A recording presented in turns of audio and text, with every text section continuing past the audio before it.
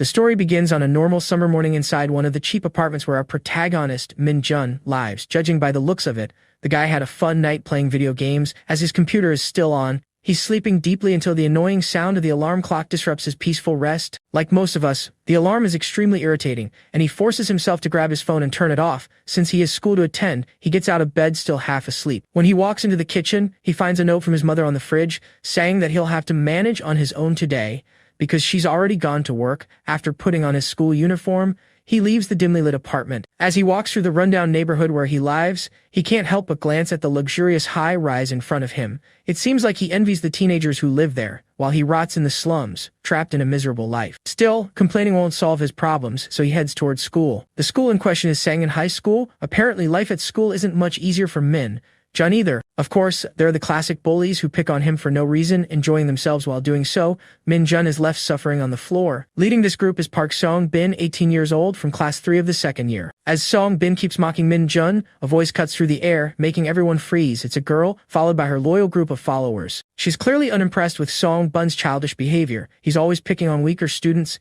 even though she also finds Min Jun pathetic. Still, she believes Song Bun's actions are damaging the school's reputation. Her name is Yana, also 18, from class 3. Song Bin quickly switches his attitude, pretending they're all best friends, treating Min Jun like the class pet, someone you can mess with without consequences. But Yana's point still stands. Song Bin is creating unnecessary chaos in the halls and ruining the school's decorum. If he wants to mess around, he should do it outside school grounds. Song Bin then points out that Yana probably hates Min Jun more than anyone, and now she's preaching morality. Yana defends herself by saying that while she may find Min Jun ugly, she's never physically assaulted him.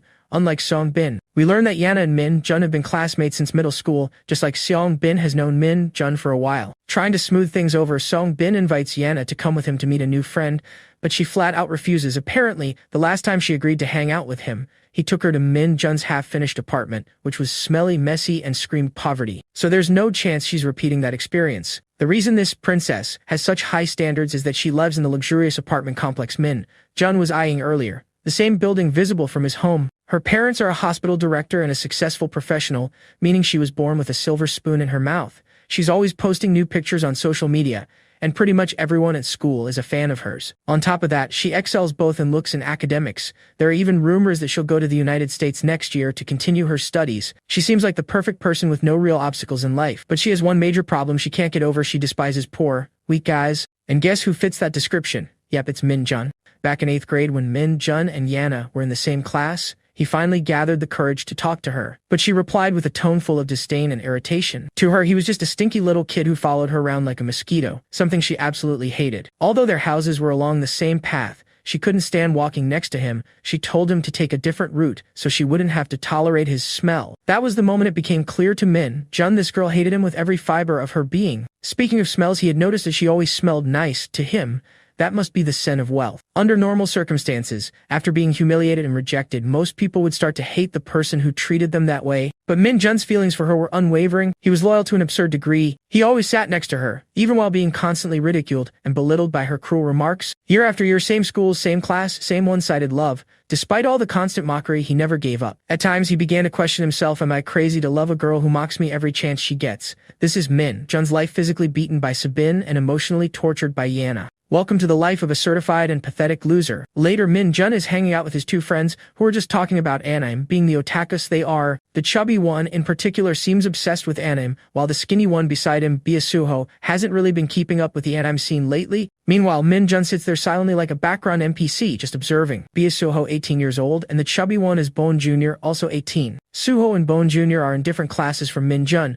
but they're the only friends he has who actually share a personality similar to his. The only difference is, they're not the ones being bullied. Min Jun feels seriously envious of them. The only explanation he can come up with is that they're simply lucky, while he's the one who receives all the unwanted attention the world has to offer. His train of thought is interrupted when his friends ask if he's interested in going to a Luminina concert. If he's down, they'll grab extra tickets. The idol model on the phone looks hot, but Min Jun doesn't care about that kind of thing anymore. Honestly, he's lost his last bit of interest in these idols. Of course, his friends think he's missing out on a great opportunity. Now that they're thinking about it, they begin to notice that Min Jun has been looking like a walking corpse lately. As they head out, they can't help but throw out a few colorful remarks about how depressed Min Jun seems, without any apparent reason. Back in class, Min-jun just wants the day to end so he can escape his miserable life. Then he hears Sabin and his crew talking about some random guy who stared them down when they tried to mess with him. The guy looked intimidating, but the boys are sure that Sabin could have easily taken him down. Apparently this guy came from North Korea to South Korea. They're mocking him for abandoning his parents and running away to save himself. As they talk, the guy they're ridiculing, Kanjal,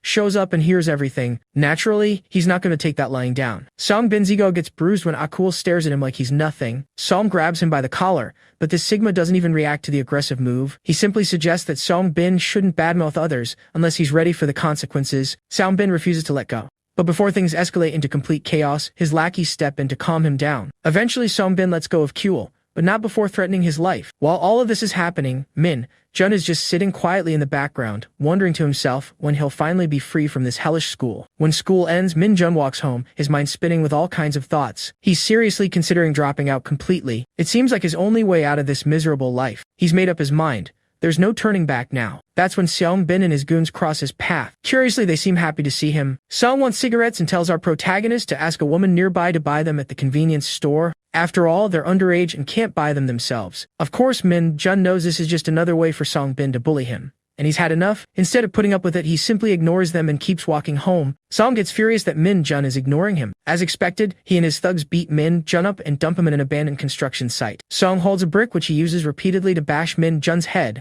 They hope this beating will teach him to obey, but Min-jun has reached his limit. With a broken, defeated voice, he tells Song to just kill him. He's lost the will to live. Dying feels like the only escape. For some reason, that response really enrages Song. He gets even angrier and kicks the boy one last time before leaving. Before walking away, the bastard makes one final threat: if Min-jun ever tries to kill himself and mentions them in his suicide note, he promises to find his mother and kill her on the spot. With that, they leave Min-jun broken and battered at the construction site. Dawn begins to rise on the horizon as Min-jun makes his way home after everything. The only thought in his mind is that he wishes the world would just end by tomorrow. But he knows that won't happen. So his best option is to go to the top of that luxury apartment complex he's always stared at and jump. It'll all be over in minutes. With that plan in mind, he starts heading toward the building, ready to end it all. That's when he runs into Yana, the girl who despises him the most. She gets irritated just by his presence and demands to know why he's wandering around there if it's not his home. Seeing how badly he's injured, she's certain he's not there to deliver anything. On the contrary, he looks like he's planning some kind of robbery. Of course, she then remembers how pathetic he really is. Well, that's exactly why he came, to end it all, once and for all. On the other hand, the girl starts to question his bruised face, wondering if someone beat him up. She's genuinely annoyed that he never fights back and always takes the blows like the damn dog he is. She goes on a long rant for a while, and eventually, the guy just turns and walks away from the building. That spoiled brat keeps complaining about how he's ignoring her, but eventually gives up and decides to continue this conversation the next day. Later, Min-jun returns to his cramped, smelly apartment to relax. He turns on his PC and puts on his headphones to dive into some video games. Thinking about everything that happened, he realizes she wasn't wrong. He really does deserve everything she said. That's why he's never going back to school again. Starting tomorrow, he plans to get a job and help his mother with household expenses. Night falls and Min-jun is still wrecking enemies in his FPS game, mowing down waves of zombies. Suddenly, his friends in the live chat say they're logging off and leaving, which doesn't make any sense to Min-jun. After all, it's only 10 p.m. There's still a good 2 hours until midnight. That's when his friends remind him about the breaking news, the outbreak. The world outside is in chaos right now, and as if it were fate, Min-jun hears a commotion outside. He gets up and cautiously walks to the front door. Just as someone starts banging insistently, he checks the peephole before opening it. It appears to be one of his upstairs neighbors, asking him to open the door in a trembling voice. Upon hearing this, Min-jun assumes the guy is drunk again, but he doesn't realize that man is no longer his drunken neighbor. He makes the mistake of opening the door. The first thing he notices is the blood covering the man's entire body, along with a massive torn wound on his stomach. Even so, Min-jun thinks the man must have been seriously injured and considers calling emergency services. But then the zombified man lets out an inhuman scream before lunging at Min-jun. They both fall to the ground, the zombie landing on top of him. Min-jun finally kicks him away after realizing the man is completely out of his mind. He crawls backward and locks the door. His heart is pounding, his breathing is heavy, his legs tremble uncontrollably. There's no way that psycho is just his normal neighbor. He grabs his phone to call the police, but nothing connects. That's when he notices the emergency alerts on the screen. Unknown attacks are happening in Seoul and in unspecified regions. Everyone is being advised to stay indoors for their safety. Then he hears chaos erupting just above his basement apartment. He opens the window just enough to peek outside, and what he sees is pure hell. People are literally tearing each other apart. He even sees his neighbor again, still roaming the streets and causing destruction. That's when he starts worrying about his mother and tries calling her. But there's no signal. Night falls and Min-jun turns off all the lights in the apartment, curling up in a corner under a blanket. He tries connecting any network, but nothing works. no signal, no updates. He turns on the TV in search of answers about this chaotic situation. The news anchor reports a series of brutal murders committed by unidentified civilians across the country. The government is calling it an act of indiscriminate terrorism and says they are investigating the cause and those responsible, but there are still no concrete details. The anchor urges everyone to stay home, lock doors and windows, and avoid any contact with the outside world. The next update reveals that Busan has also fallen. Similar violent incidents are being reported not only in Seoul, Busan, and Incheon but also in smaller cities. Police and military forces are being mobilized, but the situation already seems out of control. Min-jun feels utterly hopeless, overwhelmed by terrifying news after terrifying news. He's so shocked it feels like a nightmare he can't wake up from. From what he's heard, it seems like the world's been taken over by zombies, but that only happens in games and movies. It's too ridiculous to be real. And yet everything he's seen so far confirms it. He wants answers, and staying locked in this dim apartment isn't going to help. He decides to go out and secure the building's front door as firmly as possible. Before opening it, he peeks through the peephole to make sure no zombies are lurking. With the path clear, he carefully opens the door and steps outside. As he climbs the stairs to the ground floor, an eerie silence surrounds him. When he reaches the main entrance of the building,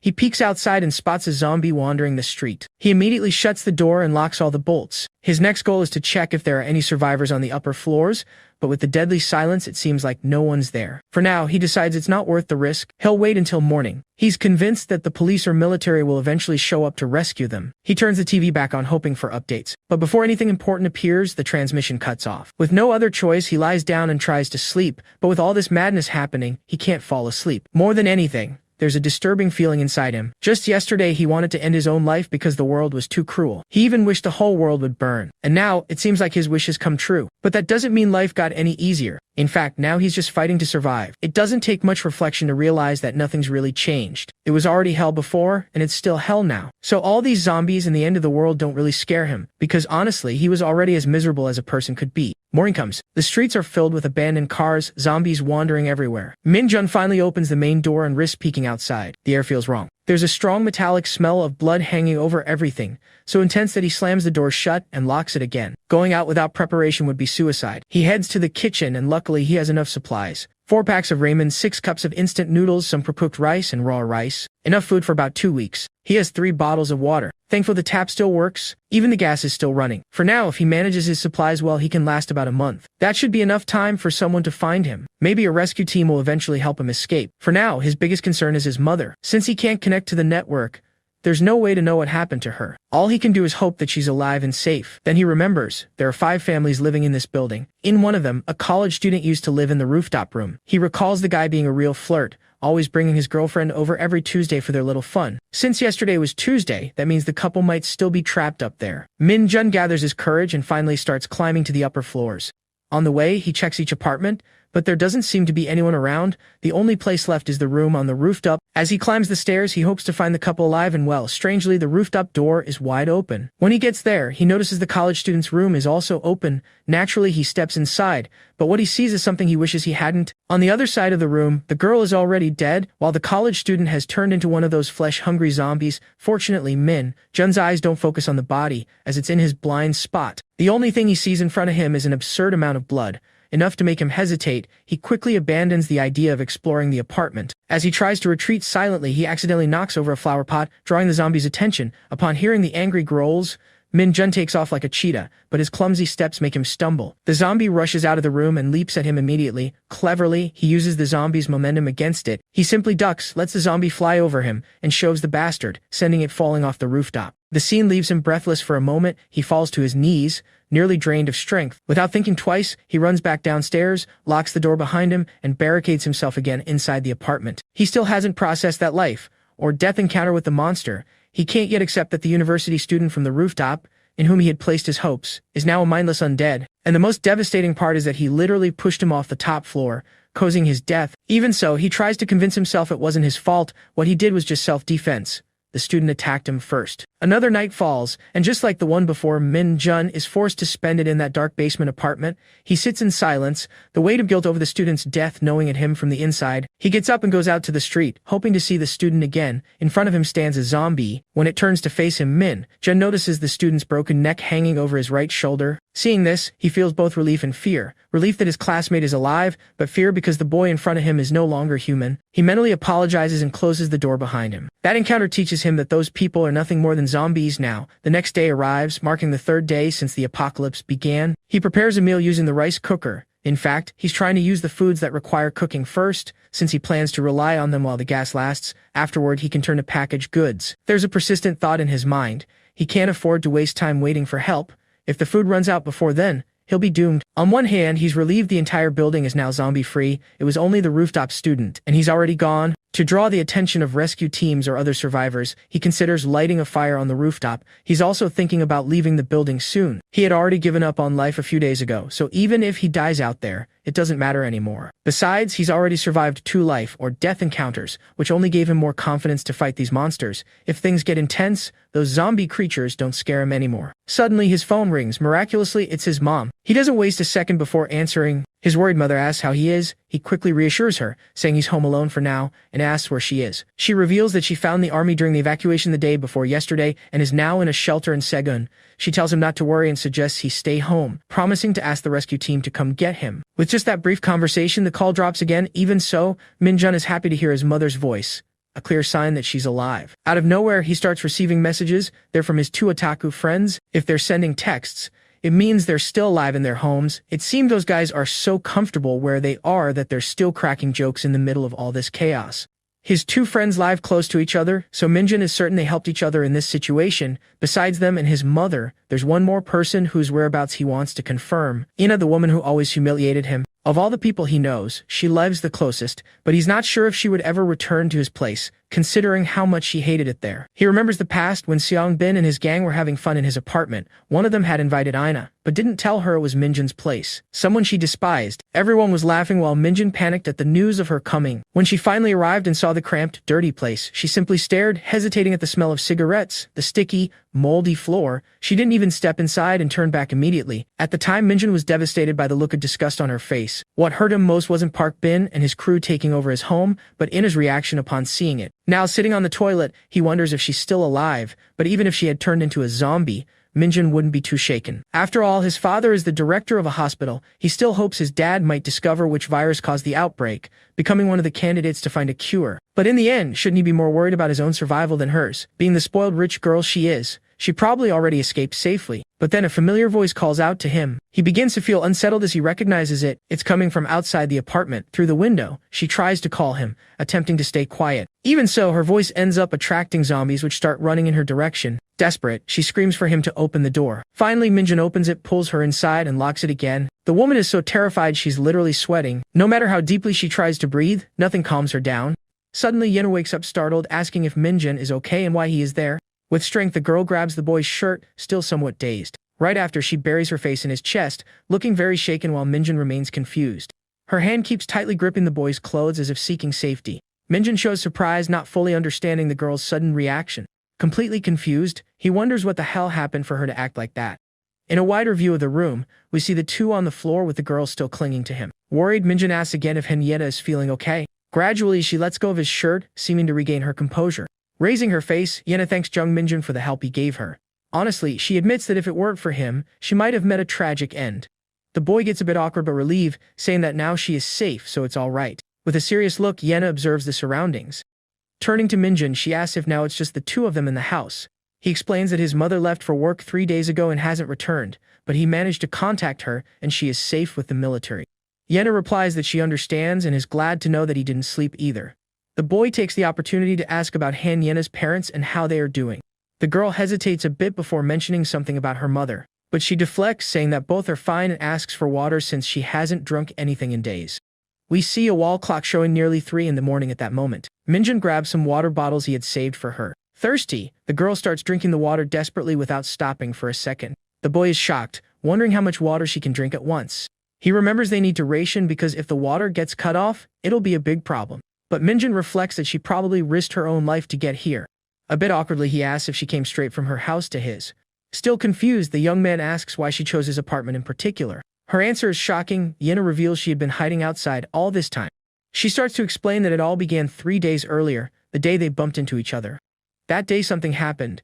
That's why she went back home to change and went out again. The girl begins to tell her story, recalling the screams heard on the street. Suddenly, everything started happening out of nowhere. People were running in despair. Running without thinking, Yen ended up hiding on the staircase of a nearby mall. She waited for a rescue that never came. Minjun asks, shocked, if she was alone there. Fortunately, Yena found a single unlocked door near the staircase where she was hiding. That door led to a small meeting room. With no other option, she hid there. Luckily, there was a water bottle inside. Yena survived on just that. But on the third day, thirst and hunger reached their limit. Yena decided to leave and run home. Upon leaving, the girl saw the street full of fallen people and others walking strangely. With an anguished face, the girl wonders why that path had to be like that. With little choice, she supposes she'll have to go through that narrow and dirty alley. That's how she ended up stealthily reaching Minjun's neighborhood, recognizing the area. To return to her apartment, Yena would have to pass through that chaotic side of the city. With no better option at that moment, the girl had to take that route anyway. Yena realizes she's getting close to Minjun's house. She somewhat remembers the way. Yena wonders if Minjun is still at home since he went there 3 days ago. The girl says she dodged the strange people until she got near his house. Relieved, Yena sits while Minjun praises her courage for going out. Sighing, the girl admits it was a relief to find him at home. With messy hair and sweating a lot, she asks if there's still water in the house. It's noticeable that her clothes are quite damp from the sweat. The boy just looks at the girl with a focused expression. Minjun comments that she sweated a lot and asks if she wants to change clothes. The girl seems surprised by the boy's question, blushing a little.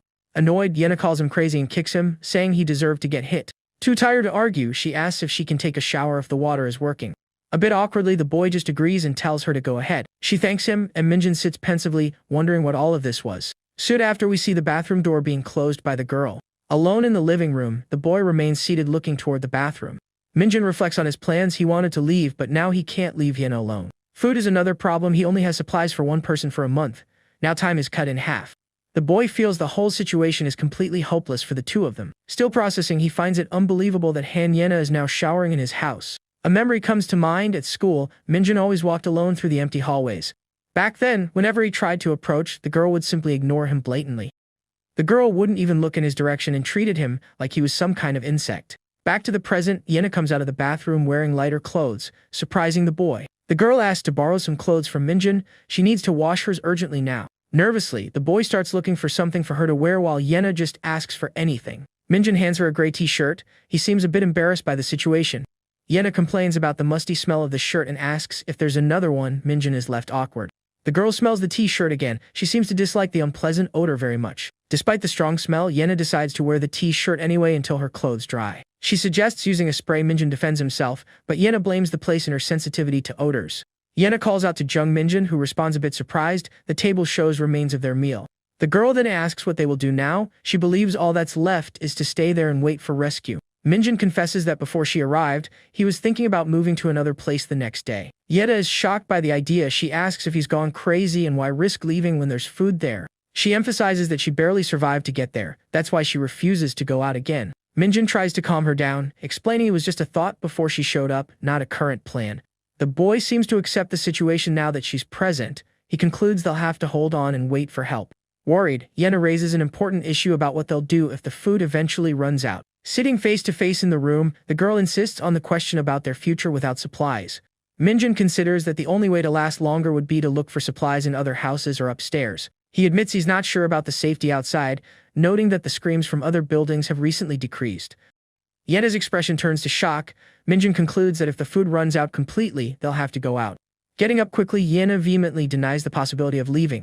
Minjun reminds her she couldn't stay where she was either, reinforcing that going out will be necessary if food ends. She prefers to postpone that worry, saying they should think about it only when the time comes. Agitated, Yena argues that he hasn't even been outside to know what it's really like. Yena confirms his thought and says those people are like zombies from what she's seen. Sitting down, Minjun replies that they still need to learn more, but from what he saw through the window, if you get bitten, you turn into one of them. With a distant look, the boy confesses that honestly, he doesn't even care if he gets infected. Surprised, Yena says that it doesn't matter since he has nothing to lose anyway. Minjun then deduces that the key is simply to avoid contact and remembers she managed to get there. The boy adds that she herself said she was only seen when she was almost at his house. He explains that not all the infected attack the same, some just walk and others seem collapsed depending on their injuries. Moreover, Minjun observes that their running speed is actually slower than that of a normal person running. Therefore, the boy concludes that the two of them can completely avoid the infected while Yena seems to reflect on this. Trying to lighten the situation, he asks if Yena ever played tag when she was a child, leaving the girl confused. Smiling a little, Minjin suggests thinking of it as a game of tag, maybe dodging them could even feel a little exciting. Yena doesn't like the comparison to tag, thinking the idea is crazy. She says she's being serious about the fear she feels. Either way, the girl says she's going to sleep now. She asks if Minjin can get her some blankets. The young girl mentions she hasn't had a decent night's sleep in days. That's why she's really starting to feel sleepy now. Surprising Minjin, Yena asks if he's gone crazy for trying to sleep next to her. Pointing to a corner, the girl tells him to sleep far away from her right there. The boy gets a bit awkward. He reminds her that the house isn't sleeping in front of the bathroom is a bit much. With a sigh, Yena finally seems to understand his point of view and gives in a little. Changing his mind, Minjin now says he'll sleep in the bad spot and she can have the comfortable one, leaving Yena surprised. The boy deflects by saying he'll just sleep on the stairs, but Yena insists he should just sleep there comfortably. A small argument begins over who gets the more comfortable place. Minjin even jokes about sleeping in the kitchen. However, he backs off quickly when he realizes Yena took the kitchen idea seriously. In the end, Minjin ends up lying improvised on the floor near the house door.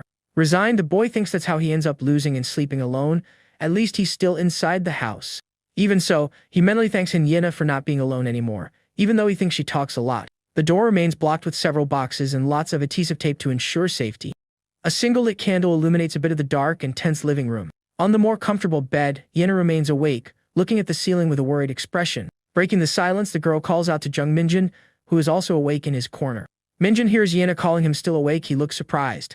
Looking toward the bedroom door, Yena invites him to come in and sleep there. The girl confesses that being alone is scary for her. Meanwhile, the single candle continues burning slowly in the dark. Even in the comfortable bed, Yena cannot relax. Her mind is full. Her face clearly shows the concern that prevents her from sleeping. Her voice echoes in the silence, calling his name, Jung Minjin. The boy remains thoughtful, processing her request. She insists he just come into the room and sleep there. Yena emphasizes that she doesn't want to be alone because she's very afraid. The front door remains heavily blocked by boxes and tape. Accepting the invitation, Minjin is now sitting against the bedroom wall. Yena comments on a scary sound she has heard many times while hiding. With her back turned, she softly murmurs that she misses her mother. Sitting on the floor, Minjin listens to the girl's silent vent. Minjin responds that he can't sleep either. His eyes show a certain concern. Yena confesses that the constant noise from outside keeps her from relaxing and falling asleep properly. She describes the horrible sounds coming from neighboring buildings. This only increases the fear she feels.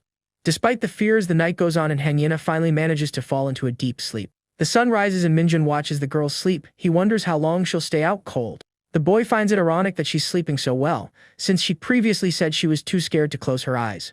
We see the clock on the wall showing 9:05 in the morning. The day has already begun for Minjin. Slowly, Yena wakes up. She sits on the makeshift bed, still a bit drowsy. The girl notices Minjin getting ready near the door. Her expression is full of questions. Confused, she asks where he's going while watching him finish putting on a jacket. Jung Minjin calmly explains that he intends to go back to the rooftop to check the situation. Worried, Yena scolds him. She reminds him that he didn't know if there were still infected people up there. The boy says he'll be fine and will just avoid trouble. He even asks if she wants to come along. Calling him crazy, Yena immediately refuses. Minjin then decides to go alone and tells her to wait. Determined, the boy starts climbing the stairs. He goes alone toward the rooftop of the building. Turning quickly, Minjin becomes alert at Yena's sudden call in the middle of the night. Looking at the door, he notices a crack that's appeared in the reinforced glass with concern. The boy thinks it won't last long. After all, glass is still glass even when reinforced. Worried about safety, Minjin begins climbing the stairs to check the floor above. Along the way, a strange odor catches the young man's attention. Something smells bad up there. Yena follows closely behind and comments that she has a terrible feeling about it. Minjin's expression becomes serious. He also feels something bad might have happened. They reach the rooftop access, a place that used to feel so calm during the day. Peeking through the door, the boy freezes upon seeing a disturbing scene in the small room. Shocked by the image, a drop of cold sweat runs down Minjin's frightened face. Lying on the floor is the rooftop neighbor's girlfriend. She seems to have not made it. Faced with the sad situation, Minjin decides the least he can do is say a quick prayer for her. With sorrow, the young man moves away from the entrance of that now silent room. Yena asks if there's anyone in there. He confirms but explains that the person has already passed away. To spare the girl the sight, Minjin thinks it's best she doesn't go into that room. Somewhat hesitant, the girl begins to say something to the boy. On the rooftop, Yena suggests making smoke signals to call for rescue, but Minjin finds the idea complicated due to the lack of timing with a helicopter. The young girl then shouts looking for survivors. Minjin immediately scolds her for the risk of attracting monsters nearby. And so Yena and Jung Minjin had to keep surviving alone in that place. She then asks what his MBTI is. The boy replies that he's never taken the test, which surprises Yena and prompts her to tease him about not having social media or followers. Curious, she asks what brings him joy in life or if he has any hobbies. Minjin replies that he likes playing video games. Yena laughs when she finds out he plays a zombie game, considering the irony of their current situation in a real apocalypse. Talkative, the girl assumes he's introverted and she's extroverted. She then asks if he prefers to plan or be spontaneous. She then wants to know what Minjin thinks her MBTI is. He thinks about how she never noticed him before, but now only has him to talk to. The boy keeps pondering this whole unexpected situation. He reflects that he ended up alone with the girl he liked, while she chatters and swings her leg near him nonstop. In the past, Minjin thinks that just imagining a conversation like this with Yena would have made him extremely happy. Even with the world destroyed and death close by, he questions whether having these feelings still makes any sense now. Annoyed at being ignored, Yena calls him a crazy loser for spacing out right in front of her. Meanwhile, the front door remains heavily blocked with boxes and duct tape to ensure their safety. A few days pass and Yena is lying on the floor peacefully reading a book. Suddenly, she calls out for Jung Minjin, asking if he's finished washing the laundry. The girl also complains that she's hungry while Minjin hand washes the clothes and grumbles. Annoyed, the boy thinks he might just leave her behind and run away alone someday. He wonders if he's become her servant, because Yena should be washing her own clothes. Without electricity, he has to wash everything manually by candlelight, but the water still works. However, their emergency food supply is becoming dangerously low. Minjin tells Han Yena that he's heading out. She asks him not to take long and be back in 30 minutes. She seriously threatens that if he makes her wait again, he'll be in trouble, and Minjin reluctantly agrees. The boy approaches the reinforced glass door that has some cracks and marks. Carefully, he opens a gap and peeks outside before stepping out to check things. Minjin explains that he patrols the neighborhood once a day using only safe routes. After observing and studying the infected for several days, he's learned a few things. He discovered that they behave similarly to zombies, attacking only the living. With poor vision, they don't notice you from 50 to 100 meters away, but it varies between them. Replying to Minjin, Yena explains that they are very sensitive to sound. That's why it's crucial to stay quiet. Also, during the day, the number of infected is 2 or 3 times lower than at night. She goes on to say that they seem to move into shadows during the day. Maybe they don't like sunlight. Because of that, Yena emphasizes that he must never go out at night under any circumstances. However, Minjin notices something familiar about the infected's traits as he observes them. The boy remembers an online game he used to play a lot before all this happened. Maybe it's just his imagination, but the monster's behavior seems very similar to the game. The boy thinks he might be too immersed in that game. It must be just a strange coincidence. He considers that it can't be.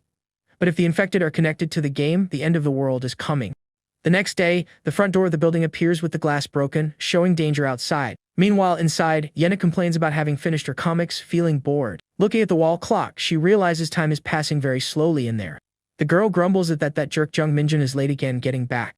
She thinks he's been listening to her less and less. Maybe she needs to train him better or something. Suddenly, the familiar sound of a helicopter echoes once again, but she wonders what the point is. The next day, the city looks calm from a distance, but tension still hangs in the air. Time passes slowly and the clock already shows almost 4:30 in the afternoon. Alone in the apartment, Yena starts to look visibly worried about Minjin's delay. In her thoughts, she curses the boy and wonders why he hasn't come back home yet. More than an hour and a half has passed, and the girl paces nervously, thinking the worst. Irritated, she complains that Minjin only understands things after getting hit and decides she'll stop him from going out tomorrow. Meanwhile, the sun begins to set, painting the city sky in orange tones. Yena's worry increases even more as night approaches. With a trembling voice, she mentally pleads for Jung Minjin not to be hurt. The candle keeps burning while Yena remembers that more infected appear after dark. Curled up in a corner, she quietly begs for the boy to come back home soon. The fear of being alone consumes her, and she pleads not to be abandoned there. Suddenly, a noise at the door makes Yena raise her head quickly, startled. The door opens and Minjin comes in, panting, calling out for Han Yena and asking her to look at something. The boy seems surprised or maybe confused by what he found upon returning. Turning to the boy, Yena looks at him with an unhappy expression. She asks if he's gone crazy, wondering if he really wants to get in trouble for being 3 hours late. The girl moves forward to deal with him, but Minjin asks her to wait a second and look at something. Showing a piece of paper, he explains that a helicopter dropped leaflets earlier, and that's why he was late picking them up. With wide eyes and a tear rolling down, Yena seems shocked by the boy's sudden revelation. Not understanding anything, the girl grabs the leaflet and asks what the hell it is. Looking directly at Minjin, the girl is still processing the information she just got from him. Annoyed, Yena repeats that he's very late and asks if he has a death wish. About to scold him physically, Minjin interrupts, asking her to calm down and look at what he brought. The boy explains his delay by saying he had to fetch the leaflets dropped by the helicopter earlier. Holding the paper, Yena's face shows a mix of shock and apprehension as she reads the content. Confused and a bit scared, she asks again what the warning on the paper means. The leaflet says that the gangbuk area will go into lockdown, requiring immediate evacuation. Yena realizes that's where they are. She notes the deadline is tomorrow. Minjin points to the back of the paper, telling her to check the safety status. The back shows that their neighborhood Jongmun-dong is koshin, but surrounding areas are labeled. very dangerous. Yena turns to him with a serious look. She warns that things could soon get even worse there. Holding the paper, the girl concludes that waiting for rescue is the worst choice they could have made. Worried, Minjin asks if they need to flee Gangbuk immediately. He wonders if that's even possible. The boy recalls hearing that Yuzhongbu is also dangerous. He tries to figure out where exactly the blockade will be. Given the situation and the information about the north, Minjin realizes they need to believe what they read. Concluding his thoughts, the only option left is to try crossing the Han River to the south. Minjin analyzes the fastest routes but realizes that Yongsan and Samdong are also very dangerous areas. Fortunately, the paper shows that Yangshi and Dong, not too far from there, seems to be at a safer level. Surprised by his analysis, Yen admits she thought Minjin was a nobody, but he's smarter than she expected. Crouched and determined, the boy reinforces that either way, they need to leave there immediately. Yena gets nervous. She asks if he's thinking of leaving right now since it's nighttime. She suggests leaving in the morning to avoid the infected and questions whether they can really reach Yangshi and Dong. Desperate, the girl asks to wait a few more days. She believes the rescue will still come. Minjin loses his patience and yells her name. He says that if she wants to stay there and meet a bad end, she can stay. He seriously warns that he'll leave as soon as the sun rises the next day, leaving Yena shocked by his firmness. Yena asks if she should pack her things first and asks Minjin for an extra bag. Outside, the sun has already risen, indicating a new day has begun in the city. The door remains blocked by boxes and tape, ensuring their safety for now. Minjin then turns and asks if they can go. Yena hesitantly agrees. Before they leave, however, the boy seems to have something more to say to her. The boy asks if she's sure about not going to the hospital where her father is. He reminds her that she mentioned her father worked there and suggests checking if he's okay.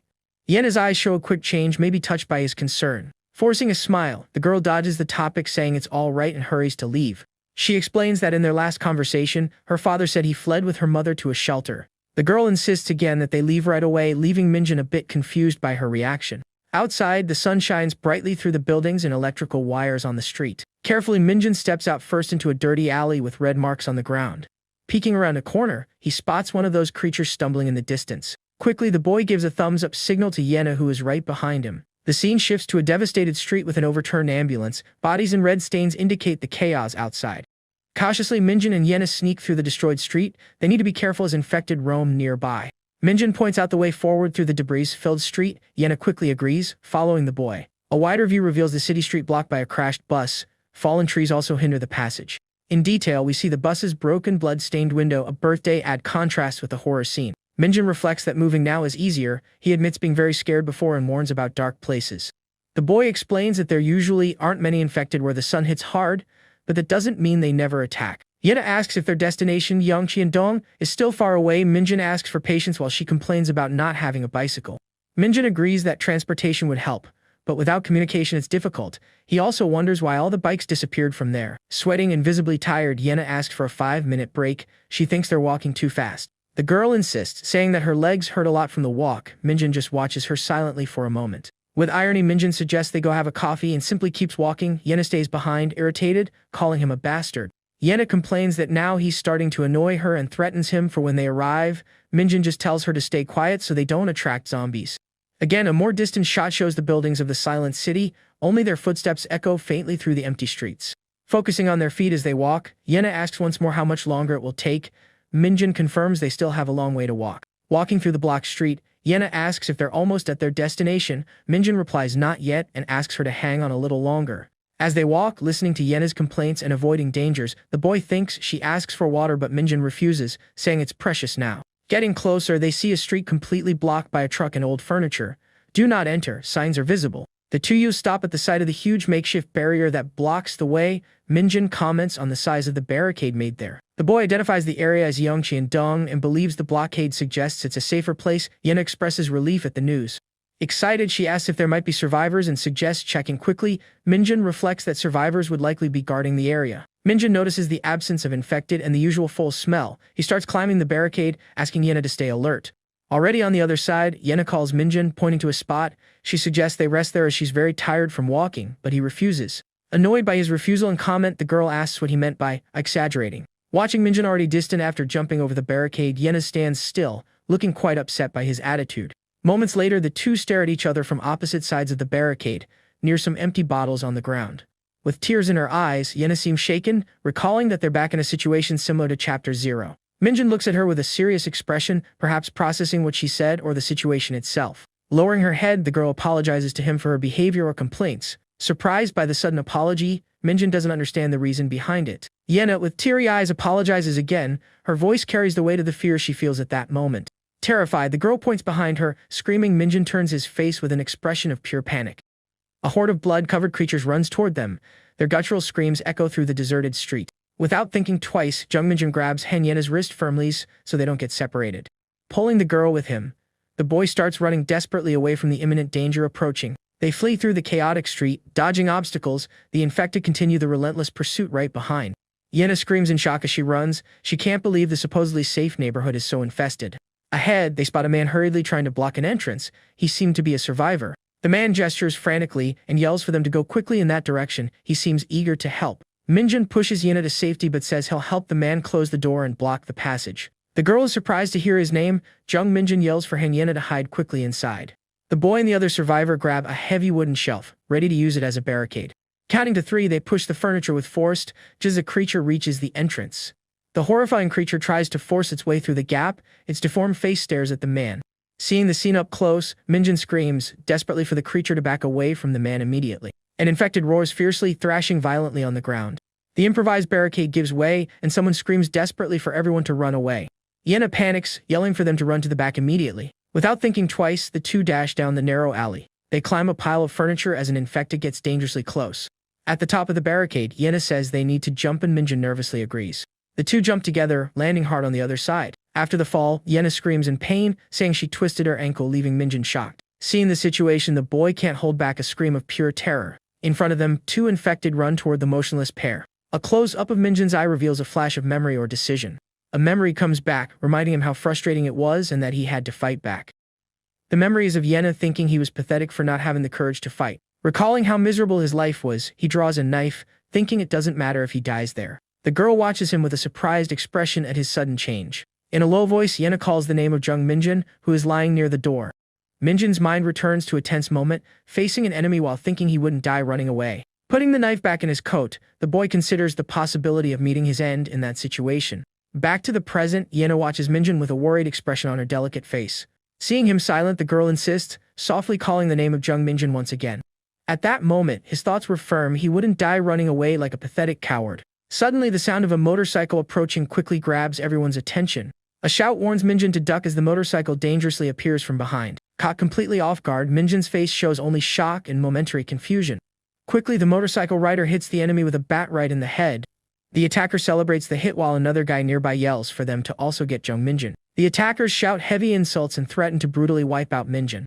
With a sinister laugh, the attacker comments how insane the impact was and how beating others like that is so fun. Turning, the attacker finally notices Han Yena standing nearby with a scared expression. Surprised, the attacker recognizes her, calling Han Yena by name and asking what she's doing there. Confused, Minjin wonders who this unknown guy that suddenly appeared might be.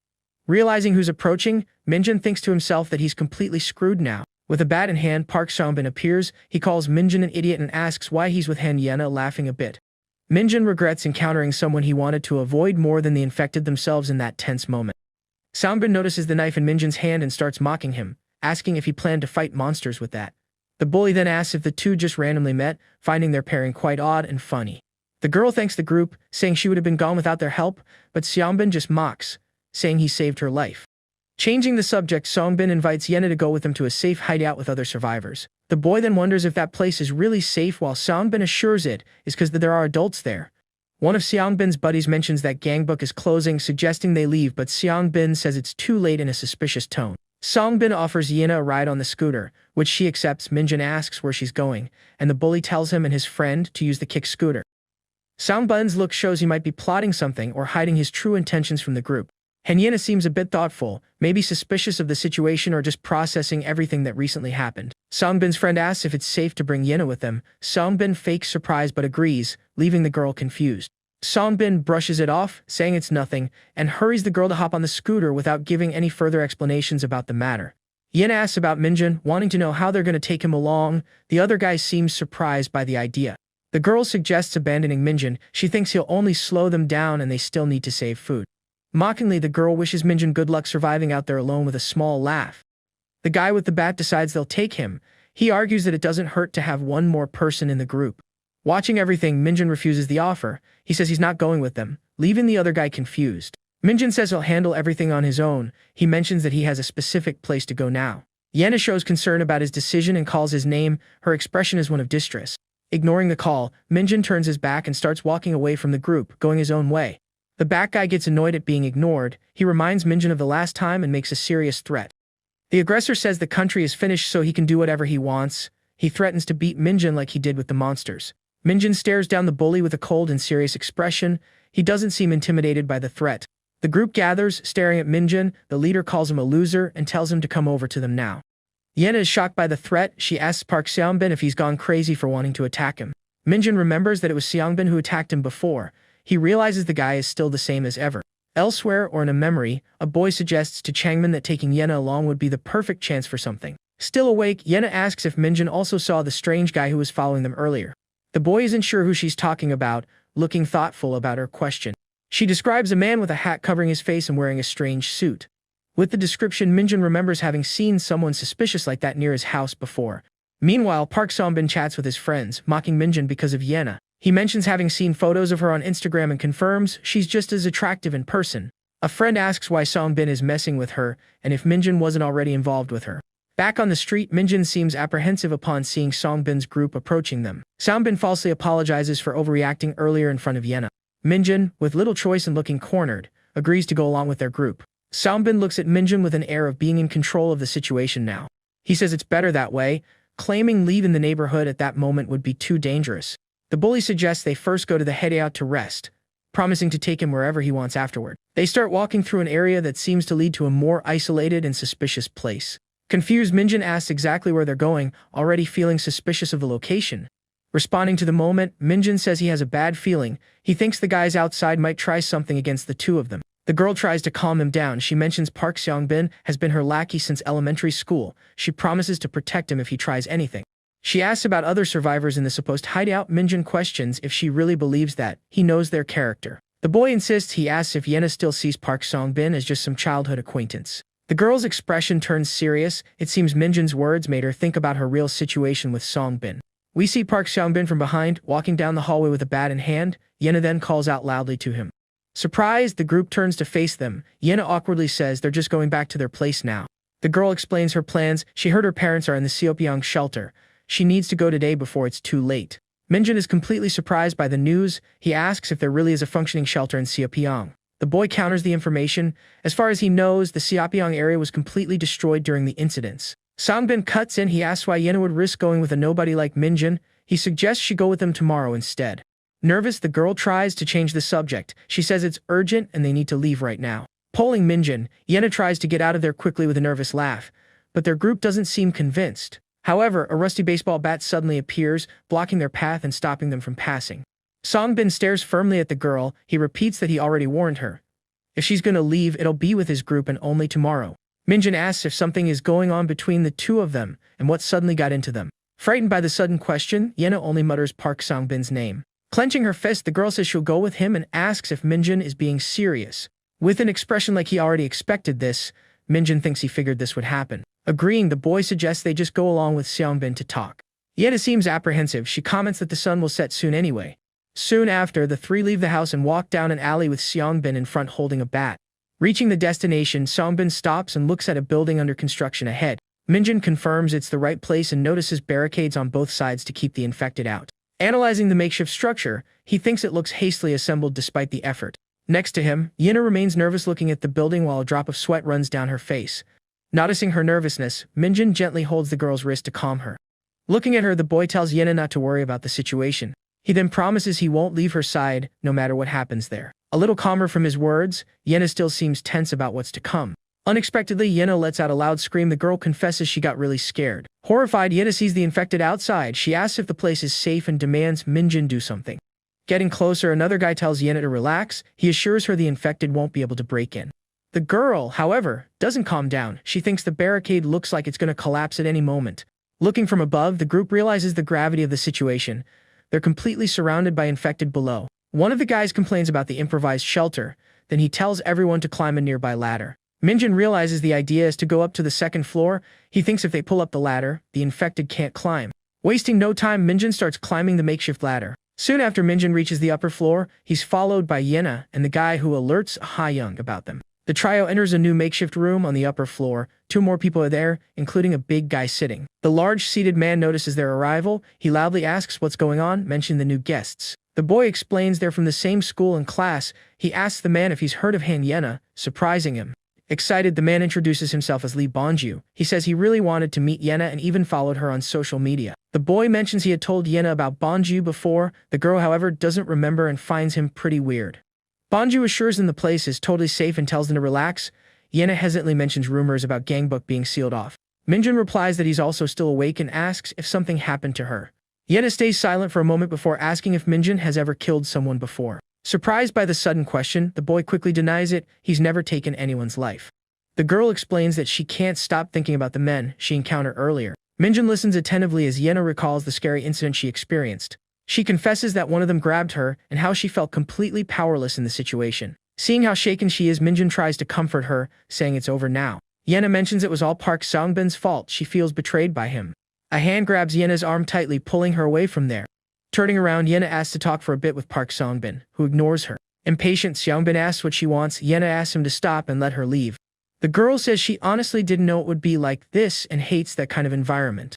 She says she can't stay and doesn't believe the story about the blocked bridge. Yena says she's going back to where she was going before and turns to leave. When Yena calls for Minjin to leave with her, Seongbin grabs her arm, stopping her. Suddenly, a bully glares at Yena and aggressively asks if she thinks she can just leave.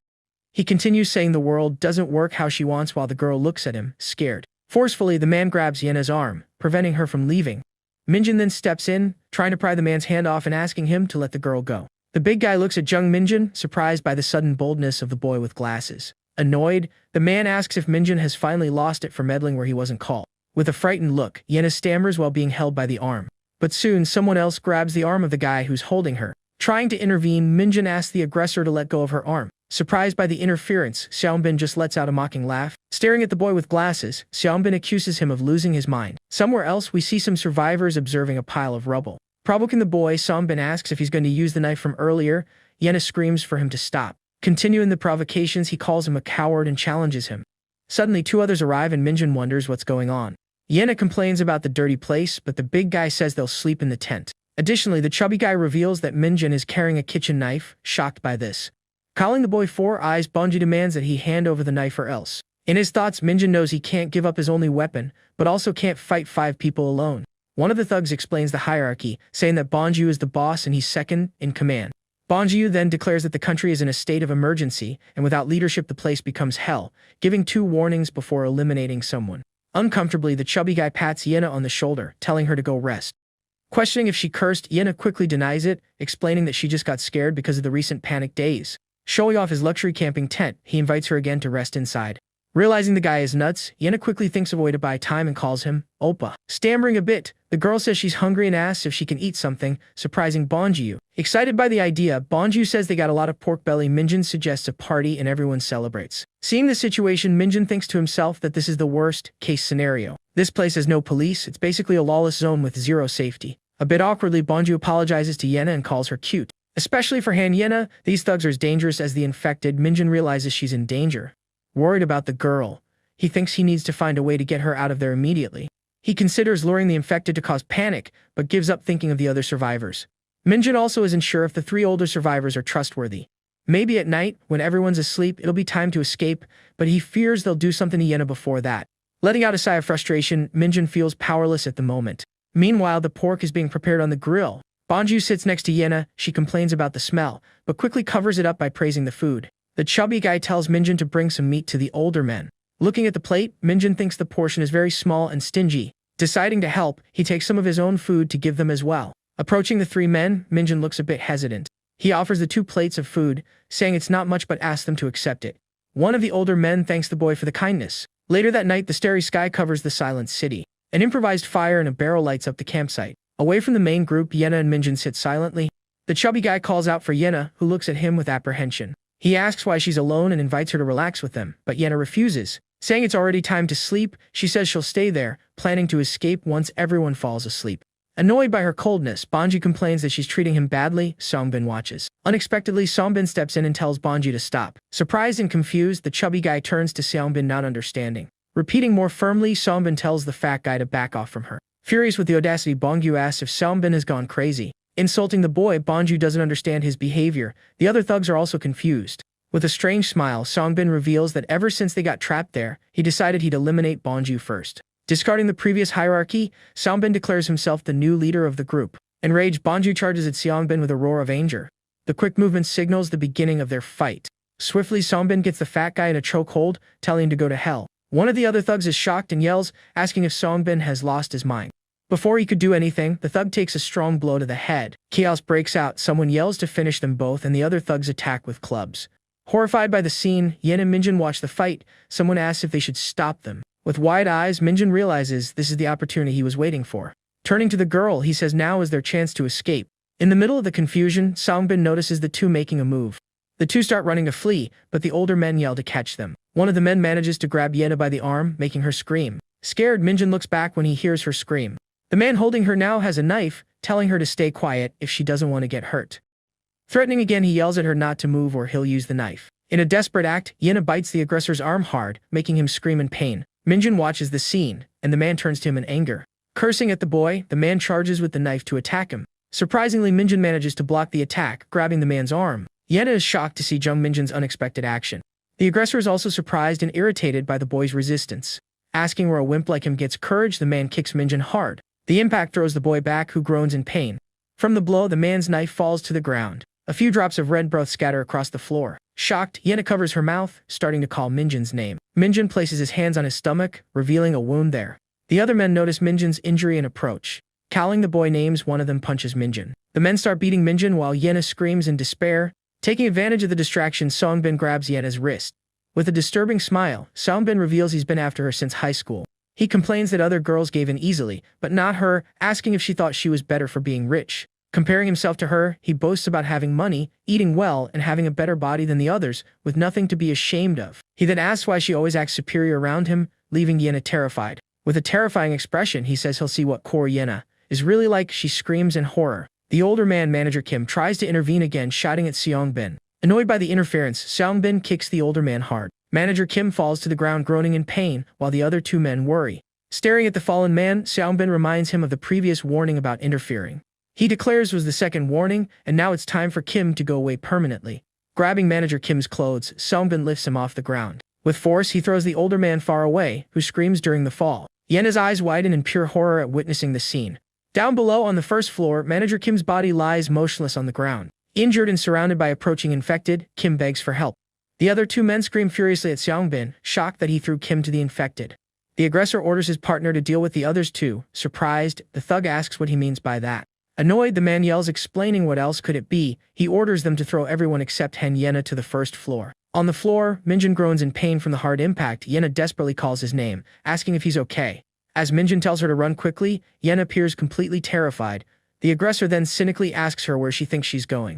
With a sinister smile, the man stares directly at Yena, claiming it's hell out there. He says she'll stay here with him, whether she wants to or not. Lying face down, Minjin screams in complete despair. The boy begs to be let go. Looking at the boy lying on the floor, the aggressor calls him by name. Then, he warns threateningly that now it's his turn to rest. Mocking the boy on the ground, the aggressor calls him a pathetic loser, ironically asking who told him to act tough. He calls out to Yam Tang, ordering him to help throw Minjin down as well. Grabbing the incapacitated boy, the two men prepare to throw him. The aggressor comments that he thought Minjin was light, but he's heavy as hell, and they begin counting. 1, 2, 3. Surprisingly, at the last moment, Minjin's hand closes tightly, grabbing the shirt of the man holding him. Caught completely off guard by the unexpected resistance, the aggressor freezes. Minjin then firmly declares that the bastard is going down with him.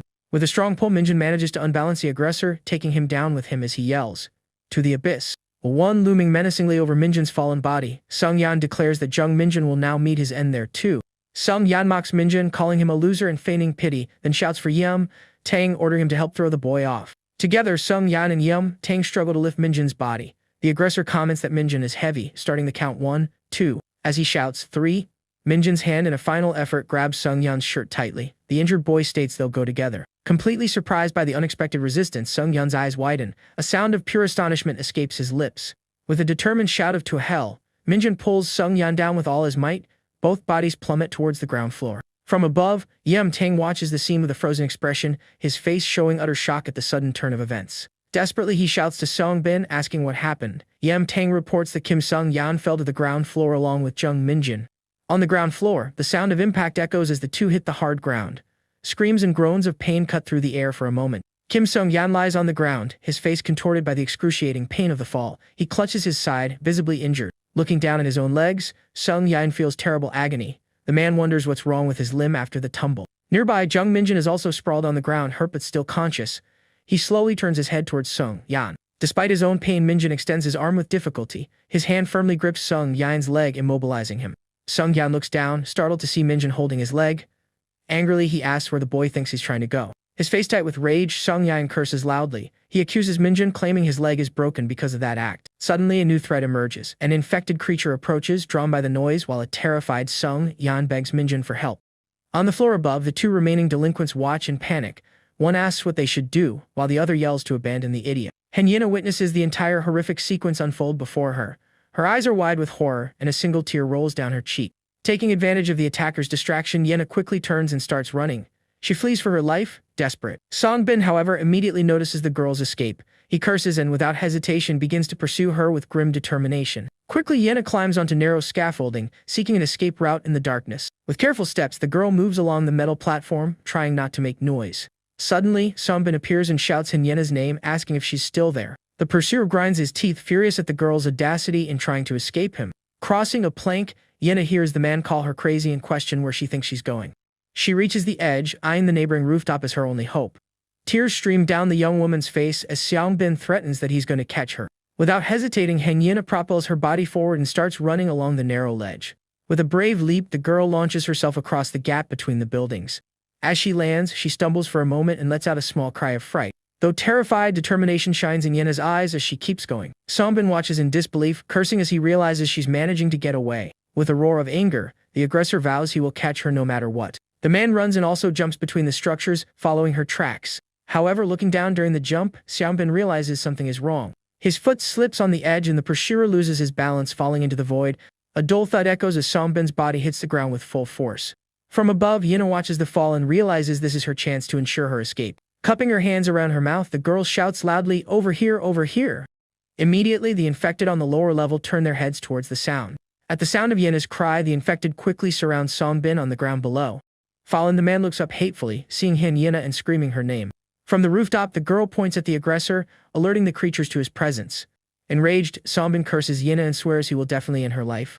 Drawn by the yelling, the undead advance thirstily towards the trapped pursuer. Realizing the imminent danger, the man curses and desperately tries to escape the horde. Yena watches the scene unfold, but her concern shifts to Jung Minjin's whereabouts. Clasping her hands in supplication, the young woman prays that her friend is safe somewhere.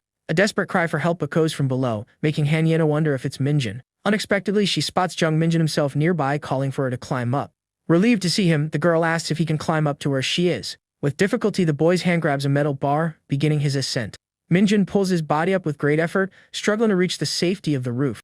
Yena encourages him, telling him to push just a little bit harder to make it. Quickly, the young woman extends her hand, offering support to pull her companion up. Joining forces, Minjin finally manages to reach the rooftop, standing beside Yena. Completely exhausted, the boy collapses to the ground, while she approaches worriedly. She asks about his injuries and if he was caught, but he says he managed to avoid them, feeling dizzy. Suddenly, an angry voice emerges from the darkness. It was Song-bin's henchman looking for him. Even badly injured, Minjin tells Yena they need to get out of there as quickly as possible, and she agrees. With a dull thud, Yena and Minjin collapse onto the cold ground, the darkness of the alleyway enveloping them. Promptly, the girl turns to her fallen companion, worriedly asking if he's okay. Supporting her injured friend, she asks him to hang on just a little longer so they can keep going. With difficulty, Yena supports Jung Minjin, guiding him slowly through the darkness of the night. The night sky hangs above them as they desperately search for a safe refuge. Supporting the boy, Yena mentions she thinks she sensed infected nearby, as the night is dangerous. His face pale and sweating cold, Minjin murmurs his friend's name, the pain evident in his voice.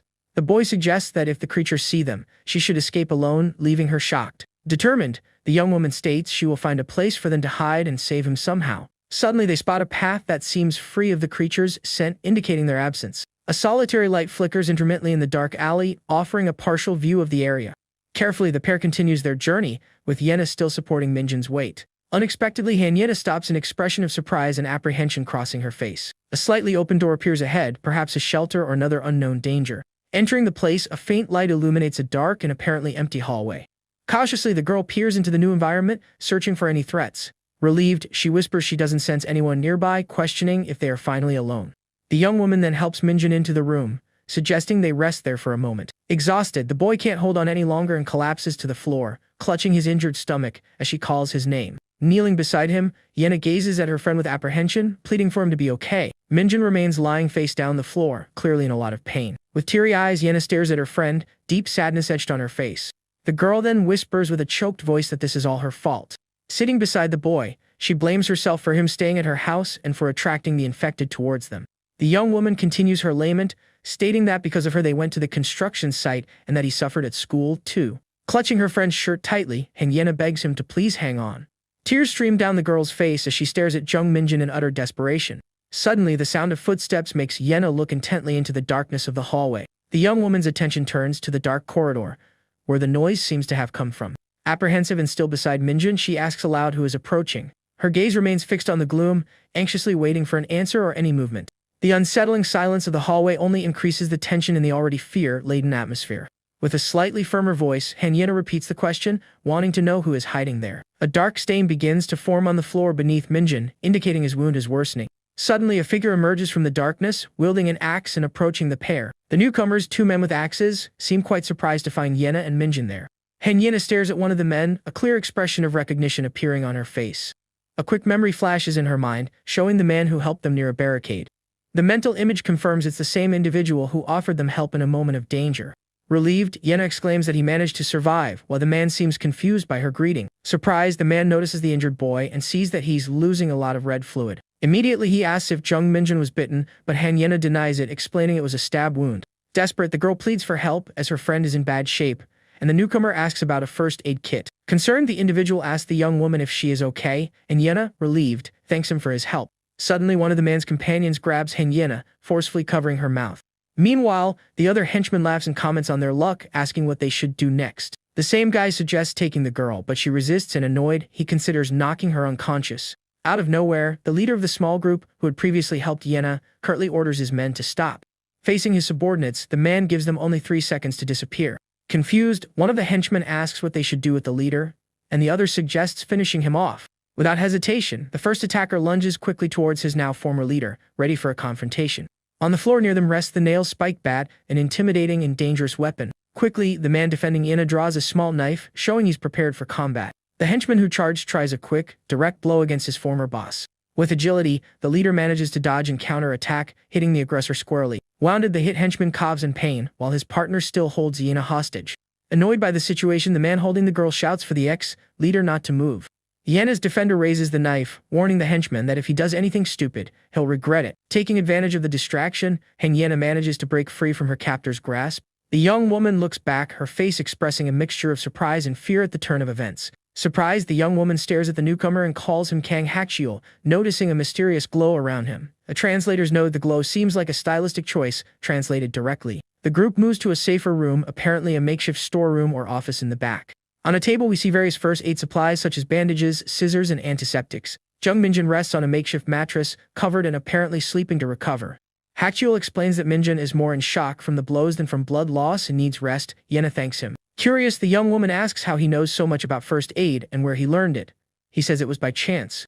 The man then states that this neighborhood is extremely dangerous and questions what she was doing around here. Yena recounts that they saw helicopter flyers about Yongchin Dong being a safe zone and were captured by Park Song-bin's group. She continues, explaining that when they escaped, it was chaos with everyone being attacked, and Seong-bin also fled. Kang Hakchiul ponders, staring into space, that this means the aggressor might still be alive. Wiping a cloth, he states that the story of Yongchin Dong being safe is just a false rumor. The man details that those who stayed in Seoul tried to contain the infection with barricades, but the system collapsed. He warns that there are now more dangerous people than infected, and girls like Yena aren't seen on the streets. Hakchiul warns that if they capture her, she doesn't know what they would do, as northern Seoul is a lawless zone. Sitting, the young woman hears that soon all of Seoul might become like this, and thinks about how terrible the situation is. With a worried expression, Yena asks Kang Hakchiul directly why he is there. The man looks down with a serious expression, and replies that he has his own reasons for being in the area. Suddenly, he reveals that the next morning at dawn he will leave for Gangnam, leaving Yena perplexed. The girl, astonished, asks if he heard the news about the northern zone closure, which was supposed to start today. With a grim look, Kang Hakchiul simply comments that it means the situation has worsened considerably. Kang Hakchiel continues, mentioning he doesn't know if the entire north is closed, observing nearby containers. Adding information, he reveals that the bridges to Gangnam have been blocked for 2 days, depicting a chaotic scene of cars and infected. The man explains that Han River Park is full of infected because when the chaos started, everyone fled south. Faced with this, the government closed the bridges, causing more panic and resulting in hordes of infected near the river. Surprised by so many details, Yena asks how he knows all that, and the man replies he heard from survivors. The young woman, with a tear rolling down, asks if all that is true, showing her growing despair. Despite the bleak scenario, Hakchiel claims that not all is lost, showing a lit lamp. A translator's note, assuming lamparina refers to a portable light source, lamp or lantern fits. Using lamp for now, he suggests that with a small boat, they could cross the river, of course, avoiding the infected along the way. Still apprehensive, Han Yena asks if Gangnam is really safe, since there are rumors of infected throughout the country. Kang Hakchiel reveals that his sister is in a shelter there, and he needs to get to her no matter what, surprising Yena. Interested in the story, the young woman asks how he and his sister ended up separated in all that confusion. Beginning his account, the man says that the day after the outbreak, he, his sister, and his uncle went to a temporary shelter. Soon after, the army arrived at the location and announced they would evacuate some people to the southern region. However, only children and the elderly were taken first, which is why he stayed behind while his sister called out to him. Shocked by the situation, the young Hakchiel desperately asked where they were taking his little sister. A nearby soldier coldly informed him that her destination would be the Gangnam shelter in the southern zone. With a sad look, Kang Hakchiel concludes that part of the story, saying the army never returned for them. Yena, moved, then asks about his uncle's fate, wanting to know what happened to the relative. He continues, explaining that shortly after, infected appeared in the shelter, and everyone started screaming and running desperately.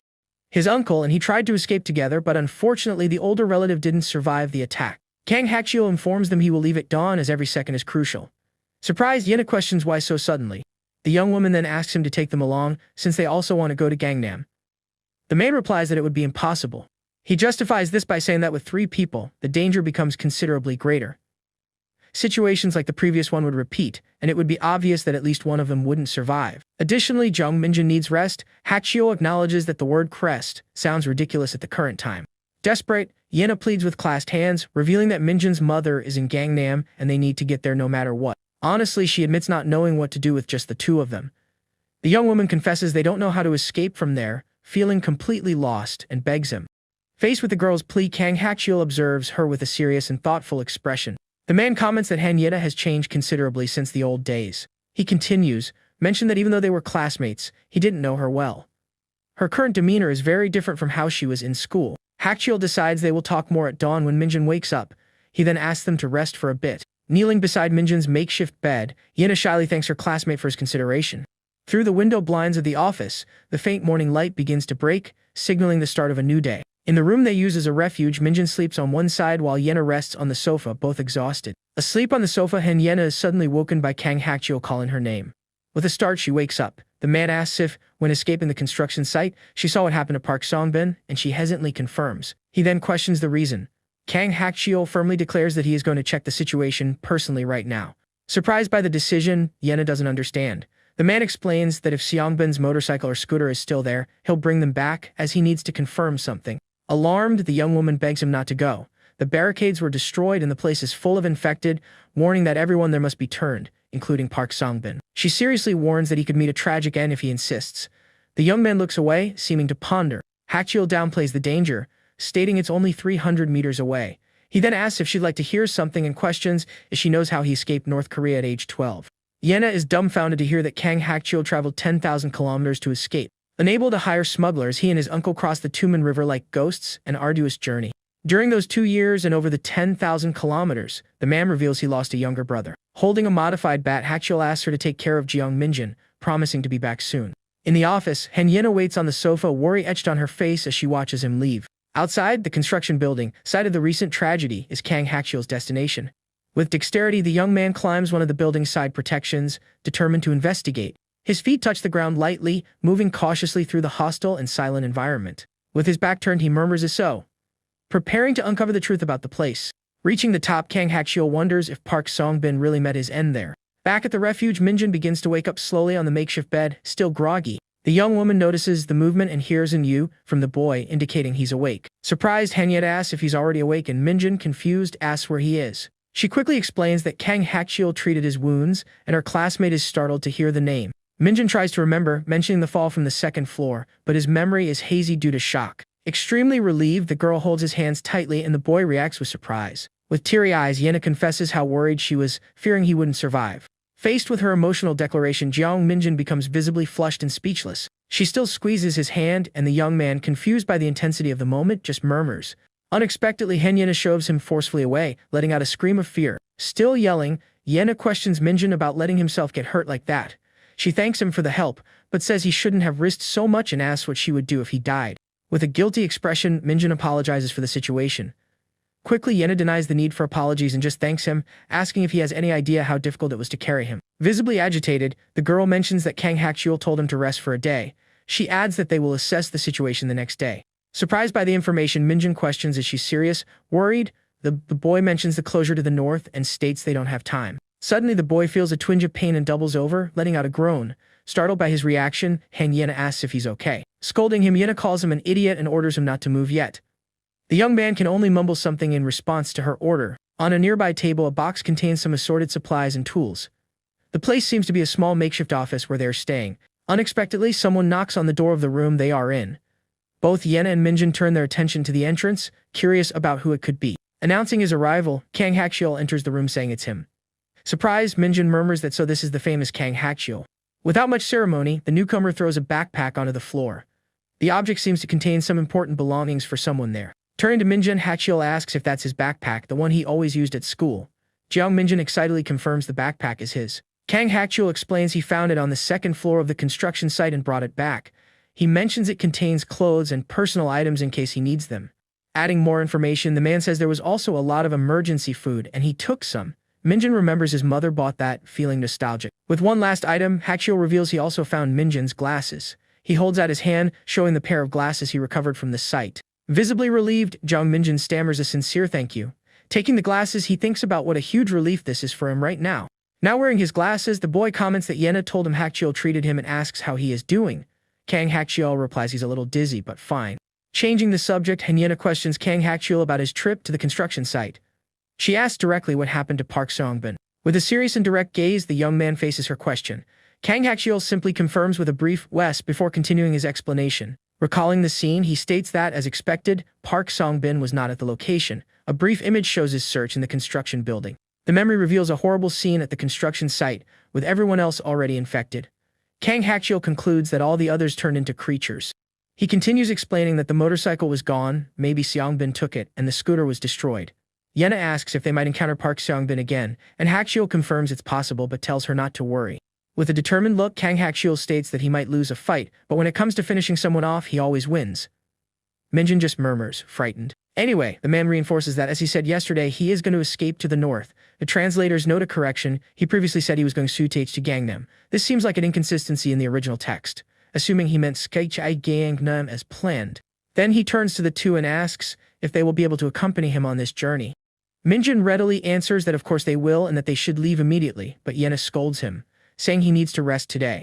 Hakchiul agrees with the girl, stating they can leave when the young man recovers, but Jiang Minjin insists he's fine and that tomorrow could be worse. The newcomer suggests not rushing and making a plan first because haste makes waste. Kang Hakchiul then reveals he thought of an option and that there's another way to cross the Han River, leaving the other two curious about how they would do it. Turning to the board, he draws a simple map and says they will use Line 5. Jiang Minjin, wearing glasses, expresses surprise and asks if he means the underground river tunnel. The boy asks if it's safe, as high-density places like the subway must be full of infected, but Hakchiul explains that Line 5 has platform screen doors, and the tunnel should be clear.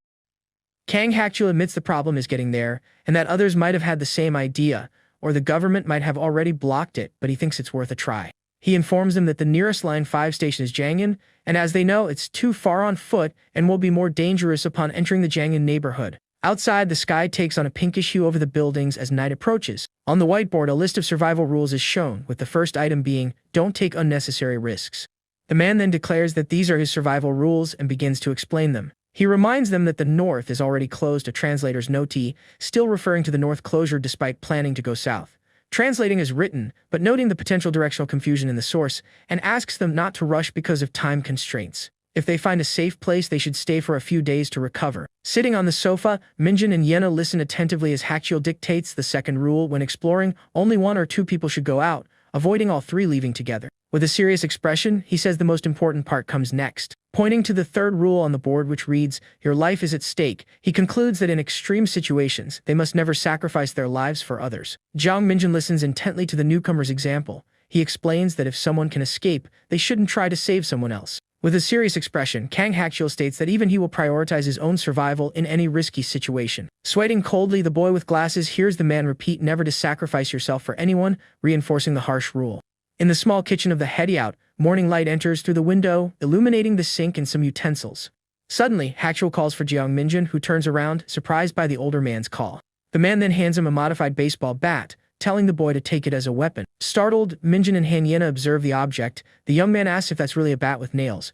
Kang Hakchiel explains that the weapon isn't just for the infected, but also the intimidate dangerous humans. Just holding it will make them think twice. He continues, reminding them that the infected will attack to kill, and when Minjin counterattacks, he must use all his strength. The boy with glasses reflects on the words. The man says a strong blow to the heart or head will suffice and asks if he understood. After the tense conversation, the newcomer decides it's time and tells the two it's best they get going. Outside, the blue sky with a few clouds hangs over the buildings of the abandoned and silent city. The trio then begins to walk down the deserted street with Hakchiel in front, followed by Yen and Minjin, who carries the bat. However, a doubt arises in the boy's mind. He wonders if it's okay to finish off the infected like that. The boy recalls that they were once normal people with families and don't attack by choice, as some graffiti suggests. He thinks that if he does this, wouldn't he become a murderer? Looking at a door marked with a warning about infected. Jiang Minjin questions what would happen if the judicial system still existed, wondering if he would be charged with homicide or judged later. Noticing the young man's hesitation, Kang Hakchiel calls his name, making him look back. The more experienced man scolds the boy, telling him not to think about nonsense and forget that useless worry. With a stern look, Hakchiel declares that this is a matter of life or death, and if Minjin doesn't harden his heart, he certainly won't survive. Hanyena murmurs softly that she understood the instruction given by the more experienced man. With her back to the young man, the girl asks him to wait a moment, getting his attention. Turning around, she asks if they can avoid that specific street, as there must be many infected. Kang Hakchiel, carrying a large backpack, questions how she would know that for sure. The young woman explains it's the smell, a peculiar odor that gets stronger near the infected, and it's very strong there. The man in the blue shirt then asks if she can sense their exact location. As they walk down the deserted street, the trio remains alert to the dangerous surroundings. Jiang Minjin replies that it's more of a hunch on her part. She doesn't detect them well if there are only a few. Then he remembers something. The boy recalls that Yena has always been very sensitive to smells, even before the current situation. Hakchiel decides to check and says he'll take a look up ahead alone. Cautiously, the older man peers from behind a post, analyzing the path ahead. His expression turns serious as he observes what lies around the corner. On the street ahead, several infected wander among the cars, with a body lying on the ground. The group leader focuses his gaze, thinking about what Hanyena had just told him. He turns to the girl asking if she can really sense the infected. She asks if she was right. Confirming the danger, Hakchiel states that going that way would be a terrible idea. Minjin then points upwards. The boy with glasses and the older man look up at the top of a building. Hakchiel asks what he sees. On the rooftop, the silhouette of a soldier is visible. The young man questions if that soldier is also infected. Kang Hakchiel shows slight confusion at the observation made by the boy with glasses. Urgently, the more experienced man calls the two to come with him, surprising the young pair. Inside the building, the trio observes a messy room, with bottles and gas cylinders scattered on the floor.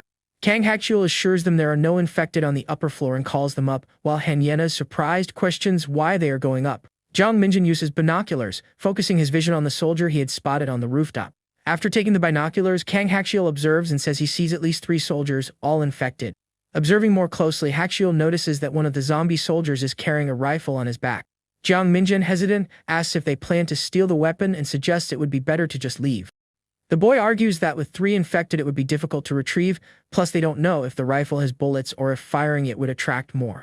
Contradicting the young man, Kang Hakchiel dismisses the problems and surprisingly states that he knows how to use that type of weapon. In the room, the more experienced man declares that the weapon is essential for them, and then decides they will go get it. Detailing his observation, Hakchiel comments that with the binoculars he sees at least 3 soldiers and they are all infected, but there is one detail.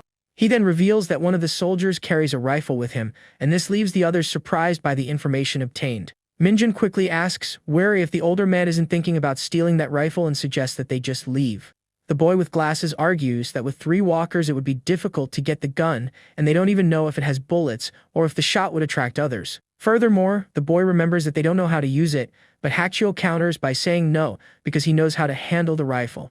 In front of the young people, the leader of the group declares that the weapon is essential for them and then decides that they will go get it immediately. Meanwhile, a deserted street shows how dangerous the world has become for anyone trying to survive out there alone. Hyena then questions if Hachiel has gone mad and says that Minjin is right about how he would face 3 infected in that cramped space. The girl continues her questioning, remembering that the rifle is hanging from the soldier and that drastic action would be necessary to get it. She concludes that to obtain the weapon they would first have to eliminate the zombie soldier, which represents a great danger to the group. However, the boy with glasses thinks that there is something that worries him a lot in that whole situation. Suddenly he remembers playing a first-person shooter game in his messy room. On the computer screen we see the game interface showing an armed character facing an infected person. That feeling of anxiety still lingers in his mind as he recalls the shooting in the game. Maybe one day they will desperately need that weapon to survive the dangers. Then Minjin agrees to the idea of going after the rifle, and this leaves Hyena completely shocked. The girl asks if they have gone crazy because just climbing up there seems difficult and how they plan to face the infected. Hachiel then says that the 2 boys will go while she stays hidden, and Hyena shows concern. The girl reluctantly agrees to help and asks what she should do to assist in the dangerous mission. The more experienced man explains that the space is narrow and it would be dangerous if the 3 of them went, so she stays behind looking after the backpacks. Looking at the sky between the buildings, they prepare for the difficult mission that awaits them on the roof. On the way up, an infected person appears in the hallway, surprising the 2 who were advancing cautiously. Hachiel quickly sneaks behind the wanderer, trying not to make any noise to avoid being noticed. Going up the stairs, the older man asks if Minjin is okay and he confirms, still a little nervous. Hachiel then questions if the boy isn't afraid of the infected since he moves without hesitation, and he says he's just tense. On the roof, the 3 zombie soldiers roam around as the 2 cautiously approach the edge of the place. Hidden behind a low wall, Hachiel carefully observes the movements of the infected soldiers on the terrace. The 3 uniformed wanderers continue their patrol without noticing the presence of the survivors close to them. Hachiel comments that as expected there are only 3 soldiers, but they are very close together, making a sneak attack difficult. The leader mentions that Hyena spoke of Minjin's skill with knives, and he questions if he will use them, so Hachiel says they will act in 10 seconds. Surprised, Minjin questions if it's only 10 seconds and how they would eliminate 3 infected people in that time. Hachiel then explains that he obviously can't handle 3 alone, and so he needs the boys' help. Detailing the plan, he says he will attack the closest walker first, and the other 2 will go after him. Then the eldest instructs Minjin to eliminate one of the remaining ones with the stick, leaving the boy with glasses apprehensive. Hachiel advises him to focus on just one thing in case something goes wrong and not get bitten, then asks if he can, and Minjin hesitates but accepts. With his hand on the young man's shoulder, the more experienced man tries to encourage him for the difficult task that lies ahead. He then states that he understands the boys' doubts, but now their survival always comes first. Hachiel firmly declares that they will do whatever it takes to stay alive in that dangerous world. Minjin nods and says he understands the urgency of the situation and the need to act. In his thoughts, the boy reflects that since the incident on the roof he has understood that those creatures are no longer human. On the roof, the 3 infected soldiers continue to wander around without noticing the approach of the survivors nearby. Behind cover, Hachiel and Minjin prepare for the attack, with the elder in an elevated position. Jumping from his cover, the most experienced man begins the attack against the wanderers who were there. Noticing the movement, the zombie soldiers scream and turn to face the sudden threat that has appeared. Hachiel quickly advances with his knife in hand towards the first infected soldier in his path. He then delivers a lethal blow with the blade, showing his close combat and very precise combat skills. The soldier who was hit staggers back after the surprise attack by the most experienced and skilled man in the group. With a quick movement, the group leader finishes off the first wanderer, demonstrating his coolness and skill in combat. After taking down the first target, he looks over his shoulder at the other 2 infected remaining on the roof. One soldier is already on the ground, but the other 2 are now furiously advancing towards Hachiel, who is thinking, damn it. He thinks it is necessary to finish off at least one of the walkers while defending himself from their attack on the roof. Hachiel then attacks another soldier, but quickly realizes that his blow was not enough to take him down. While trying to hit one of the soldiers, the older man is grabbed by another wanderer who immobilizes him right there. In trouble, Hachiel shouts young Minjin's name, asking for help against the 2 remaining infected in front of him. In fear, Minjin runs with his modified baton towards the soldier who was approaching him and Hachiel. The boy then lands a powerful blow with the baton directly on the head of the infected soldier who is staring at him. Minjin is a little surprised to see the result of his attack against the walker there on the roof of the building. Even though he was hit, the soldier screamed and continued to advance towards the boy, leaving Minjin shocked by what had happened. Still trapped, Hachiel shouts for the infected to back off and realizes that his previous attack really wasn't enough. The more experienced man continues to fight desperately against the 2 zombie soldiers surrounding him on the roof. In the middle of the fight, Hachiel thinks that they should eliminate the soldier with the rifle first to have an advantage. With agility, he manages to deflect the barrel of the gun and prepares for a quick and precise counterattack. Soon after, the more experienced man lands a strong blow on the neck of the infected soldier who is holding him. The two then fall to the ground with Hachiel on top, but the fight is not over for them there. Unfortunately for him, his knife slips and falls far away, leaving the group leader frustrated and in a bad position. The last infected soldier screams and furiously advances towards the two fighting survivors. Worried, Hachiel sees a walker attacking Jung Minjin, while another one quickly approaches him from the side. In this moment of despair, the older man feels his only option is to pray for a miracle to happen. He quickly picks up the fallen soldier's rifle and hopes the weapon has at least 2 bullets left. Without hesitation, Hachiel cocks his rifle, ready to use it against the infected that threaten their lives there. On the ground, Hachiel screams as 2 walkers surround him, and one of them points the rifle directly at him. Meanwhile, Minjin fights an infected soldier and is amazed by the incredible strength of that hideous creature. Being grabbed by the Wanderer, the boy with glasses desperately screams Kang Hachiel's name seeking help. The scene then shows Minjin fighting with a soldier while Hachiel is still on the ground, with 2 others screaming loudly. Fallen but with the rifle in his hands, Hachiel thinks that Jiang Minjin was really brave for a rookie in that situation.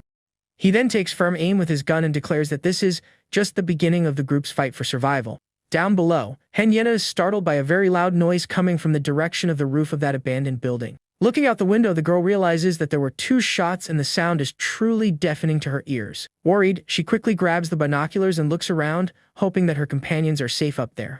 Through the lens, Yena sees Minjin and Hachiel standing on the roof and is relieved to see that they look completely safe. Back on the rooftop, Minjin apologizes for not being of much help, but Hachiel says that distracting one of them saved him. The boy with glasses then praises the older man's incredible aim and asks if he had ever practiced before that. Hachiel replies that he shot a few times when he was 12, and that was his first shot with his left hand, so it was lucky he didn't hit Minjin. The group leader then checks the gun's magazine to see how many bullets are left after the confrontation. Minjin watches closely as the older man counts 1, 2, 3 bullets into the rifle's magazine there. Hachiel warns that the infected are approaching, attracted by the gunfire, and they need to hurry up. He asks the boy to check if there is more ammunition with the fallen soldier, and Minjin readily agrees to the task. In the messy room, Henyena waits for her companions, while worrying about how long it will take for them to return from the roof. Looking out the window with the binoculars, she wonders if they have already come down and thinks about going to meet them down there. When opening the door to leave, the girl comes across something unexpected and screams in fright at what she sees. From the window, the girl sees that the infected are gathering outside on the street, and this makes her very scared. She then thinks that she can't go down now and wonders if she should wait or if her friends will be able to come back. Suddenly, a detail catches her attention and she seems to notice something new and very worrying in the room. On the ground, a legless walker crawls towards you while others also begin to enter the place. The crawling infected then displays a terrifying smile, and this leaves the young woman completely terrified and without reaction.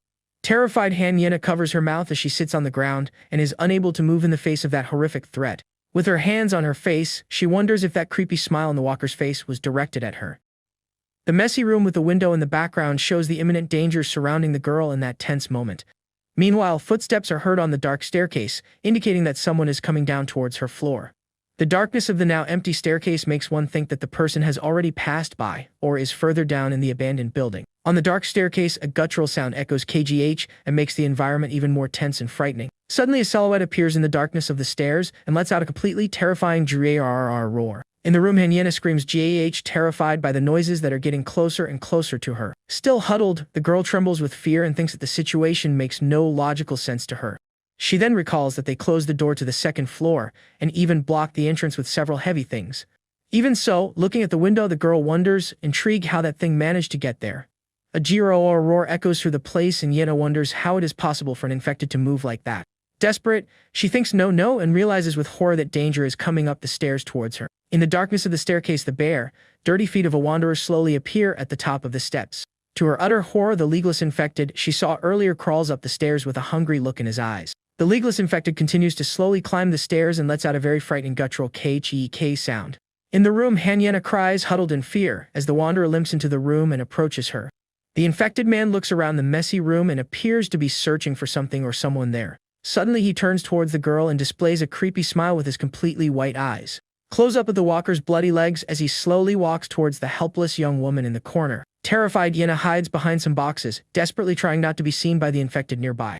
With her eyes wide open and her mouth covered, the girl watches in terror as that horrible, hungry creature approaches. The walker then leans over the boxes and smiles creepily at the young girl who screams AAAH in pure terror. In a quick movement, the infected advances on Han Yena, who is completely defenseless and has nowhere to run. Tears stream down the girl's face as she faces the imminent danger with no hope of escaping the situation. Suddenly, Hachiel and Minjin appear, and the older man asks if Han Yena is okay, leaving her surprised by his sudden arrival. A closed door is seen and is likely the one Han Yena mentioned the boys blocked before heading to the roof.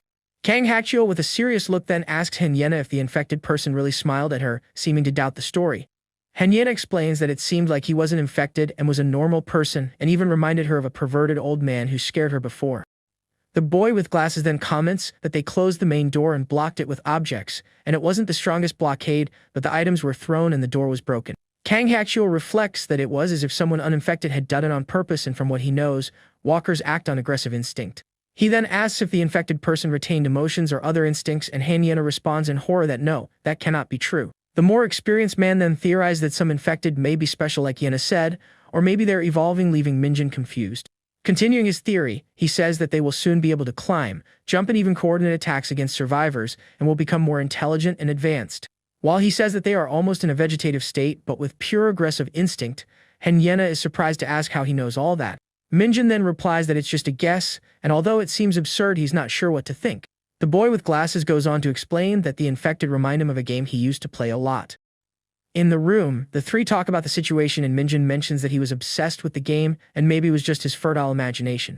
Hachiel agrees that it sounds ridiculous, and Han Yena asks if he means they are inside a game, which Minjin vehemently denies. With a serious look, the more experienced man states that in any case, this is the worst pandemic in history and they need to survive it. Han Yena then asks about the blood of the infected and whether Hachiel will not be infected due to being splashed with the liquid. The leader of the group explains that he has had blood splashed on him before and the contact does not affect him unless he is bitten by one of them. He then shows that they now have a K2 rifle with 15 bullets and also 2 military knives to defend themselves. Hachiel says he has his pocket knife, then hands one of the knives to Jeong Minjin and the other to Han Yena. Surprised, the girl asks if he wants her to carry that, and he replies that she needs to protect herself and cannot always depend on them. Furthermore, Hachiel says that he will later teach how to use the rifle, and this leaves the two young men surprised. He then explains that if Minjin dies, he may need the weapon and Han Yena may also have to use it. In the room, the three continue to talk about weapons and the need to be prepared for any situation. Minjin then asks Hachiel not to say bad things because whoever says that always dies first in movies, and he is repeating the cliché. The more experienced man replies that he will not die and will do whatever it takes to survive, but they need to prepare for the worst. The boy with glasses agrees and says he has always wanted to shoot a gun, but they can't practice because of the noise and limited bullets. Hachiel then asks Han Yena if she doesn't want to shoot, and she looks away thoughtfully about the question. Minjin watches the girl's reaction, waiting for an answer from her about whether or not she wants to learn how to use the weapon. After a moment, Han Yena replies that she doesn't know, and Minjin is a little confused by her evasive answer. Then the girl asks him not to come near her and turns her face away, looking a little irritated by the situation. Confused, Minjin asks why, and Han Yena replies that she simply doesn't want to be around him at that particular moment. The boy with glasses becomes even more confused and asks what happened suddenly and if he did something wrong to her. In her thoughts, Han Yena complains that he acts like he does at school and has no idea what is going on there. She then covers her face with the hood of her coat, looking embarrassed about something she is feeling. Sitting on the couch, the girl thinks that she hasn't showered in days and feels disgusting, so she wonders if she smells bad. She ponders whether it is a life or death situation and is worried about it and how stupid it is for her to worry. The truth is that Han Yena simply doesn't want to be around Jeong Minjin at that moment for some personal reason. Looking to the side, the boy with glasses wonders since when she cares about him and seems a little uncomfortable. With her face hidden in the hood, the girl thinks about how all of this is really irritating to her right now. Outside, the blue sky with a few clouds and electrical wires between the buildings show a seemingly normal day. On a street, an abandoned white van with the door open and blood stains inside shows the dangers of the place. The feet of the three survivors are seen walking together down the deserted street with great caution and attention to their surroundings.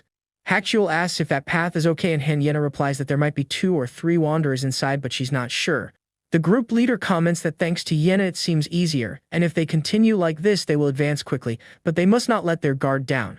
As they walk, Minjin notices that Hachiel is limping a little and worries about the older man's condition. The boy with glasses then asks if he is okay, and Hachiel replies that he is, and that he got hurt when he fell with the infected soldier. He then reveals that he thinks he sprained a ligament, and this leaves Minjin completely shocked and very worried for his friend. The young man says that he should rest and remembers that Hachiel advised him not to overexert himself before thinking it was something serious. The more experienced man replies that it is nothing compared to when he escaped from North Korea, but they should find a place to sleep. Suddenly Hanyena stops in front of a door with a red X and Hakchiel asks what's wrong and she says there's something there. Suddenly a loud URG noise comes from inside the door and Hanyena screams H in fright at the sudden scare. A voice then asks, hey, you guys are survivors, right? And the trio looks up confused at the unexpected call. On the roof of a building, a man says he has been trapped there for 2 days and desperately begs for help to get out. Hakchiel asks how he ended up there, and the man explains that he went out to get supplies and the infected chased him there. He goes on to say that there are now infected on the stairs, and he can't get off the roof because of them. The man explains that another survivor heard his screams, but said they were infected and closed the gate on the first floor before leaving. Hakchiel then asks if there are many walkers on the stairs, and the man replies that there are about 6 or 7, leaving the trio surprised. The leader of the group thinks that if there are infected people inside, the man is definitely trapped, and even if that is true, 6 or 7 is a lot. Hakchiel then apologizes and says that with so many it is impossible to help as they are not in a position to take risks. He then says, let's go, and starts walking away, leaving the man on the roof shocked and begging them not to leave. The man on the roof begs for help and says he hasn't been home for 2 days and his wife and son are waiting for him and he hasn't found his daughter. Minjin asks the man not to scream as he is putting them in danger, and Hanyena asks if they are really leaving, and Hakchiel says they can't help. The group leader says that they should avoid unnecessary risks and repeats, let's go, so that they can continue on their way down the street. With a worried look, Jiang Minjin watches the man on the roof and seems to be thinking of some alternative to help him. Suddenly the boy with glasses asks them to wait and asks if there isn't a way to save the man trapped in the building. Hakchiel stops walking and looks back at Minjin, waiting to hear what the young man has to say about the situation. The older man sighs HH, looking a little tired but willing to listen to the boy with glasses' suggestion about the rescue. He then turns around and asks what Minjin suggests to solve that problem and save the man trapped on the roof of the building. Hesitantly, the young man says he has an idea and thinks he can save the man from that dangerous and unexpected situation. With a confident smile, Minjin thinks about his idea and seems certain that he can save the man trapped in the building. Elsewhere, a mysterious man looks at a painting left by the group and wonders about them. He looks through the notes and discovers that their plan is to cross the Han River using subway line 5. Back in the present, the rescue is a success and the group accompanies the man to the door of his house. Very happy, the guy shouts that his father has arrived home while calling for his wife and son. Hakchiel, however, stops the boy with glasses from entering and asks him to wait a second outside. The older one says he'll go in first to make sure it's safe, and Minjin agrees with the idea. The father runs inside and the leader of the group thinks that if this is a trap, they will take over the house. Holding his weapon firmly, he enters right behind, prepared for any type of ambush. To his relief, a woman and a boy appear in the room and the son shouts for his father, who has just returned. The man hugs his son and apologizes for the delay, while his wife cries with emotion at the reunion. Observing the scene carefully, Hakchiel realized that the man was telling the truth and that there was no danger. Completely inside the house, the 2 survivors look around, relieved to be in a safe place.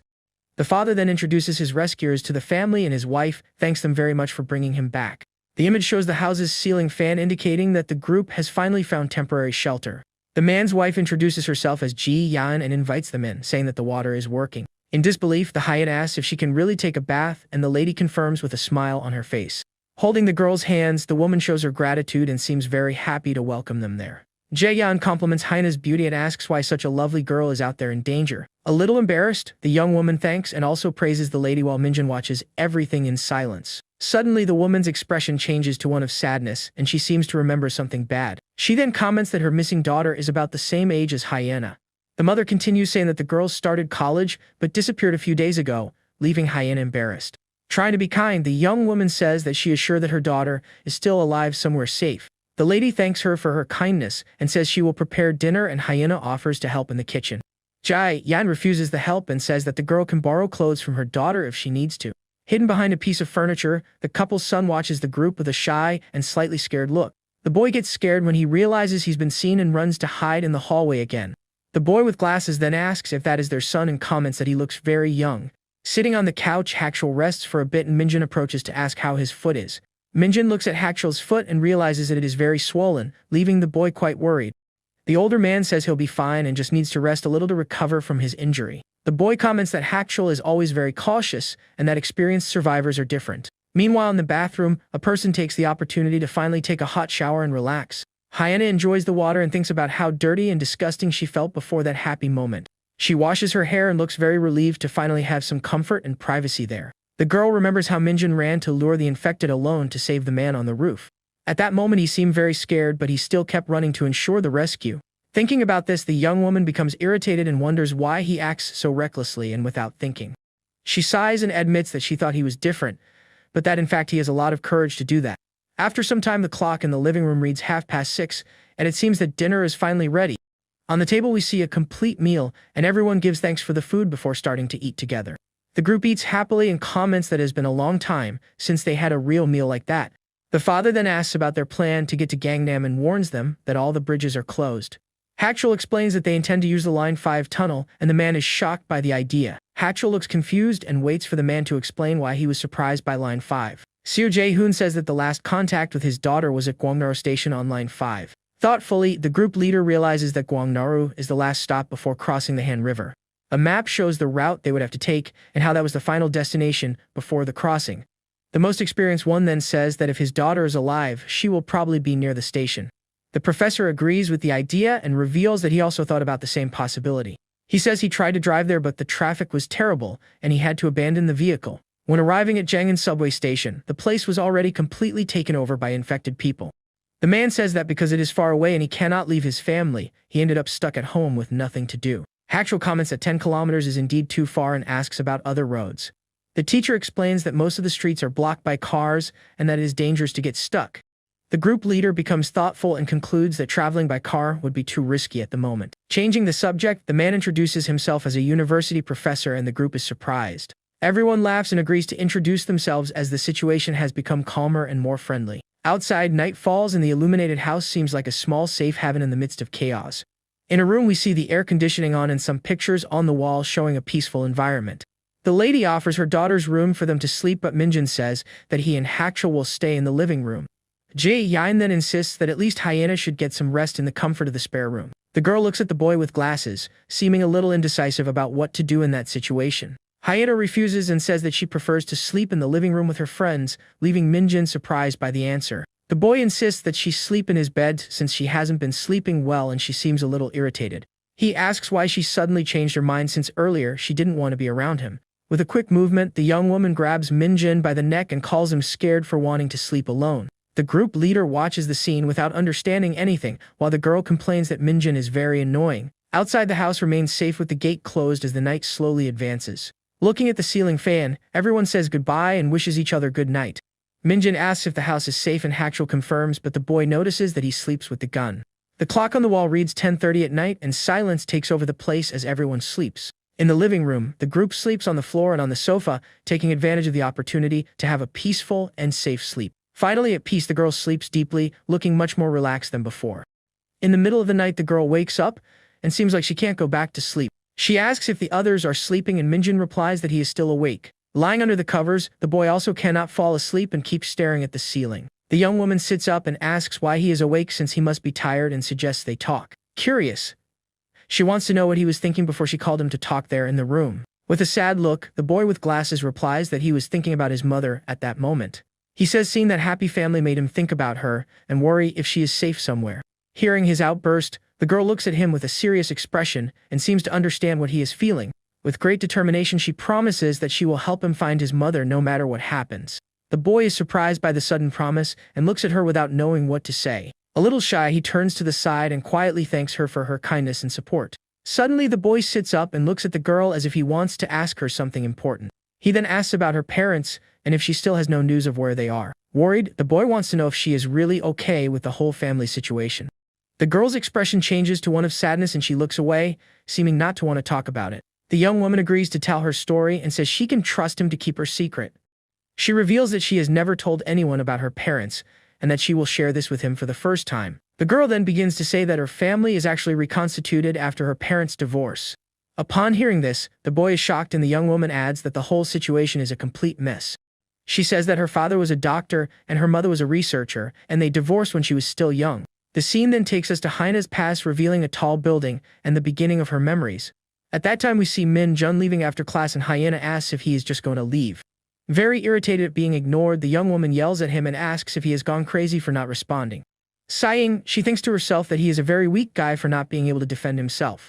As the boy walks away alone, she decides that the next day she will deal with the bully Park Sung Bin. After class, the girl arrives at her building and types in the password to enter her apartment. Stopping at the door, she reflects and realizes that she has no right to call him poor because of his problems. She thinks she doesn't want to go in because if her stepmother is there, she will have to leave again as soon as possible. Even though she was afraid, the young woman opened the door and entered her house with a serious expression on her face. At the entrance, she sees shoes scattered on the floor and hears a voice calling for her loved one from inside. Shocked by the scene, the young woman thinks that her stepmother is completely insane for doing that. She explains that the woman openly cheated on her father and he was never home because of work.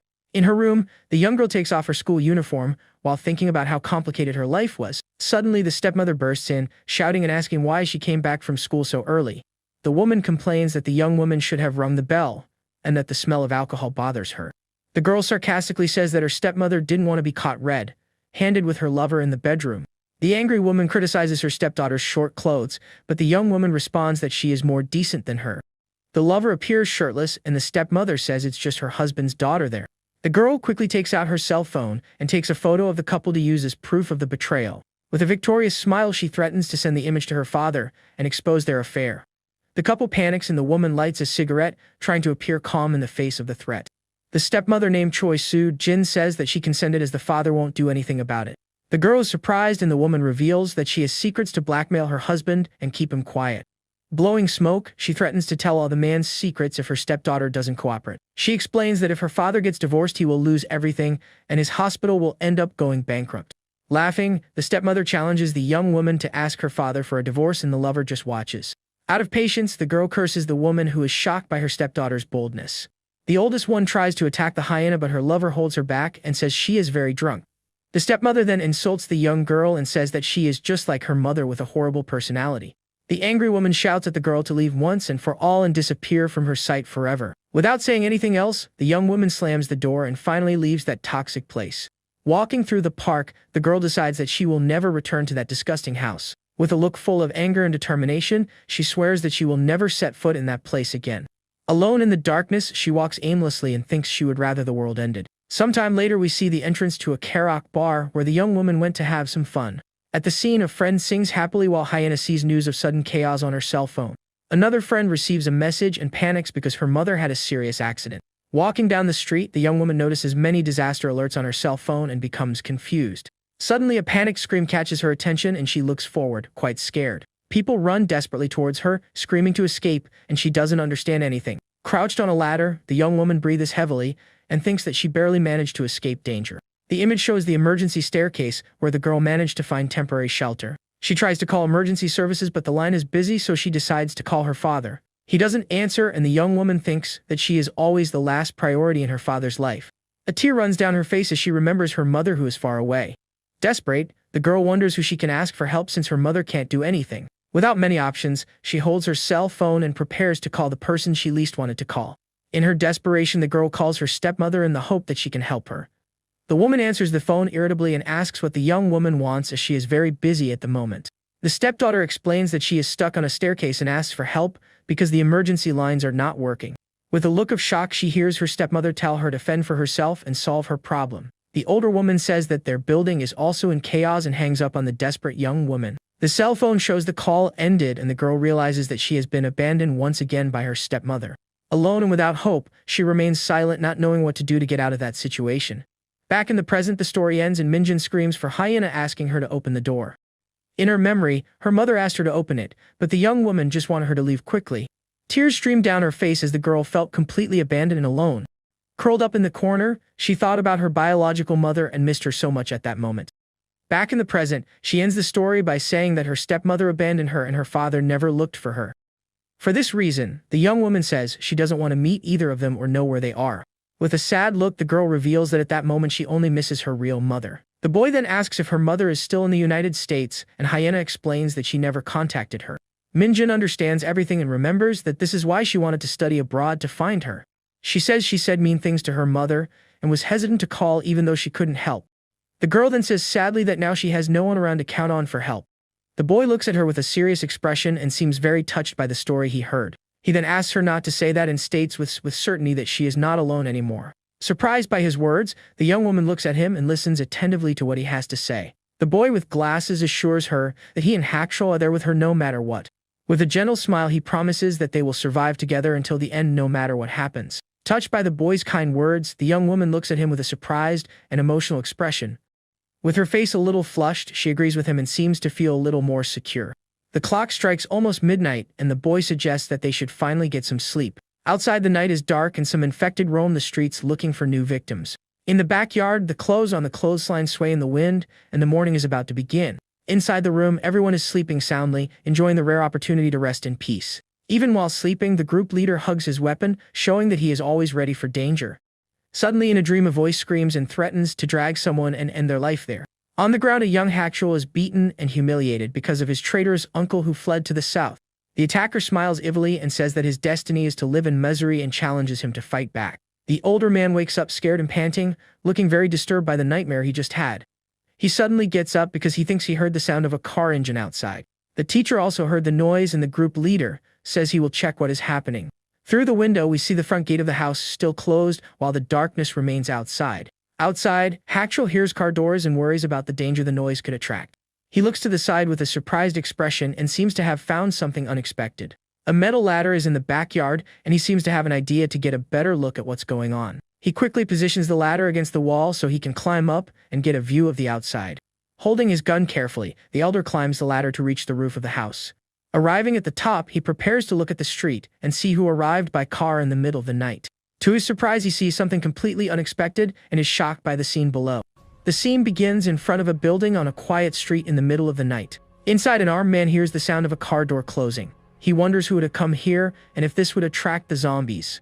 The boy then decides to look and finds a ladder in the backyard of his shelter. That metal staircase leads directly to the roof of the building he is in. Without wasting time, he quickly climbs up to get a better view of the street. Arriving at the top, he positions himself to see what is happening down below. His face shows total surprise as he looks at what is on the street. From above, he sees two survivors standing in front of the gate of his shelter. The pair discuss whether they should go in as there may be people or infected people inside. Then one of them pulls out a pistol and says they need to get in quick before they are seen. At that moment, the man shouts from the roof, ordering them to stop and drop their weapons. The boys are scared, and the shooter threatens to shoot them if they don't obey within 3 seconds. In fear, the boy throws the pistol on the ground, and the man tells him to move away. He looks at the gun and wonders where they got a pistol. One of the boys shouts that they are not strange people, while the man on the roof wonders if they are thieves. He retorts that they tried to break in with a gun, and the young man insists that the house appeared empty. The boy with glasses explains that he took the pistol from a lifeless body he found, and it was not a soldier. In disbelief, the man questions how a civilian would have a weapon like that, but the boy says it's true. The young man points out that the shooter also has a rifle, so he explains that his weapon is from the army. They introduce themselves as a college student and a worker, and say they came from the Gunja Station shelter. The man on the roof hears the mention of Gunja Station and becomes interested at the time. He asks if it's the station on line 5 2 stops before Gwangnaru, which makes him look quite serious. The survivor confirms, shaking with fear, and says that there's a large shelter there. The man asks how they got there, and the boy explains that the surrounding stations are full of infected. After hearing the explanation, the boy on the roof becomes thoughtful and says he needs to know more about this story. He offers a deal in exchange for information and asks if they have seen a woman named Seo Kong. The two boys are surprised to hear that name, and one of them repeats it in a low voice. The man then invites them to come in and talk, but warns them that weapons are prohibited inside. Inside the house, a man wearing glasses and sweating coldly asks about the shelter at Gunja Station. The boy explains that the shelter is large with hundreds of survivors and a well-organized entrance. The older man then asks them to tell Seo Kong what they know about his daughter. He remembers that the last call with her was cut off at 8:10 that night. In a flashback, the girl said on the phone that people were attacking each other and it was chaos. Desperately, she said she was scared and running to the next carriage to protect herself. She then shouts that she is almost at Gwangnaru Station, but the call is suddenly cut off. Back in the present, the father says that the subway stopped there, but he doesn't know if his daughter got off. The other survivor then reveals that he was also on the subway going from Gwangnaru to Gunja. He explains that an outbreak started on the train that passed by and only stopped at Gunja Station. The boy concludes that if the story is true, it is very likely that his daughter is in the shelter. The father asks if they saw her, but the boy says it is difficult to recognize someone in a crowd. He looks at the photo on his cell phone and says he doesn't remember it because there were more than 200 passengers. Since many were infected on the train, they don't know if she survived or turned into a monster. The survivor asks the shooter if he will go with them and warns him that the entrance is well guarded. The man says there are too many to go together and suggests they rest and leave in the morning. He then hands a radio to the boy, who is surprised by the object. The man tells them to wait 1 kilometer away and get food for 2 days. The survivor asks if by doing all this the shooter will finally trust them. Our protagonist just stares at the boy with a serious and determined look. The scene then changes to the next day, showing some light on the street. Inside the house, he tells his group that they have agreed to go to Gunja Station. The long-haired girl questions whether the boys might not be lying. He turns to the teacher and asks what he's going to do since they are leaving tomorrow. The boy thinks about the difficulties of traveling on foot along such a dangerous path. He suggests that if they can get a 6-seater vehicle, the trip becomes possible. The shooter warns that he will take care of himself, and the teacher will have to protect his family. He tells you to think very carefully about your final decision about the trip. The professor's wife and son look at him with worried faces. On the wall, we see pictures with medals showing a past of achievements. The girl says she will ask Mrs. Mo for a backpack to carry more food. While preparing the food, the pretty girl wonders where Jung is gone. Soon after, she goes up the stairs of the house to look for the boy with glasses. Upon reaching the second floor, she peeks through the door and hears a conversation about games. Inside, the two boys talk about a zombie game called Rage Z that one of them plays in secret. The youngest then reveals that his dream is to become a game developer like the creator of that game. The girl enters the room, surprising the pair, and asks when they became so close. The boy with glasses looks embarrassed as she continues to stare with a curious look. He then notices a poster of an idol group on the wall, and the youngest confirms that he is a fan. The girl asks the boy to come down and talk to his parents, and he happily agrees. The camera then focuses on the face of one of the idols on the poster, a girl with blonde hair. The girl notices that the boy is staring at the poster and asks if the idol is his type. The boy with glasses is left speechless and just stares at the girl after the unexpected question. He reveals that the idol on the poster is actually a person he knew when he was younger. The young woman is completely shocked and speechless upon hearing the boy's revelation. Laughing a lot, she points at the boy and tells him to stop lying, because this joke is not funny. The boy insists it's true and says he lost contact with her when they entered high school. He says that when he found out she became an idol, he just continued rooting for her from afar. The girl continues to doubt him, and he says that his friends also called him crazy when he told them. Laughing, she says it's ridiculous that he knows the idol, and the boy agrees that it was just a joke. After he leaves the room, the girl is left alone staring at the poster on the wall. She looks thoughtful and begins to wonder if his story could be true. The young woman looks at the poster again and admits that the blonde idol is indeed very beautiful.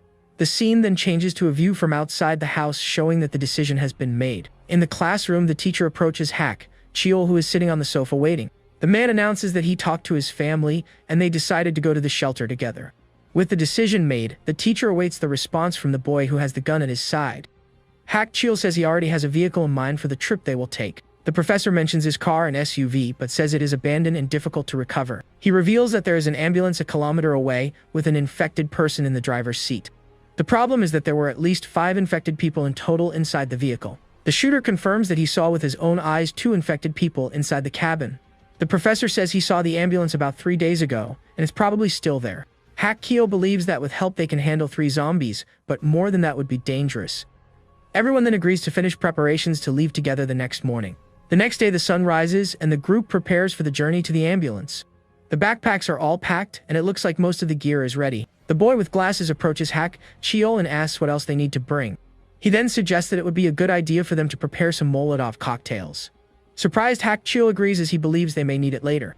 The shooter thinks for a moment and agrees, saying that the idea is actually very good. Night falls over the city again, leaving the streets in total darkness. Inside the house, everyone rests while Hak Cheol keeps watch lying on the sofa. Suddenly, the radio calls and the other pair asks if he has already got a vehicle. He explains the ambulance plan and warns that unforeseen events may occur along the way. The duo says they will wait, and Hak Cheol hopes that no serious problems occur. In the darkness of the night, the city is covered in an ominous and silent fog. Through the dark streets, the ambulance is stopped while zombies roam nearby. The zombies' moaning is heard, and the boy on the radio wishes them good luck. Back at home, the night continues with the interior lights still on. Meanwhile, the long-haired girl sleeps peacefully in her bed. She appears to be in a deep sleep, completely oblivious to the danger outside. The scene then changes to an empty school hallway, beginning a dream. Inside a classroom, the girl is sleeping alone at her desk. With her head resting on her arms, she lets out a small moan in her sleep. She finally wakes up and stretches, complaining about a horrible dream about zombies. Looking around, she realizes she is alone and wonders if everyone has gone home. When she looks at her watch, she panics because she's going to be late for the gym. In a hurry, the girl grabs her backpack and runs out of the classroom. In the hallway, she ends up bumping into someone and lets out a cry of surprise. To her surprise, the person is the boy with glasses, and she is shocked by the encounter. Surprised, the girl recognizes the boy with glasses as Jung. Without understanding, she asks why he is still at school and hasn't gone home. The girl finds the way he looks at her strange, because normally he doesn't even look her in the eyes. Suddenly, he grabs the girl's wrist tightly, and she lets out a scream of pain. The boy then pushes her against a notice board, leaving her scared and with no way out. Completely in shock and sweating coldly, she only manages to say his name. Frightened, she demands to know what has gotten into him and orders him to release her immediately. He just whispers the damn word with a look full of anger and contempt. The boy then insults her and asks if she likes continuing to ignore him like that. He accuses her of treating him badly and ignoring him like he was a bug at school. Without understanding, the girl asks if he wants her to treat him rudely too. He threatens her, saying that he will attack her if he continues to be called an idiot. The boy says he doesn't want to look at a beggar and tells her to shut up once and for all. The girl defiantly tells him to hit her if he has the courage and calls him a coward. With her eyes closed in pain, she calls him damned and says that if he continues like this, the girl lets out a low moan as she remains trapped in her nightmare. With her eyes still tightly closed, she appears to be in a very restless sleep. Finally, she wakes up and realizes with relief that it was all just a dream. But when she really opens her eyes, she screams when she sees that she is hugging the boy. The scene shows the two lying together in the same bed, leaving the girl in panic. Confused and blushing, she wonders how she ended up sleeping with him in her arms. She wonders if he pushed her on purpose and pretends to be asleep now.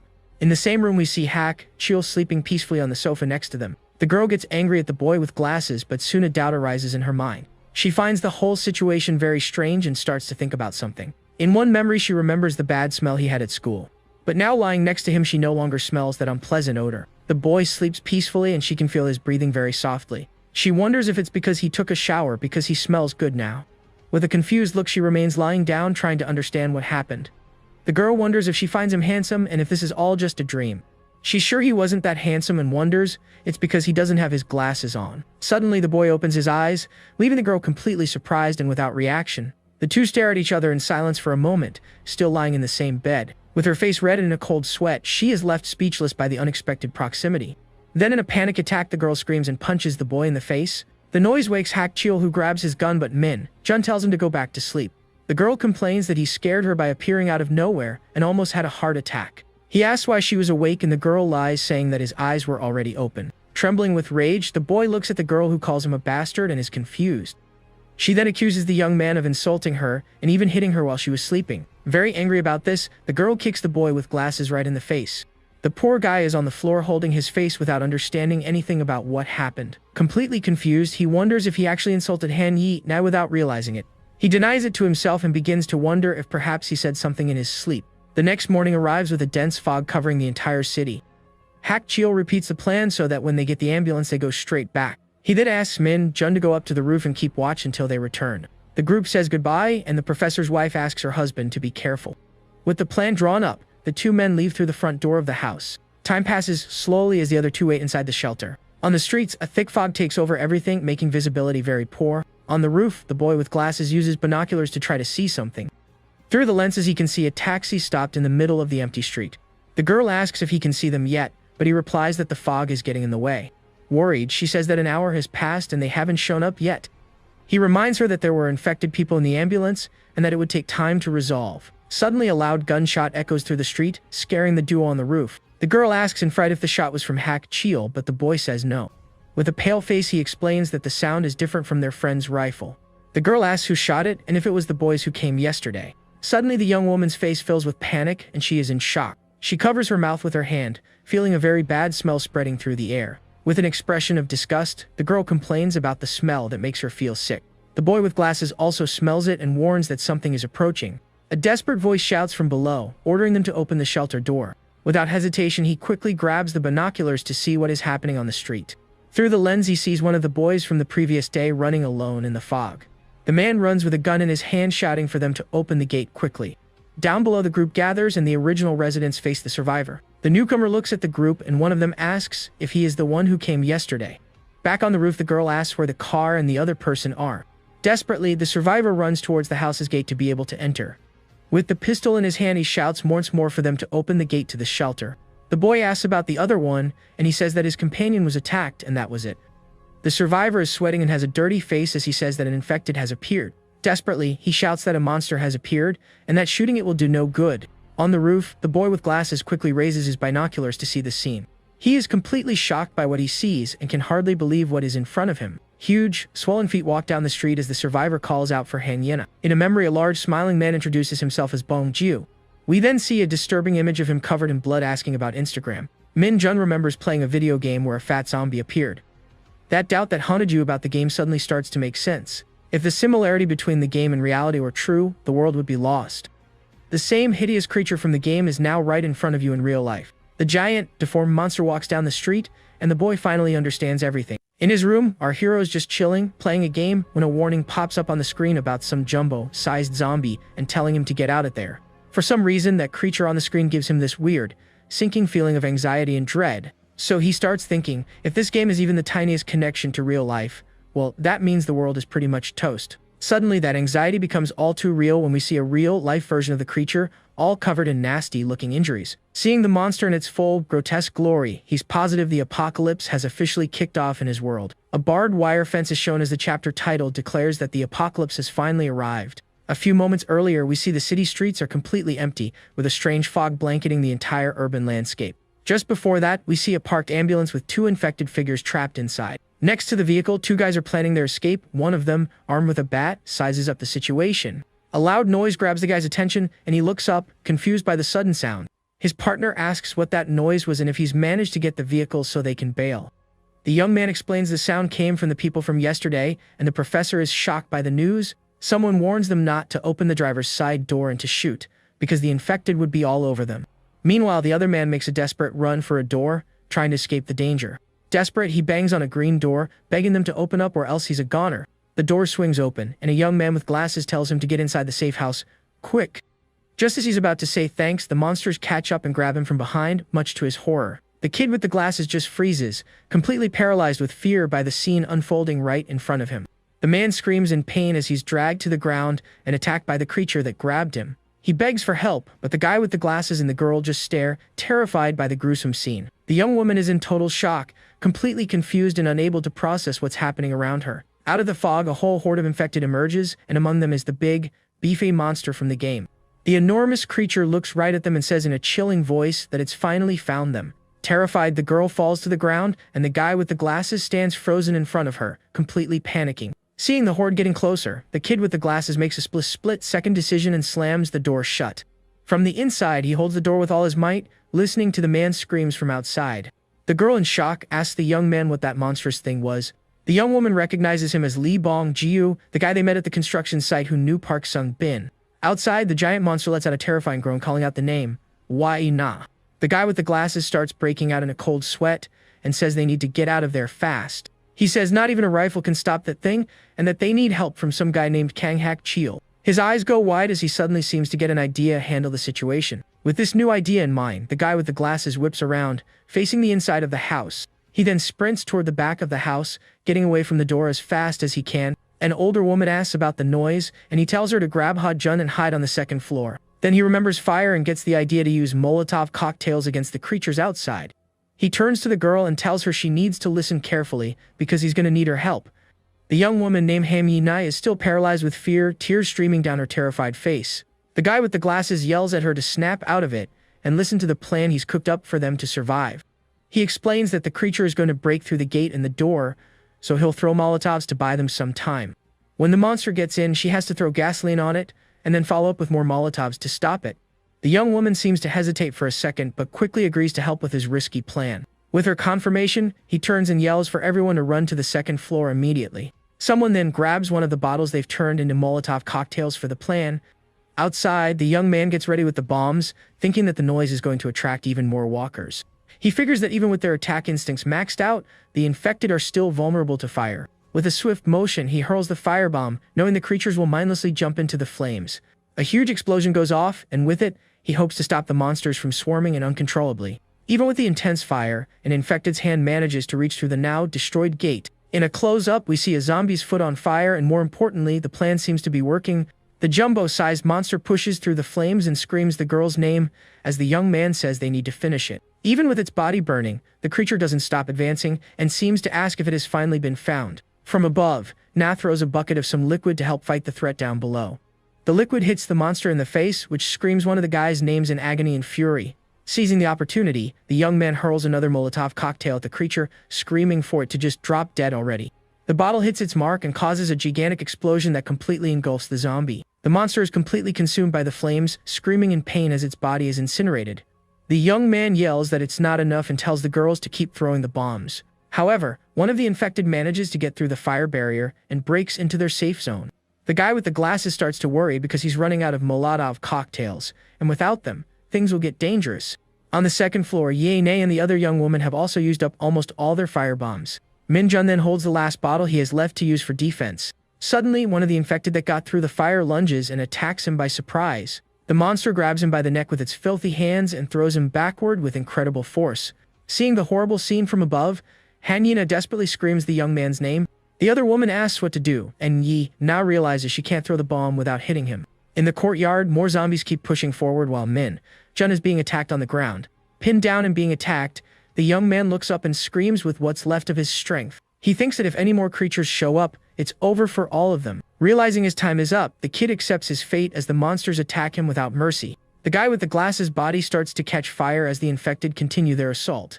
With his eyes closed, he seems to have given up and accepted that his life has come to an end. Suddenly, a voice yells at him to get up and not give up on his life. It was that Kang Hak Chio guy yelling for him to get up before more monsters show up. With his last bit of strength, the guy with the glasses calls out the name of his savior who just appeared.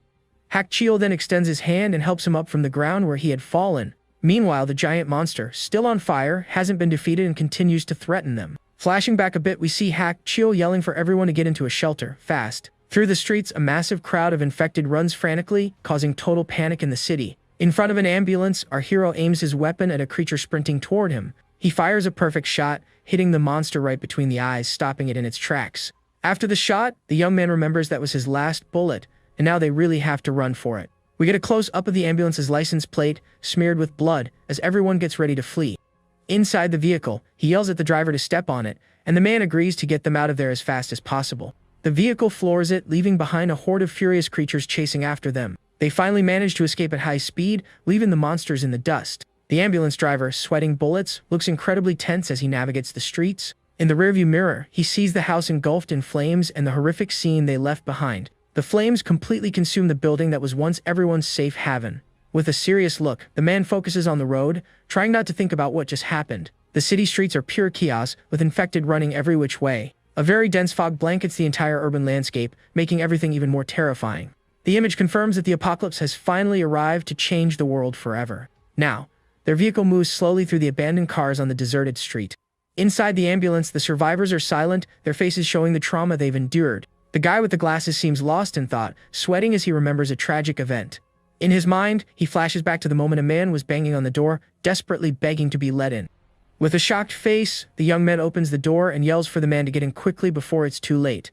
Just as he was about to say thanks, a creature grabs him from behind, preventing him from getting inside the shelter. Back in the present, his eyes widen with a horrible memory of that tragic moment. Suddenly, the guy with the glasses feels a sharp pain and puts a hand on his stomach, complaining about the injury. Ye Na asks if he's okay, and he explains that the wound started hurting again. He'll just wait it out until tomorrow. Through the narrow, fog-filled streets, the ambulance inches along through the desolate scenery. In the front seat, the driver says they're close to the rendezvous point they'd arranged with someone. The leader thinks they've gone far enough, but the other guy prefers to wait since the weather is turning and it might rain. Suddenly, the driver is startled and points ahead, yelling that he can already see the place. They then arrive at their destination, the Sky Motel building on a completely deserted street. Getting closer, they notice another ambulance parked at the entrance of the abandoned motel. Inside, a dark blood-splattered hallway leaves Ina terrified and on edge. Hak Chio says the floor is secure with 3 rooms and that he's more afraid of people than he is of monsters. He warns him to be careful with doors marked with an X and that there are more infected on the 4th floor.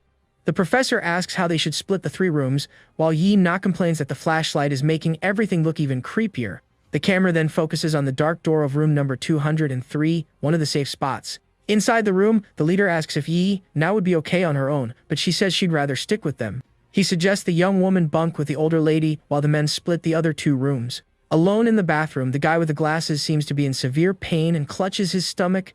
With a pained expression, he complains that the wound is getting more and more painful. He then lifts his shirt, revealing the large bandage covering the injury on his abdomen. As he lifts his shirt, he's shocked by what he sees on his wound and starts to sweat nervously. With his eyes wide with terror, he wonders what the heck is happening to his body now. Looking at the injury, he sees that the stitches look strange, and he can't figure out why. In front of the mirror, he gets a better look and realizes the wound seems to be completely infected. Terrified by the possibility, he questions if he might have been infected by the monsters outside. Desperate, the young man tries to remember when and where it could have happened during the zombie attack. He then checks his arms and the rest of his body, but doesn't find any bite marks from the monsters. A memory surfaces of the moment he was injured in a fight at the construction site. He recalls that during that fight, he ended up falling and passed out for a while after being hit. He thinks that if he was infected during the fight, the incubation period wouldn't be this long and he'd already be a zombie. So, he tries to remember when he was attacked, but the clothes he was wearing on the day of the injury were completely different. The guy wonders if the infection could have been from bodily fluids, like blood in his eyes or mouth. He remembers Chiel saying that the only way to get infected was by a bite, and that blood wasn't contagious. Maybe his friend's theory was wrong, or maybe it was just a normal inflammation in his recent wound. Suddenly, his eyes widen in pure terror with the horrifying conclusion he's finally reached. Sitting on the bathroom floor, he's certain his gut feeling isn't wrong and that this is an infection. Meanwhile, back in the room, a small oil lamp dimly illuminates the dark space. The young woman named Yi Nai has a very worried expression on her apprehensive face. Worried, she thinks that he's been in there for a long time and calls out his name, saying she needs to use the bathroom. She threatens to come in if he doesn't come out, and at that exact moment, the bathroom door slowly creaks open. Surprised, the young woman asks him what he was doing in there, since she didn't hear a single sound or response from him. The young man then asks if he can sleep alone in the remaining room, leaving the girl confused by his request. The guy with the glasses just says he wants to be alone, leaving the young woman even more baffled by it all. The young woman presses for a reason, but he just says he feels sick, and that's why he wants to be alone right now. Awkwardly, the young woman asks if the idea is for her to share a room with Kiel, finding that a bit weird. Without answering, the guy just grabs his backpack and starts to leave as she asks him to wait. The girl asks if he's uncomfortable because of her, but he just stares at her and says her name. With a serious look, the young man says he wants to stop playing games with her and asks her to please just leave him alone. Not understanding at all, the young woman is left completely confused by the guy's sudden and strange reaction. The young man then turns and leaves the room, leaving the young woman standing alone in the doorway, completely clueless. In another room, Chiel is leaning against the door with his arms crossed and a serious expression. He says he'll share a room with the others, and that it would be better for her to stay with the older woman. We then see the door to room 202, where the guy with the glasses decides to isolate himself from the rest of the group. As he turns the doorknob, he thinks that everyone probably expects some kind of action movie life. Entering the room with his backpack, he reflects that life isn't like being the main character of a movie. He looks at the window and thinks that people believe in a happy ending, no matter how tough things get. Standing in the middle of the messy room, he feels a sharp pain in his stomach and feels completely hopeless. The young man then sits on the floor, leaning against the door, and seems to accept his tragic and lonely fate. He holds his wound and realizes that in real life, there's no such thing as a happy ending for everyone. The young man understands he was far from being a main character. His life was just ordinary and unremarkable. In the end, he decides to just get infected and disappear, since he was just another background character in the story anyway. He wonders what he was even expecting out of life, reflecting on his own pointless existence. Sitting on the floor of the messy room, he cries because he knows his end was going to be like this one way or another. Outside, the city remains shrouded in fog, and the groans of zombies echo through the empty streets. The next morning, a cloudy sky illuminates the Sky Motel sign where the survivors spent the night. Ye Nai then knocks on the door of room 202, calling for Min Jun to see if he's awake yet. Chiel appears behind her and, with a serious expression, says he's going to open the door to check. He then turns the doorknob but notices something strange and gets confused by the situation. Surprised, the man says that the door is locked from the inside, and the young woman is shocked by the unexpected news. With a bead of sweat running down his face, he thinks that he hopes he's wrong, but he has a very bad feeling about this. Kiel then tells the young woman that he thinks the guy got infected by the monsters. Shocked, the young woman can't believe what she just heard and is left speechless. The young woman says that's nonsense because he'd be making noise if he were a monster. The man shoots back that if the young man were okay, he would have already opened the door. He then raises the possibility that the kid might have just stopped breathing. Angry, the girl calls him crazy and tells him not to even joke about that. Desperate, she pounds on the door, yelling for Min Jun to stop messing around. The young woman keeps banging on the door and says that this isn't funny at all. With no response from the other side, she falls silent in front of the door. The young woman calls the guy's name, still standing in front of the door to room 202. Desperate, she starts hammering on the door and yells for him to open up right now. With her face covered in tears, she curses him out and demands he stop this stupid prank. Suddenly, the sound of the doorknob turning echoes down the hall, and the door begins to open. Seeing the door move, the girl is completely stunned by the unexpected scene. Worried, she asks if he's okay, but the young man just calls her name in a weak voice. The young man then reveals that there's something very wrong happening with his body. The young woman keeps pounding on the door, desperately screaming for the guy to stop his silly game. With her face covered in tears, she curses him out and demands he stop the stupid, tasteless prank. Suddenly, the sound of the doorknob turning echoes down the hall, and the door finally begins to creak open. Seeing the door move, the girl is completely stunned by the totally unexpected scene. Worried, she asks if he's okay, but the young man just calls her name in a very weak voice. The guy then reveals that something very strange is happening to his body, leaving them both extremely concerned. The scene then shifts to 18 years in the past, showing us a quiet street in a suburban American neighborhood. We see two young boys near a tall fence, one of them rushing his friend to get to that strange place already. One of the boys warns the other not to get close to the weirdo who lives there, because his aunt forbade it. The other kid replies that it's just curiosity, he only wants to know why the man thinks the world is going to end. His friend warns him that the man might shoot them with a gun, but he doubts something like that would ever happen in their neighborhood. Even though he's a little scared, the young man doesn't seem to know what to do, as his curiosity about the man is much stronger. His fearful friend then gives up on the idea and decides to go home, not wanting to get an earful from his aunt later. Alone, the curious boy stands there, staring at the large metal gate, still wondering what's on the other side. Suddenly, a mysterious voice from inside the property asks loudly who's out there, startling the young man. The mysterious voice warns that soon there will be zombies everywhere and questions him about putting his life at risk. The boy wonders about zombies and what that even means, still not understanding any of this crazy situation. The voice comments that it heard him speaking Korean and asks where he's from, surprising the boy. The man asks if he's the son of the Asian couple who lives nearby, but the boy denies it and explains his situation. The voice then asks where his parents are, and the young man gets a sad look on his face, not answering. With an empty gaze, he reveals that his parents passed away while they were still living in South Korea. Because of that, he and his twin brother were sent to live with their uncle, and the voice apologizes for the question. The man warns that it's dangerous outside and that the zombies will come, but the boy just thinks he's a nutjob. The voice asks if he's looking for a hideout, and the young man wonders if this is some kind of role-playing game. Playing along, the boy says the zombies are chasing him, and that's why he's running from the danger. The man asks if the zombies have finally appeared and if he's been bitten, but the young man says no. Suddenly, the large metal gate opens a crack, revealing a small gap to the inside. The boy stands frozen in front of the now open gate, completely surprised by the unexpected scene. An older man with a shotgun appears in the doorway and yells for him to get inside quickly. With a bead of sweat running down his face, the boy is speechless in the face of this utterly bizarre scene. We then see the large metal gate closing and the house fortified with bars and strange warnings. Inside the yard, there are scaffolds, boxes, and metal plates, showing the man's preparation for something big. Even the house windows are all covered with wooden planks so that no one can get in. Inside the house, we see a messy room with leftover food and bottles scattered across the coffee table. The boy asks what zombies are, and the man laughs, saying that he knows absolutely nothing. The man then asks where sinners go when they die, and answers his own question to hell. He explains that if hell gets full, God will pass a cruel and merciless sentence on all of humanity. When there's no more room in hell, the dead who can't go there will wander the earth. The boy's eyes go wide, completely shocked to hear the man's bizarre story. The man warns that divine punishment is near, and that if he doesn't prepare, it will be hard to survive.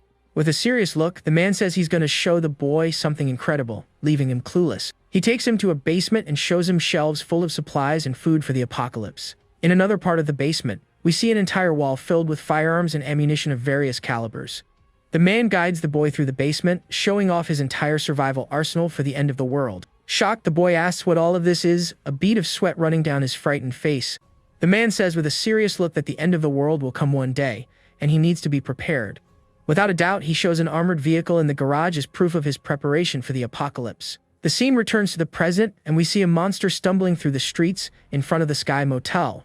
Next, we see the door to room 202, where the group of survivors is now gathered. 18 years later in Seoul, the guy points a gun at Min Jun, who is lying injured on the bed. The girl asks why he's pointing the gun, and the young man replies that you never know what might go down. He explains that the kid could turn at any moment and attack them all by surprise in the room. The professor says that a fever of 107 degrees isn't normal and doesn't seem to be just from the wound. Lying on the bed, the young man insists he wasn't bitten and doesn't understand the reason for the symptoms at his cut. The young woman says the incubation time is short, and the man explains that it doesn't last more than a full day. The guy is sure he was infected by the dirty knife or through the exposed wound. In that case, the infection would have happened before she treated the wound, leaving the young woman deeply shocked. Terrified, she asks if this means Min Jun has been infected for several days without knowing it. The young man confirms it and says that if he doesn't turn by tomorrow, then something different might happen. He then raises the possibility that Min Jun might be immune to the infection, leaving the boy very surprised. The guy admits he's no expert, so he can't be certain about the boy's immunity. Lying on the bed, the young man with glasses is completely shocked by the unexpected news he just heard. With wide eyes, he wonders if he really could be immune to this strange and deadly disease. Time passes slowly and night finally begins to fall over the Sky Motel building. Darkness takes over the city and a tense, terrifying silence hangs in the air. Suddenly, one of the lights on the motel sign flickers and goes out, making the environment even gloomier. In the room, the sick young man finally manages to get some rest after all that tension and fear. Sitting in a chair, the young woman stays up all night watching over him and monitoring his condition. Suddenly, she notices he's awake and asks in surprise if he's already up. She says his fever has gone down and his face looks better, then asks how he feels physically now. He asks how long he slept, and the young woman replies that it's been since yesterday for several dozen hours. Confused, the young man asks what she's doing there, and the girl says she's just checking on him. Worried, he asks if she isn't scared to be near him, since he could turn into one of the infected. The young woman stares at him with a serious and steady gaze, showing no fear of the situation. She says he's not scary and reminds him that the other guy said he might be immune to the infection. He asks if she's changed a lot, and the young woman replies that even without him, she would have survived somehow. With a flushed face, she says that taking care of him was just to check on how he was feeling at the moment. The boy then simply thanks her for all the help she's given him during this whole time. The guy says she's different and that he never thought he'd depend on her, thanking her once again. The young woman gets flustered and says that she's actually the one who should be thanking him for all his help. Looking at the mess, he says he's much better, because yesterday he almost checked out, and you have to do whatever it takes to live. The camera then focuses on the Sky Motel sign, where the group of survivors is currently taking refuge. In the room, the other guy asks if that monster was similar to the zombies from his game. The young man on the bed answers with certainty that this situation is, without a doubt, connected to that game. The other one questions if the game company created the virus, but the young man says he doesn't know the answer. She asks about the famous developer, and the young man tries to remember his name, a bit confused. A voice reveals it's Daniel Jin, the CEO of Redmind, and we see a young man at the door in a memory from the past. In a flashback, the 12-year-old boy says he really admires that famous game developer. In the present, she remembers his dream was to be a dev and asks if he's heard of Daniel Jin. The boy explains that he's a Korean-American developer who became a hit with an indie game in high school. He mentions that the game Rage 2 was a success, and afterward, the company invested in medicine and biology. The guy explains that he's a famous entrepreneur in America, but not well known in Korea. The protagonist remembers that Daniel Jin has a twin brother but can't recall his name right now. The guy laments not having internet to look it up, because the coincidence between their businesses is just too bizarre. The young woman then asks what the company's goal would be in all this, but he doesn't know the answer to that either. The protagonist gets tense, a bead of sweat on his face, as he can't figure out the motive. The scene suddenly shifts to a dark and gloomy hallway in a mysterious, unknown building. We see an archive photo of Daniel Jin at 29 years old in some kind of official report. A person explains that Daniel and his twin brother, Elliot, suffered a lot of bullying during their childhood. Their mother was a famous actress who was unjustly accused of fraud and ended up taking her own life. The father also went bankrupt and took his own life, so the twins went to the United States to live with an uncle. The agent asks the woman to get to the point, and she explains that after that, he founded Redmind. The young man says he doesn't have time for this conversation because he needs to get back to Korea right now. The agent comments that if he suffered so much at the hands of his compatriots, he would have a motive for revenge. The person then asks directly if he was the one who spread the virus all over South Korea. We see the sterile, empty hallway of the building again, creating an atmosphere of intense tension and suspense.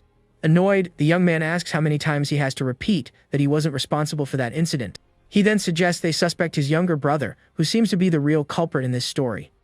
The agent asks if he knows why Elliot returned to Korea, but the young man says he doesn't know the real reason. Daniel thinks it's obvious that he was the one who bought Elliot's lab and finds it absurd that they know nothing. The agent reveals that his company's stock shot up 500%, which is why he's the prime suspect. Looking to the side, the young man just comments that his brother was always that weird, slightly crazy way. With a hateful look, he says that all Koreans should go to hell for everything they did to them. The agent scoffs and Daniel gets angry, saying he created his company to help, not to destroy the world. He states that while they argue, a lot of people are dying, and that they are the only ones who can create the vaccine. The agent asks about luring the infected, and the young man confirms they're on their way, threatening him seriously. The virus has already spread to other countries, and he needs to go to Korea to clean up his brother's mess. The agent informs him that there's still no news on Elliot's whereabouts, as the local agents haven't responded. Another agent comments that although Elliot is the main suspect, there is no concrete evidence against him. The agent then decides that they will go after Elliot themselves, and that they won't release Daniel until they find him.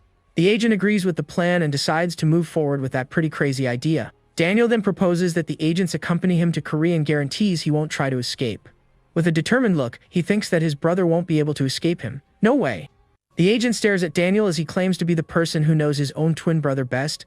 With the air of a hero, he asserts that in the end, he alone will be able to save all of humanity. The scene then shifts to an empty, fog-filled street with abandoned cars everywhere.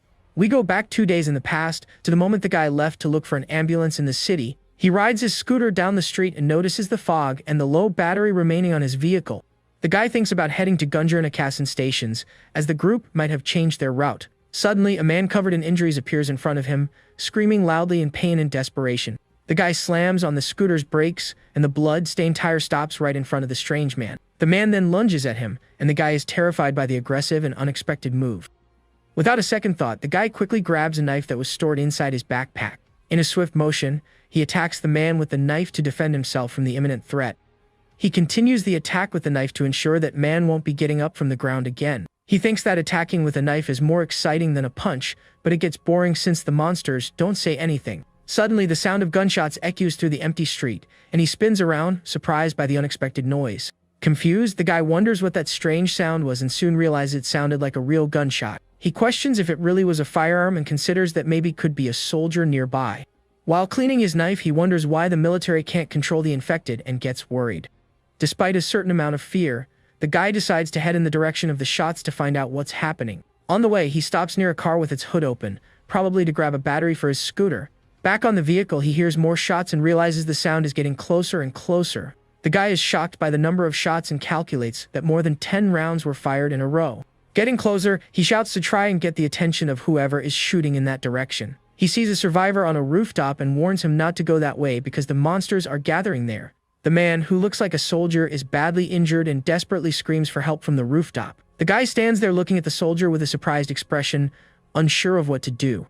The scene cuts to the motel room where we see a trail of blood on the floor coming from a slightly ajar door. The guy asks if that's true, and the young man with glasses confirms it is, making him very tense with the news. The soldier explains that there are super survivors 300 meters from there and that they had arranged to meet at the motel. He says that a monster appeared and caused a huge problem, but he barely managed to survive. His partner must think he's a goner and probably ran to the super survivor's house to get help. The guy says he'll help and asks if the other survivors are military because of the shots he heard.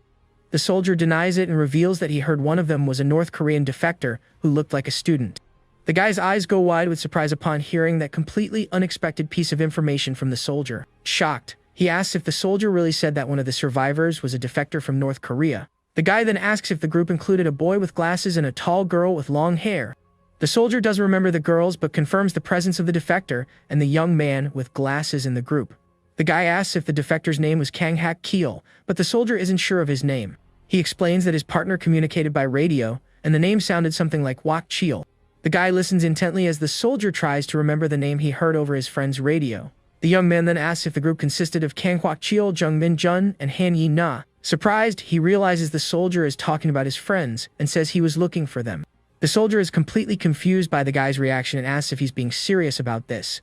The soldier says there's a problem at the house and that he heard an engine, but doesn't know if they escaped.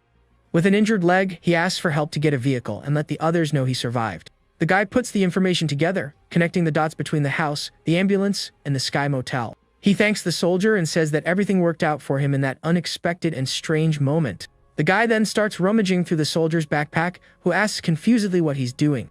He says the soldier is going to kick the bucket anyway and asks if he can have his backpack. The soldier doesn't understand, and the guy says he's not going to help a dude with broken legs and calls him a loudmouth. He tells the soldier to just die already if he's in pain and calls him a sucker, leaving the man completely shocked. Furious, the soldier calls him a scumbag and reminds him that he said he would help and now has abandoned him. With a malicious smile, the guy asks if the soldier is afraid of dying alone in that place. He then offers to help the soldier die comfortably, a smile on his face.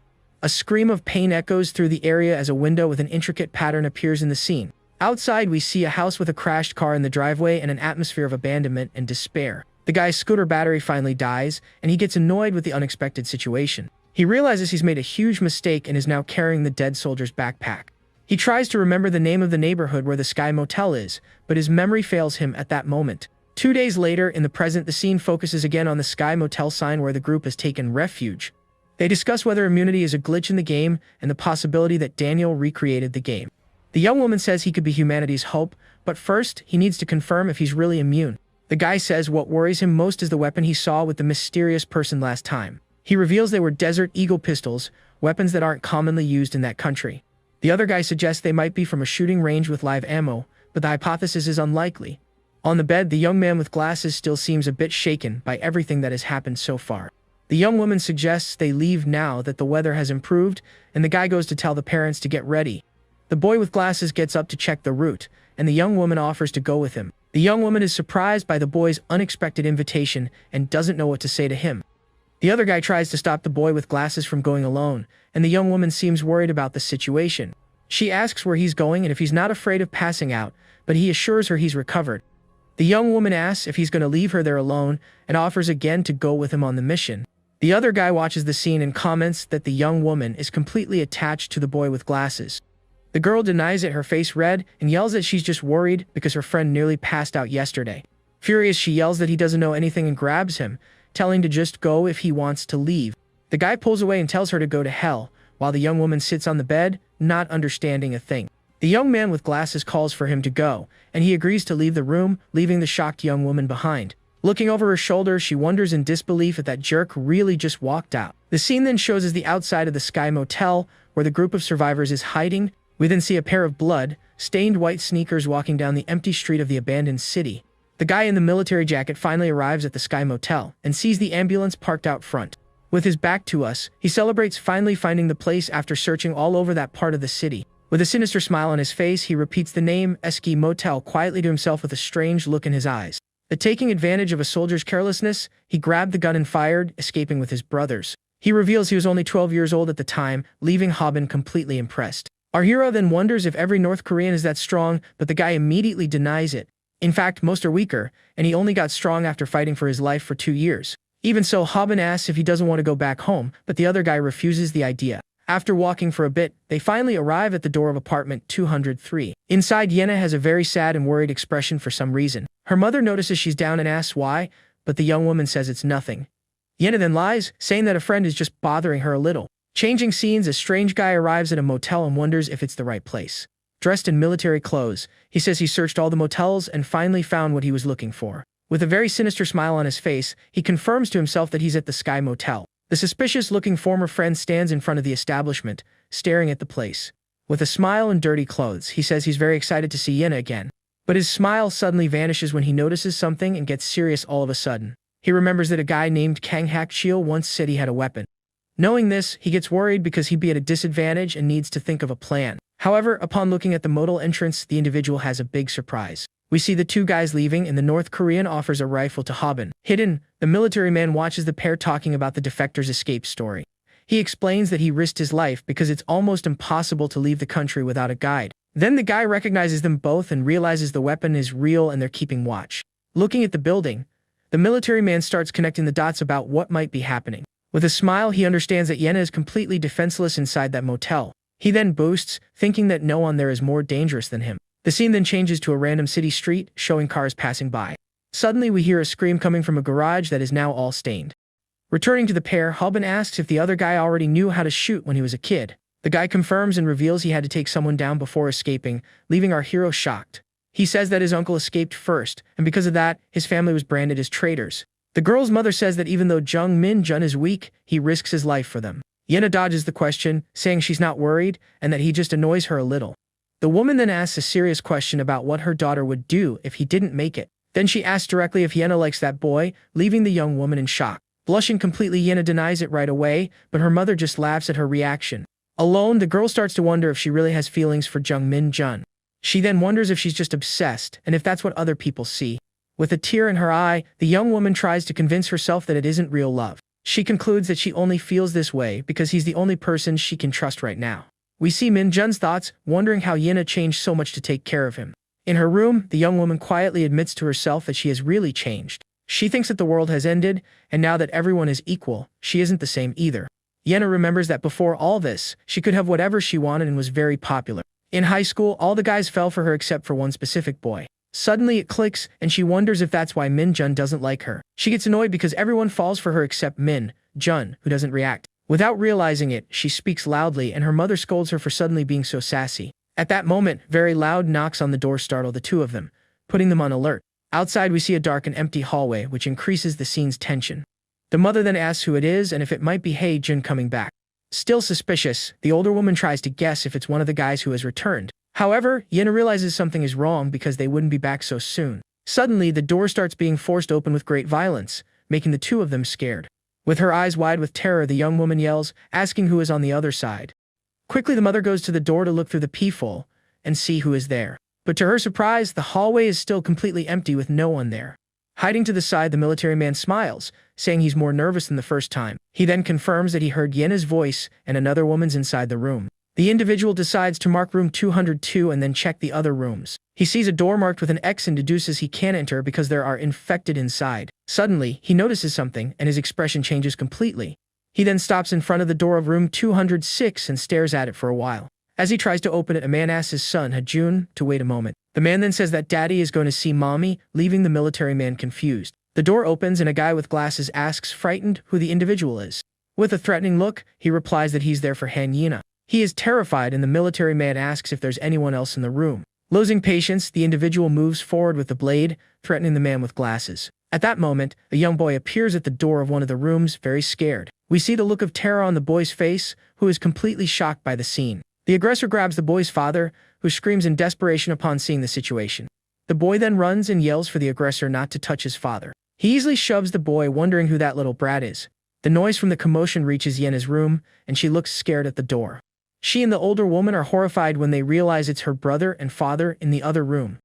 Desperate, the mother runs to the door, but Yena asks them to go together. Quickly, the girl looks for the knife that Cheol had given her. With her hands trembling a little, she finally finds the blade. Armed with the knife, the young woman prepares to go out and help her family. But a familiar voice yells for her not to enter, surprising the young woman. Suddenly, the North Korean and Hobbin appear, running down the hallway. Arriving at the door, the defector immediately points the rifle inside the room. Inside the room, the military man holds the man still and asks who else is there. The young man surprises him from behind and orders him not to move an inch. While the boy screams in desperation, the North Korean keeps aiming at the intruder. The scene shows the tension with the MC's friend aiming at the military man holding the hostage. He then thinks that his last bullet was meant for someone named Park Sung-bin. Without hesitation, our shooter says goodbye to the enemy and prepares to fire. With a steady finger, he finally pulls the trigger to end it all. But to the young man's surprise, he realizes something has gone very wrong. The guy wonders what the heck is going on, as the weapon broke at that very moment. Seizing the opportunity, the military man lunges at our shooter without hesitation. With a swift move, the young man's rifle flies away, leaving him unarmed. Without wasting a moment, the military man pulls the knife from the North Korean's waistband, leaving him surprised. The scene opens on a quiet city street, with cars parked along the curb under the afternoon sun. As someone walks along the sidewalk, they suddenly come to an abrupt stop. His companion turns to face Jung-min Jun, asking him what is wrong. The young man looks very unwell, explaining that his symptoms seem to be returning. He lifts his hoodie, revealing a large, roughly stitched wound on his side that is still bleeding. Min Jun says he feels dizzy with a rising fever. His companion decides they should head back. He tells the youth to listen to Yena's advice and not overdo it, offering to take him to the motel to rest. With a worried expression, the young man hesitantly agrees to go back. Leaning on his friend for support, he clutches his side and wonders why he feels sick so suddenly. They make their way down the street toward a yellow van with its doors open. While driving, the defector suddenly lets out a sound of concern, his expression hardening. At that moment, a loud scream echoes from a nearby building, startling them. The scene flashes to a brutal fight, where the defector blocks a knife attack from the soldier. He twists the intruder's wrist with force, attempting to disarm him. Both men are locked in a deadly struggle, each holding a knife in the cramped hallway. In a swift motion, the defector manages to plunge his blade into the soldier's shoulder. The military man lets out a cry of pain as the weapon sinks into his flesh. Without hesitation, the North Korean pushes the knife in deeper to incapacitate his foe. He follows up with a strong kick, sending the injured soldier stumbling backward. The soldier curses in frustration while the defector remains ready, knife in hand. The soldier clutches his wound, wondering if his opponent is an MA fighter because he blocks so well. He glares at Kang Cheol, cursing him under his breath for being so skilled. In an instant, the soldier starts to panic, realizing how many times he has already been stabbed. The defector's blade is covered in blood as he holds it steadily, ready for his next move. The soldier knows one hit to a vital spot will be the end, and he also spots Jung-min Jun behind his opponent. Cheol calmly asks the intruder how many people he has killed with that very knife. He assumes the soldier must have killed many survivors, calling him crazy for trying to harm an innocent teacher. Then, Cheol makes a surprising confession, admitting he feels a certain way too. He reveals that he feels a great thrill whenever he has to stab someone.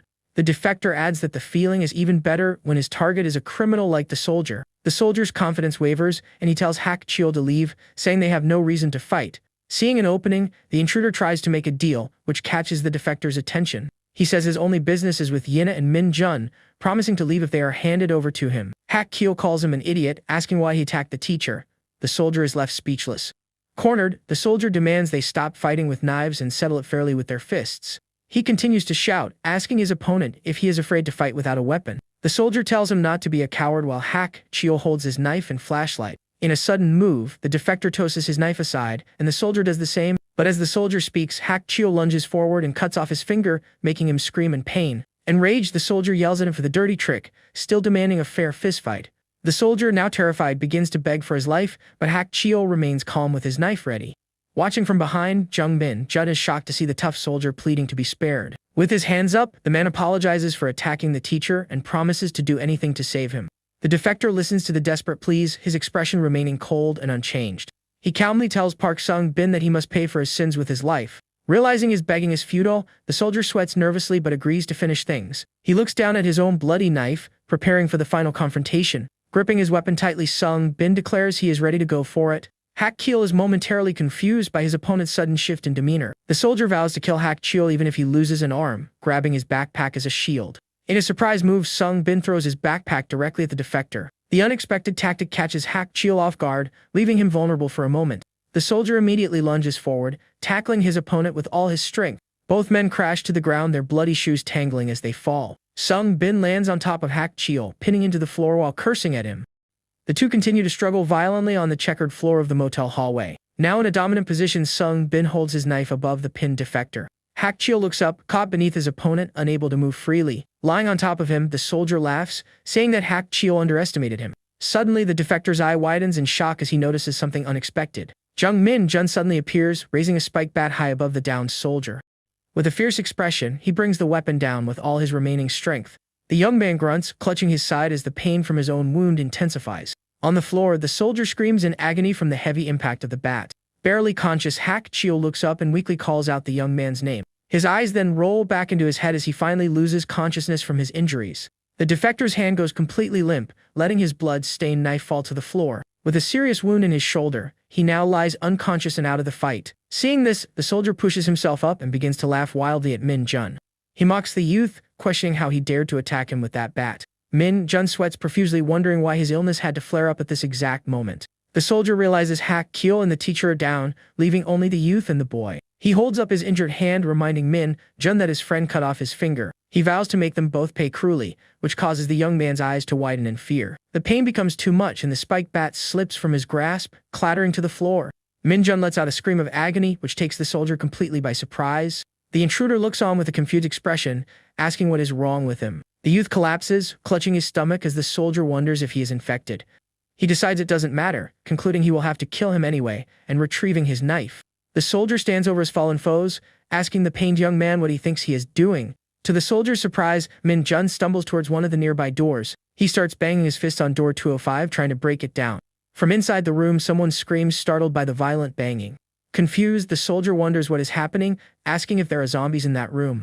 The young man ignores him and continues to slam his body against the door, yelling in pain. The intruder asks if he's crazy, wondering if he would rather be eaten by zombies than die by his hand. The soldier decides that if Min Jun wants to die, he will be the one to do it and rushes forward. Just as he approaches, the youth manages to get the door open. Min Jun falls through the doorway just as the soldier reaches him, leaving the intruder alone in the hall. The soldier stands in the now brightly lit hallway, staring into the dark room. From the darkness, a scream echoes out, followed by another one. A pair of bloody bare feet steps out of the room, belonging to an infected person. Soon, a small horde of zombies stumbles out into the hallway, moaning loudly. The soldier is now trapped in the narrow hall with the zombies approaching and Hak Kyo unconscious behind him. He stares in disbelief, wondering what is happening as the horde shuffles closer. On the floor, the fallen warrior weakly calls out Min Jun's name before passing out. Standing among the infected, Min Jun looks on with a cold and determined expression. The scene flashes back to a table littered with snacks, drinks, and cigarette butts. A young man with a smirk tells Min Jun they should rehearse before Han Yen arrives. He then humiliatingly orders the younger Min Jun to do as he says, laughing at him. The bully taunts the fallen Min Jun, calling him useless as his friends watch on. He grabs the young man, saying he just doesn't like him, and cruelly asks if he is dead like his father. Sung-bin threatens that once Min Jun is gone, he will find his mother and kill her too. The young man's thoughts turn to rage as he blames Park Sung-bin for ruining his entire life. Back in the present, he orders the zombies to attack, deciding he will be the one to judge his old tormentor. The extra character stares at the zombies, confused, and wonders what's going on. Meanwhile, Jung Min-jun watches him with a cold and hateful gaze. He thinks that his life only ended up that way because of one specific person. Pointing at the soldier, he blames him for everything that went wrong in his ruined life. Then the boy gives the order for the zombies to take down the miserable guy standing there. Immediately, the infected rush toward the soldier to obey the command. The guy on the floor wakes up, a bit dizzy, and doesn't understand anything he sees in front of him. Even without knowing what's happening, he realizes the situation has become dangerous. The young man quickly decides the best thing to do is hide in a room. He then drags himself to a nearby door and manages to get inside, locking it behind him. In the hallway, the soldier screams as one of the zombies attacks him without any mercy. The creature manages to grab him tightly, leaving him completely immobilized. The monster then bites the soldier's shoulder, who screams in pain from the attack. Behind the creature, the protagonist watches the scene with a cold, calculating look. Then the extra character manages to push the creature away and angrily yells Min-jun's name. Desperate, he looks around but can't find the boy anywhere. Suddenly, the soldier gets startled when he hears a noise coming from above him. Looking forward, he sees a pair of feet dangling in the darkness of the hallway. From above, Min-jun observes his old bully with a wicked smile on his face. The background character is completely terrified and can't believe what he's seeing. The young man who is hiding comes out of the room and wonders what happened outside.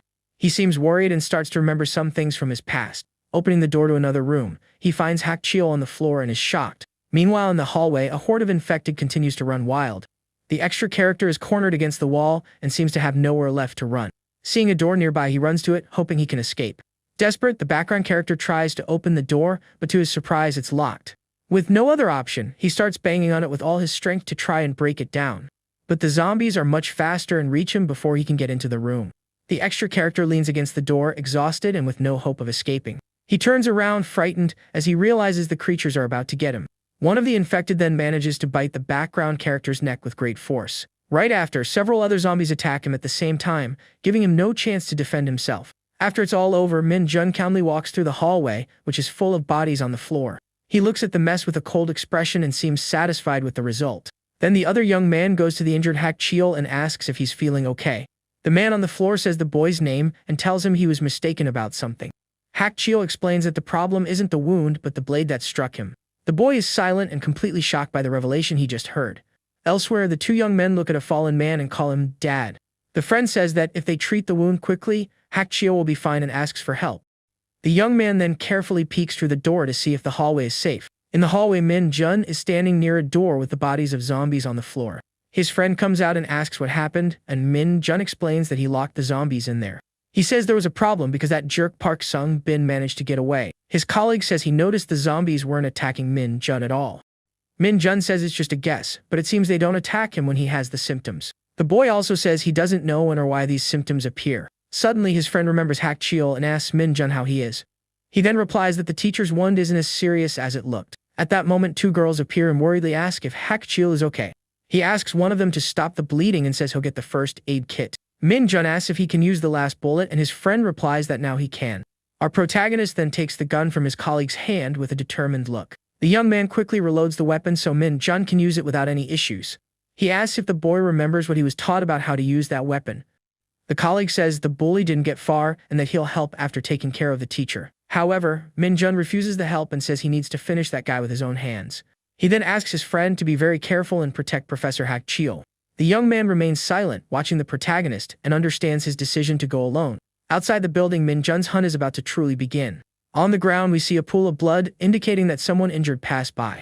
Kneeling in the street, the protagonist observes the trail left by his enemy. He realizes the footprints and blood on the pavement belong to Park Sung-bin. Suddenly, he notices that the symptoms on his arm are starting to disappear. Min-jun thinks that if he isn't quick, the infected might start attacking him too. So he continues his search through the city streets, following the trail of blood. The trail leads him to a dark alley, and it seems the fugitive went in that way. Meanwhile, a group of zombies continues to run desperately down the street. Hiding in a corner, Park Sung-bin looks exhausted and determined to survive. He tells himself that he will manage to survive no matter what. As he runs, he regrets not taking the ambulance and calls himself stupid. The blood trail leads him to the entrance of a seemingly abandoned house. Inside the place, everything is dark and messy, indicating that no one lives there anymore. The bully looks for a first aid kit, as he has already lost a lot of blood.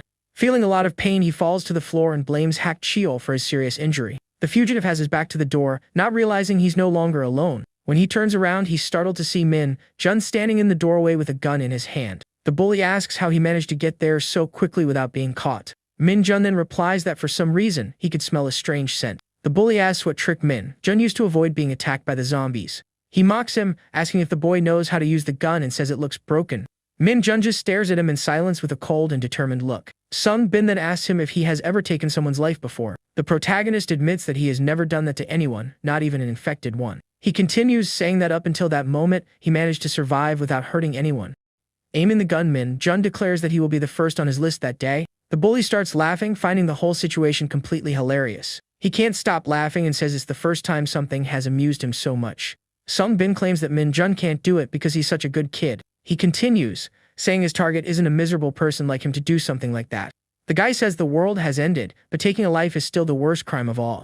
Desperate, he begs for forgiveness and says he only did those things because he considered him a friend. The protagonist is unfazed by his words and keeps the gun pointed at him. Min Jun says that even with the world ending, a delinquent like him doesn't deserve to live. Without a second thought, the boy pulls the trigger and fires at his enemy. The shot hits its mark and sends the bully's body flying back from the strong impact. With the shot, the room's ceiling gets completely dirty and stained with red. A cup falls to the floor, showing the tragic end of the encounter between the two rivals. Min Jun stands in the doorway, holding the gun with an empty look after his revenge. Min Jun drops the gun on the floor after finally getting his complete revenge. His hand trembles slightly as he processes what he just did in there. The bully's face is covered in his own blood and his eyes are wide open. The protagonist stares at the fallen body of his enemy on the messy room's floor. He stands there for a while, observing the scene in complete, deadly silence. Meanwhile, at the Sky Motel, the other survivors wait anxiously for news. Outside, Min Jun walks down the street holding the gun with a lost look. Suddenly, the boy is startled to hear someone calling his name in the middle of the empty street. It was the girl named Yena who is watching him with a very sad expression on her face. Without saying a word, the young woman runs and hugs the protagonist with great force and relief. She starts to cry on his shoulder and seems very shaken by everything. Worried, the boy asks her how Hak Chil is feeling at that moment. The two of them hug in the middle of the deserted street in front of their motel. The scene then returns to the room where the professor is resting with everyone there. Inside the room, the young man cries a lot while Hak Chil is lying in bed. The man tries to calm the young man down, saying there's no reason to cry so much. He calls the boy Nana Jun by his name and looks at him with a serene gaze. Hak Chil apologizes for not telling him sooner, but he already had little time left.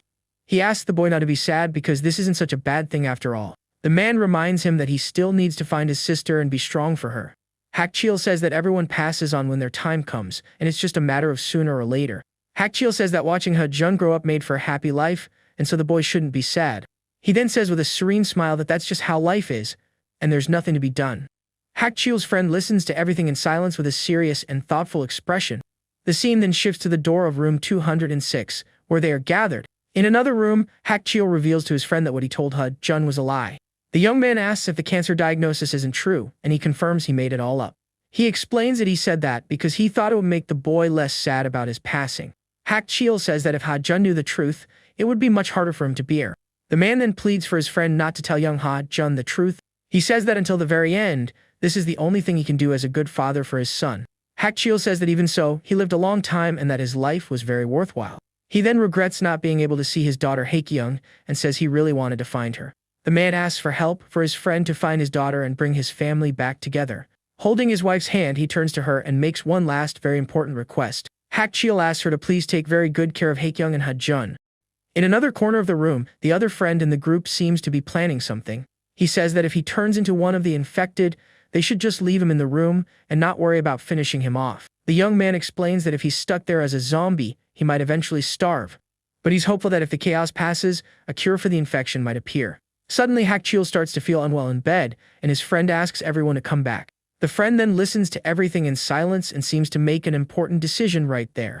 He says he will be waiting for the cure and that he won't give up on that hope. Outside the Sky Motel, the group of survivors gathers to talk. The young man asks if there's a possibility of a treatment for the infected. He says he's not a doctor himself, but he thinks a cure is almost impossible. The friend explains that once you're infected, you're no longer human, and a cure would be great. Yena then asks the young man what happened in the hallway a while ago. He turns to Min Jun and says it looked like the boy was giving orders to the zombies. The girl gets confused and asks if what he said makes any logical sense. Min Jun quickly denies it and explains that he only yelled because he was very angry. The friend assumes the zombies attacked the bully because he was the only one not infected. He remembers that the symptoms protect Min Jun, and the boy confirms they will return. The protagonist then remembers a game called Rage Z and a character from it. In that game, there was a king of the undead who was conscious and led the horde. Min-jun thinks he hasn't become this king because the zombies attack him when the symptoms fade. He decides he needs to test if he can control the infected next time. Yahello looks thoughtful and wonders if the protagonist is still infected with the virus. She then starts to question if she could catch the disease, and if it's dangerous to be near him. The girl thinks that if this is true, even romantic things would be impossible. She imagines that kissing the boy would be out of the question if he could infect her.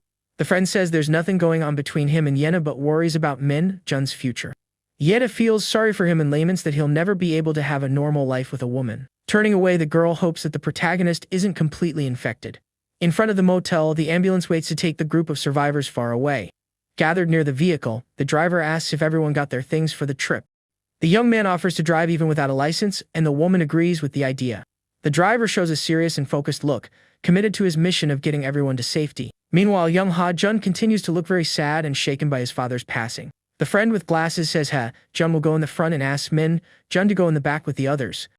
The driver explains that the station is nearby, but the worst thing would be getting stuck on the way. The ambulance's blood-stained wheel shows that their journey will be anything but easy. With everyone on board, the vehicle finally leaves the motel and begins the dangerous journey. Inside the car, the driver calls out to Ha-jun, who is next to him, to talk a little. He then tells him that he fled from North Korea when he was Ha-jun's age. The young man reveals that his parents had already passed away and that he lost one of his siblings during the escape. He says the only thing he could do is accept the situation and fight to survive. The driver says he can't console the boy, that there's something more important now. He reminds him that when he finds his sister, he will be the only one able to protect his family. That's why he says the boy needs to stay very focused and not get shaken at all. The driver warns him that he's not just any kid anymore, and Ha-jun listens in silence. Ha-jun seems to have understood the message and agrees with the driver seriously. The driver keeps driving with focus, but suddenly he notices something strange. Up ahead, he sees that something is stopped right in the middle of their road. The driver then stops the ambulance because the path seems to be blocked. A black, heavily modified car is parked, blocking everyone's way. The front of the vehicle has several spikes and is completely covered in blood. To everyone's shock, a man is tied to a cross on the front of the car. The strange vehicle is stopped at the intersection and seems to be waiting for them. The driver wonders what kind of car that is and if it's coming for them. He yells for everyone to get down, not understanding what he's seeing in front of him. The young man doesn't know who is there, but he senses the situation has become very dangerous. He then concludes that whoever owns that car is someone very dangerous. A guy tied to the front of the car is yelling out in pain, and everyone just stands there, completely shocked. The ambulance stops in the middle of a deserted street as that bizarre vehicle slowly starts to approach. From up high, Hakiel tries to figure out what kind of car that is and why on earth it's heading toward them. Completely terrified, he yells for everyone to get down and get ready because danger is coming. The driver has no idea who is in there, but he's sure that whoever it is, they're very dangerous people. He comes to the conclusion that whoever is in that car is, without a doubt, a massive threat. In the back, Min-jun and the women look on in terror, not understanding why they've stopped in the middle of the road. The man tied to the cross won't stop screaming in pain, his face covered in red. Suddenly, the strange car stops out of nowhere, making everyone even more tense about the situation. The driver wonders why they stopped and if the other guys have already spotted them. Grabbing his knife, he wonders if he should fight and thinks it would be risky if there were more than 2 people. Out of nowhere, an infected person appears, running and screaming down the street, startling the whole group. A weapon then emerges from an opening on the side of the armored vehicle, pointing right at the infected. With one clean shot, the infected is taken out with a direct hit to the head in the middle of the street. Hakiel is in shock at the scene and immediately recognizes the sound of a real gunshot. Inside the car, someone laughs and comments on the headshot, while complaining about survivors. Someone else replies that all survivors end up gone anyway, and that they don't see anyone around. The driver says they're hiding and that they need to decide soon where they're gonna loot people or food. To everyone's surprise, the bizarre car simply drives right past the ambulance and keeps going. Relieved, the survivors watch the vehicle drive away, thinking the danger has finally passed. Hakiel then says they need to get out of there fast, as he feels something is very wrong. The ambulance continues on its way down the deserted street, which is littered with abandoned cars. They pass by a tall building as a strange silence falls over the city. Further ahead, a crash car blocks part of the street, but they manage to get around it. The ambulance carefully maneuvers between the parked vehicles and the mess on the street. The driver comments that luckily, the road isn't as blocked as he had imagined. He thinks they'll soon be near the station and from there, they can proceed on foot. Suddenly, the driver looks to the side with a very confused expression. In the rearview mirror, he sees that same bizarre car following them very closely. Terrified, the man yells that those guys from before are chasing them, and Min-jun is shocked. Without a second thought, the driver floors it and makes a sharp turn to try and escape. The ambulance speeds down the street at full throttle, trying to lose their pursuer. After the turn, the strange car seems to have vanished, and the street is empty again. Looking back, they no longer see the vehicle and think they've managed to shake it.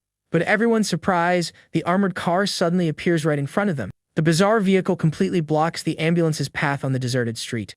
The driver tenses up, unsure of what to do as he sees they've been cornered by the enemy. To make matters worse, the road ahead is also blocked because of an accident. The man then looks to the side, desperately searching for an escape route. He spots the entrance to a parking garage and realizes it's their only chance to get away. Yahello thinks there might be infected inside, but he decides to take the risk and enter the garage. With the decision made, the driver speeds up, and the ambulance rushes into the dark garage. In the back seat, the women ask what's happening, and Yahello explains that a car is chasing them. To everyone's despair, the path inside the parking garage is completely blocked by a car. With sweat dripping down, Yahello realizes that the situation is now a matter of life or death for everyone. He then tells everyone to wait in the car while he gets ready, because a fight is now inevitable. The group's leader gets out of the vehicle, saying that if the strangers are hostile, they'll have no other choice. His rifle is out of ammo, so he only has a makeshift knife and an emergency one to defend himself. He knows that fighting guns with only knives is a massive disadvantage. Yahello thinks that if the situation gets really dangerous, he'll need to take action. Reaching a conclusion, he decides that he might be able to handle the situation by himself. Very carefully, the man hides behind a pillar to peek at what's happening outside. He sees the white car that blocked the way and wonders why the guys haven't gotten out yet. Yahello continues to watch carefully, waiting for the enemy's next move. Outside, the man in the gray hoodie says he can't leave his position and tells the other one to go check. The other guy, wearing a helmet and tactical gear, understands the order and prepares to investigate. With a rifle in his hands, he thinks that if the survivors aren't useful, they'll just eliminate everyone. Seeing the weapon, the driver is shocked and realizes they need to get out of there as fast as possible. Without wasting any time, the man runs back to the ambulance to warn the rest of the group. He yells for everyone to get out quickly, as they need to find another place to hide. Worried, Yahello asks if Minjin is okay and if the symptoms are suddenly coming back. Yahello then asks Yena to sense if there's any in the parking garage, and she says she can feel a few. With a flashlight, the man begins to explore the dark place very cautiously. He shines the light on an abandoned van and finds red marks on the ground, a clear sign of danger. The group then quickly hides upon spotting some infected walking through the garage. With the flashlight, Yahello points to a door, showing the way to the exit. He whispers for everyone to follow him, and the group runs silently to avoid drawing attention. Luckily for them, the emergency exit door is open, and they manage to get through. Yahello asks Minjin to take everyone to a safe place while he deals with the enemy group. He decides to face the guy alone, even though he's armed, since Yahello is out of ammo. The more experienced one will then try to lure the enemy out and fight without using the rifle. Minjin tells his friend to be careful, and he replies not to worry about it. Yahello then steps into the darkness to face the danger and protect his friends. Two infected scream and run through the garage, making noise and attracting more trouble. The man hides and thinks that firing in there will only attract all the infected from the building. Yahello also wonders where the enemy got a rifle with a silencer in the middle of all this chaos. He sighs in relief for a moment and grips his rifle with more firmness and determination. The group leader concludes that if the situation becomes too dangerous, his only option will be to run. Meanwhile, in a dark room, we see the reception area of what looks like an abandoned school. Minjin and Yena enter the place and notice that no one is there and nothing seems to be wrong.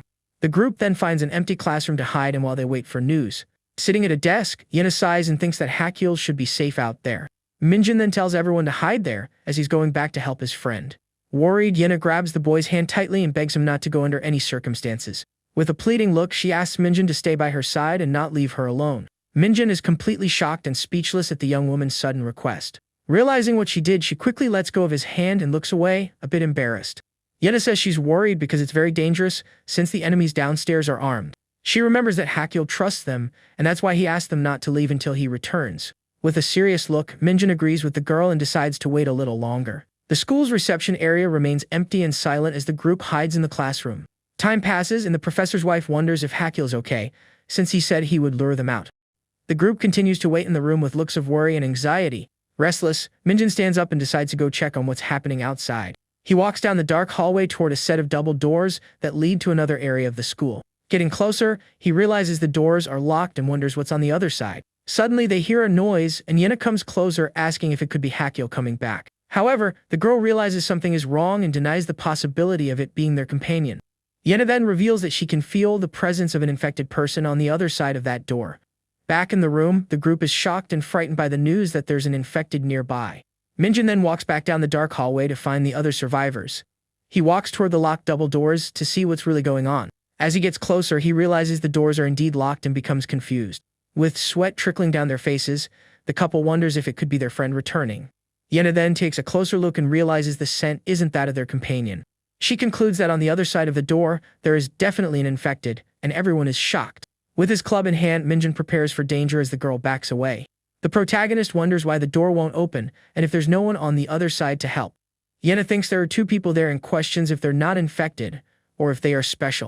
Minjun remembers that the door was open before and that he himself hid his things there. With sweat dripping, he approaches the door to try and uncover the truth. Ignoring Yena's warnings, he gets closer to the door to try and open it and see what's inside. She calls him crazy and says he shouldn't get near, because it's definitely an infected in there. Minjun then turns the doorknob and the young woman asks if he's gone completely insane. The boy with glasses opens the door and steps into the dark hallway to see what's on the other side. With a serious expression, he stares into the darkness, wondering what or who he will find there. To his surprise, he sees two young men standing on the stairs and is shocked by the scene. Minjun recognizes the two as his friends and asks what they are doing there. Hiding, Yena doesn't understand anything and wonders if the smell wasn't human. One of the newcomers comments on the strange pairing of Minjun with the girl, Yena. With a look of horror, Yena covers her mouth and says that they are really infected.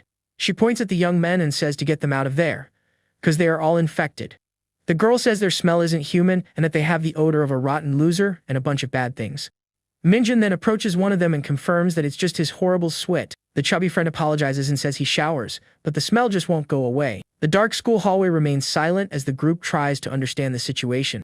The protagonist asks if the guys came from the shelter at Gunja Station, and they confirm. One of them explains that the shelter is full, and they are expanding their territory to accommodate everyone. The other companion says that this was a temporary base, and that he never imagined he'd run into Minjun. The mother then approaches and asks if they've seen a 20-year-old girl around there. She shows a picture of her missing daughter and asks if they've seen her at the shelter or anywhere else. One of the guys looks at the photo and repeats the girl's name, as if trying to remember something. He says he thinks he's seen her before, and that she's the girl from the female isolation area. The mother is shocked and asks if it's true and if he's sure it was her daughter. He can't be 100% certain, but he says that if she goes in person, she can confirm it. Minjun then says there's a problem, as they saw a strange, armed car on the street. He asks if his friends saw the vehicle, but they seem to have no idea what he's talking about. Yena covers her mouth in disgust and complains about the chubby friend's horrible sweaty smell. The guy from the shelter asks who Hakiel is, and the protagonist explains that he's also from the same school. The other companion then says it's been 30 minutes, and he's worried about Hakiel. The chubby friend says there was no one there when they came in and suggests going up to the roof to check. Yena then grabs Minjun's shirt and asks him to wait there a little longer. She asks the protagonist to stay with her and suggests they send the other two friends instead. One of the newcomers then says they can go together, and the two seem a bit confused. The two friends look at each other as if they were having a conversation just with their eyes. Minjun tells them not to worry, and that he'll go up to the roof himself to check. Yena is a bit hesitant but eventually agrees to the boys' plan. The two friends get ready for the mission, and the protagonist tells them not to go too far. The group then goes up the stairs toward the rooftop to see what's happening outside. Arriving on the rooftop, they look out over the city and realize the place is completely empty. Minjun wonders if there's really no one around and if Hakiel is safe down below. He uses the binoculars and questions if his friend is really safe, since he didn't hear any shots. The chubby friend approaches and says that maybe they didn't hear because of the silencer. Suddenly, the chubby guy grabs Minjun by the shirt collar and confronts him angrily. Furious, he demands that the protagonist tell the truth and asks if he's going out with Yena. Minjun is shocked by the accusation, and the other threatens to throw him off the roof if it's true. The second friend explains that Yena isn't that kind of girl, and that she despises losers like them. He recalls that the young woman has a horrible personality, but because she's pretty, everything is forgiven. The chubby guy feels bad as he remembers how she looked at him with disgust and calls him crazy. He then questions why Yena is now asking Minjun to stay by her side if she used to hate him. The protagonist explains that they just happened to be traveling together by chance at the start of the crisis.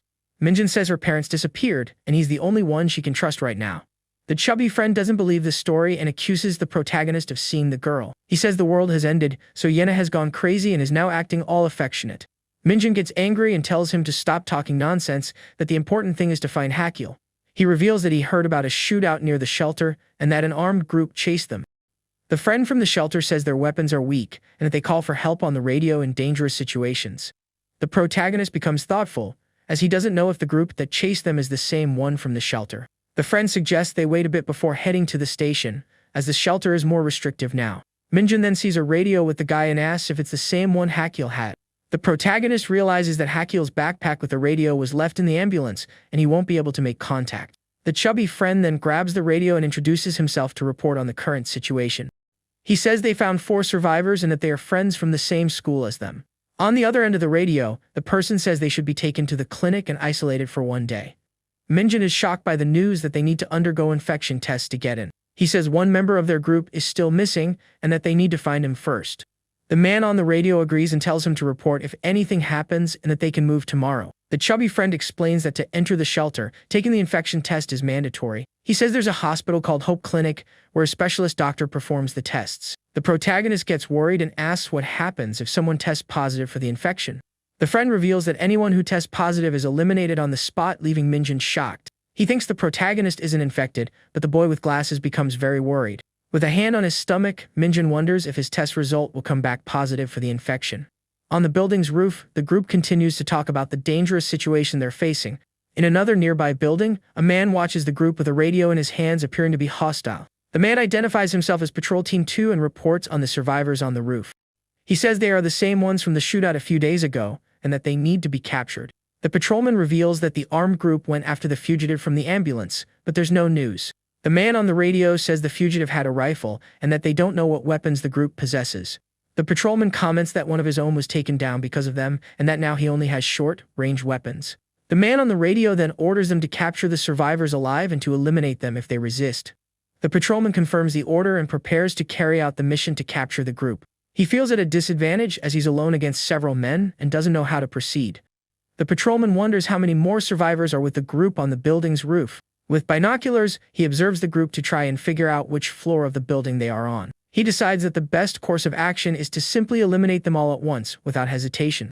Meanwhile, on the roof, the friends are walking, and Minjin reflects on their friendship.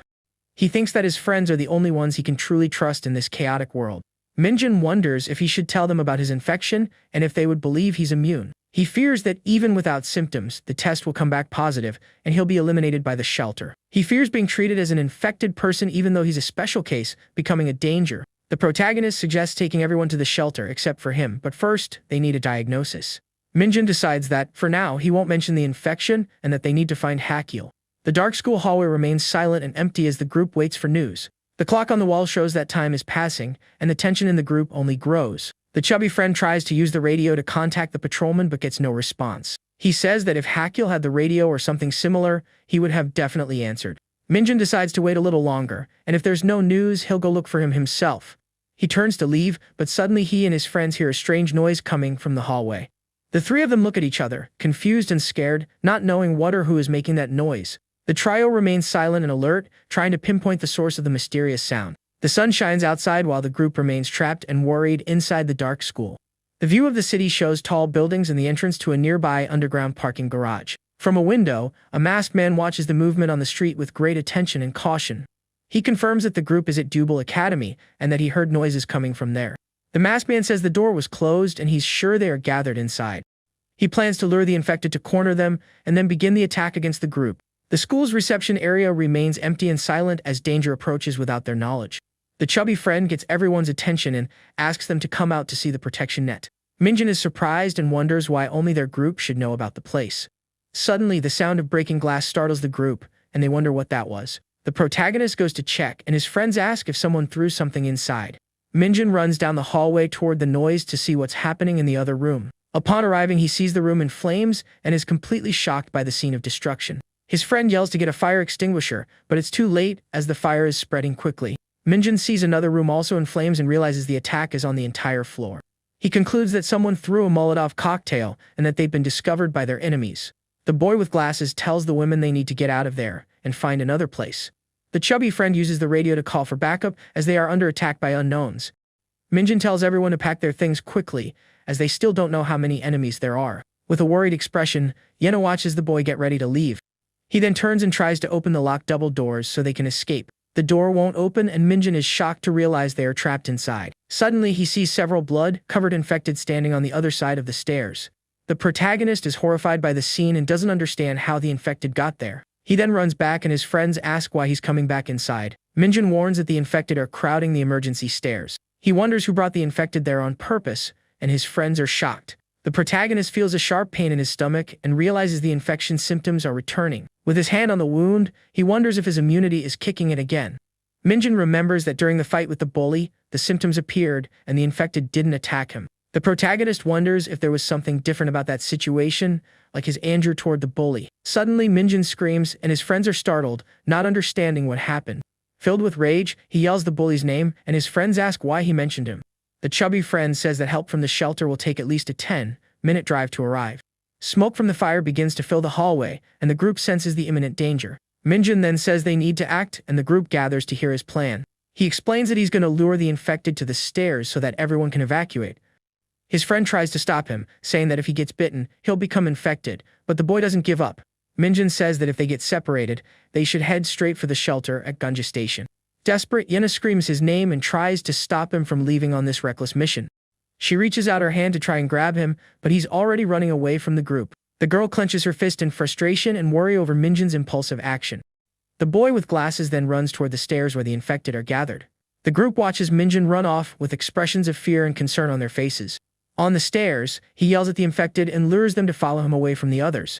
The infected hear his call and start running after the protagonist in a rage. Minjun runs with his club in hand as the infected chase him up the stairs. He thinks that since he's immune, it's better for the infect to bite him than to attack his friends. With a determined look, he keeps running, not caring if he gets bitten by the infected. A horde of infected runs up the dark staircase screaming, and the protagonist wonders how many there are. Minjun then enters a hallway and runs to escape the crowd of infected. He reaches the roof and thinks that if he can lose them there, he can go back inside. Looking back, he realizes the infected are climbing onto the roof to get him. With his club in hand, he prepares for a fight and wonders what the heck is going on. Sitting on the edge of the roof, Minjun looks at the drop and seems to be thinking of a plan. With sweat dripping down his face, he looks up at the sky as if making a decision. He then remembers the first day of the outbreak, when everything started to go so wrong. In the past, Minjun went up to Yena's apartment and tried to end it all by jumping from there. He thinks that if he hadn't met her that day, it would have been his last day alive. Now, he's fighting to survive and realizes he's alive practically thanks to her. Minjun promised Yena he would survive until the end, and that he wouldn't pass on before finding her mother.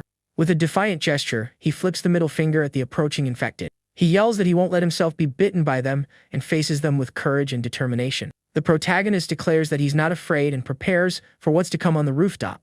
With a daring leap, Minjun throws himself off the roof, club in hand and without any fear. He screams as he falls toward another building in a desperate attempt to escape. Meanwhile, the group of survivors heads down the stairs to flee the burning building. Yena looks worried and wonders if Minjun is okay down there, alone with the infected. She begs for him to come back alive as the group continues their descent to safety. The sky begins to lighten as the group of survivors prepares for another day. Hakyul helps Minjun walk and says they need to head to the station, as the enemies might return. The protagonist wonders who those people are and why they are attacking other survivors. With a serious look, Hakyul continues to help his friend while thinking about the dangerous situation. In an abandoned arcade, the masked man interrogates a severely injured survivor. The man says he has already told him everything about the meeting spot and Hakyul's group's password. He reveals that the main base isn't set yet, as they are constantly on the move. The injured man says they are just ordinary people from the countryside, but the masked man doesn't believe him. The enemy recalls that one of his companions was injured by a criminal with an infected knife. Hakyul then concludes that the knife was covered in infected blood, which is why he got infected. The injured man is shocked by the revelation and realizes his fate is sealed. He says his friend asked him to look for him if a cure was found, but he doesn't believe in that. Hakyul shows his blood-covered knife and says it's also covered in infected blood. He threatens the man, saying that if he stabs him, he will also quickly become one of the infected. The masked man says he won't eliminate him, but he wants to try an experiment with the infected blood. The injured man remains silent, seemingly accepting his fate at the hands of the cruel enemy. He then reveals that they are from Yangqian prison and that they escaped after an outbreak inside. The masked man listens to the story and begins to understand the origin of the group of criminals. He concludes that they are delinquents who came to the city to rob and plunder from survivors. Hakyul then asks if these escaped prisoners have weapons like the one he has. The masked man demands to know the correct source of the weapons, and if they were found with special forces. The injured man says the weapons were recently acquired by a member of the group. He reveals that a helicopter dropped a crate with 2 rifles and a grenade as supplies. Hakyul listens to the story in silence and seems to be starting to understand where the weapons came from. The prisoner says the leader has the other rifle and that the rest are just close combat weapons. The masked man deduces that they are distributing supplies to support the special forces in the city. Hakyul thinks that someone is intentionally distributing weapons to suppress the situation. The protagonist reflects on the weapons and supplies and finds the situation completely ridiculous. He turns to his friend, appearing to have reached an important conclusion at that moment. The street is filled with the bodies of the infected, and a banner warns to shoot anyone who approaches. The two friends walk through the devastated street, filled with bodies and debris everywhere. Minjun then remembers when he jumped from the roof to escape the infected at the school. He screams as he jumps and lands in a room full of scattered desks and chairs. The boy with glasses falls to the floor and complains about the pain from the impact of the fall. Lying on the ground, Minjun thinks he overdid it but is lucky to still be alive. He realizes he landed badly and feels a sharp pain in his legs after the rough landing. With sweat running down his face, he looks to the side and is shocked by what he sees. A masked man with a radio in his hand is standing at the door of the room, watching the protagonist. The masked man then approaches Minjun, who is on the floor, and stares at him in silence. The protagonist is terrified and doesn't understand who this mysterious man is or what he wants. The masked man says he was going to eliminate them all, but they came to him on their own.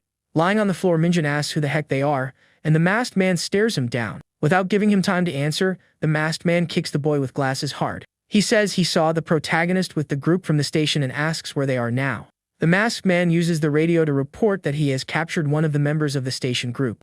He decides to capture him for now to get more information about the others. With a hand on his stomach, Minjun groans in pain, and the masked man prepares to interrogate him. With a powerful kick, the masked man attacks the boy with glasses who is on the floor. The kick sends him flying into the desks in the room, and he falls unconscious after the strong impact. The glass door of a karaoke place reflects the daylight while the group hides inside. The professor's wife asks if there's anyone outside, and the chubby friend says there's nothing. He uses the radio to report that they've reached the building, and the person on the other end says they'll be there soon. The chubby friend is relieved and says their group has arrived and they can leave safely. He suggests that the women go first, but Yahello refuses to leave without Minjun. The chubby friend says it's dangerous there and that they should head to the station shelter first. The other companion says he won't go until he finds them and that the two might already be at the shelter. Yahello and the professor's wife argue about whether they should wait or go to the shelter for help. With a determined look, the young woman says that if they are safe, they will meet up soon. The group then decides to leave the karaoke place and head towards the shelter at Gunja Station. They pass by a bathroom with red marks on the floor, indicating that danger is still nearby. The sign on the wall indicates that it is the men's restroom of the abandoned karaoke place.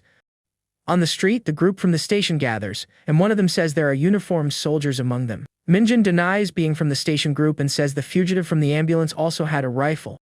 He says they are just people he met along the way, and that he doesn't even know if they are from the station. The masked man says there's a fire in the next building, and they must evacuate immediately.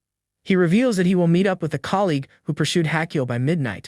With a knife in hand, he threatens that if the friend doesn't show up, he'll have to eliminate the protagonist. The enemy says the boy with glasses will have to pray for his friend to appear, or he will meet a tragic end. The masked man asks if he is infected, and Minjun is shocked by the question. With his hands tied, he denies being infected, but the man doesn't seem to believe him much. The masked man tells the other not to wait for him to turn and to just eliminate him. The enemy locks Minjun in a bathroom stall to decide what to do with him. He waits outside, thinking about the next step in his mysterious plan. The masked man then says the word Dabongsan to the protagonist who is locked in the stall.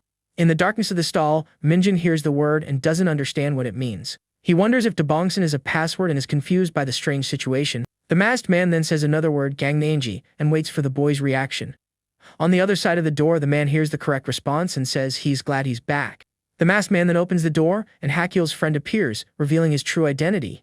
To everyone's surprise, Yahello is there and points his weapon at the man who revealed himself. With a single, clean shot, Yahello eliminates the masked man who is threatening the protagonist.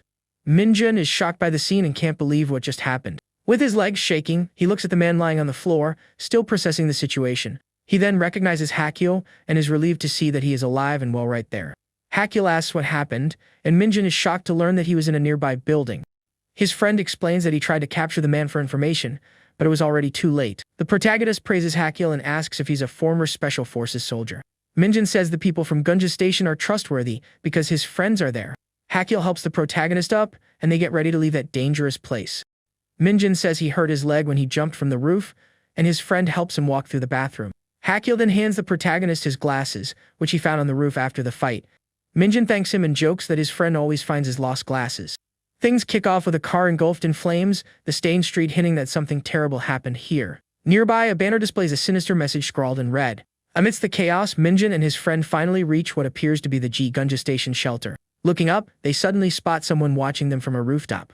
Much to their horror, an armed soldier is perched above, pointing a rifle directly at them. As the two of them panic, the soldier screams for them to get lost immediately. An instant later, a shot rings out, the deafening sound echoing through the street and startling the protagonist. The MC freezes, completely paralyzed with fear, unable to process what just occurred. It turns out the shot wasn't meant for them, but for a few of the infected lurking nearby. It dawns on his partner that the gunfire will only draw more zombies to their location. He quickly tells Minjin they have to make a run for it, at least for now. With no other choice, they bolt down an alley, desperately trying to lose the monsters. They continue sprinting through the narrow passage, searching for a safe place to hide. The protagonist's friend says all they need to do now is find the shelter's entrance. But, as luck would have it, they run straight into a dead end, leaving them completely trapped. Making matters even worse, a horde of the infected emerges right behind them. Left with no alternative, Minjin's partner braces himself to fight off the monsters. Without hesitation, he starts unloading his weapon at the rapidly approaching zombies. In that exact moment, the same soldier from before throws open a gate, yelling for them to get inside. At last, they're safe. The protagonist collapses to the ground in exhaustion as other survivors secure the perimeter. As the gate is forced shut, the zombies are left outside, clawing and trying to breach the shelter. The MC's friend expresses his gratitude for the help, but the soldiers just order them to drop their weapons and put their hands up. One of them adds a warning: a sniper has them in his sights, so they'd better not try anything. Immediately after, another man demands to know where they got such a fully customized rifle. When Minjin's partner claims they found it, a soldier impatiently tells him to shut his mouth. The soldier presses on with the interrogation, asking how a couple of students know how to handle a weapon like that. The boy brings up a shootout that happened nearby, revealing that they were also being chased. This infuriates the soldier, who assumes they're part of the enemy crew and demands to know how he knew about it. However, the group's leader tells his man to stand down, noting that the two don't appear to be a threat. He explains that a recent attack has put everyone on edge, so they have to screen everybody. Because of this, he informs Minjin that he must go to an isolation area for a bite check test. The MC glances at his hand, thinking that even with his symptoms gone, undergoing the test right now would be incredibly dangerous. Trying to buy time, the protagonist says his friends should have already arrived and asks them to check the radio logs. The soldier seems to consider it, but another chimes in that no one can reunite before clearing the infection test. The leader takes the radio and notifies the base about 2 new survivors claiming to know other members. He then asks the pair to wait a moment, assuring them that HQ will respond shortly. Minjin is sweating bullets, the tense situation making the wait for an answer unbearable. Time seems to crawl as they all stand by for the radio confirmation. At last, the control room comes back with the information they requested. The news is that only one of his friends made it back. Minjin is stunned, wondering what could have happened. According to the radio, one of the female survivors stayed behind to search for her friends. He then confirms the MC's friend is with this girl and gives the order to move the duo to isolation. A desperate Minjin asks them to confirm if the name of the friend who stayed behind is Han Yi Na. His partner agrees it has to be Yi Na, figuring their other friend must still be with her. Following that, the soldier tells them they can put their hands down, but the protagonist is still deeply worried. Just then, Minjin gets to his feet, declaring that he has to go back for his friends. But the leader of the group tells him there's no need, as they will be dispatching a rescue team for them. Besides, he explains it's already getting dark, and nobody sets foot outside the shelter after 6 in the evening. He reiterates that their first priority is heading to the isolation building for the infection test.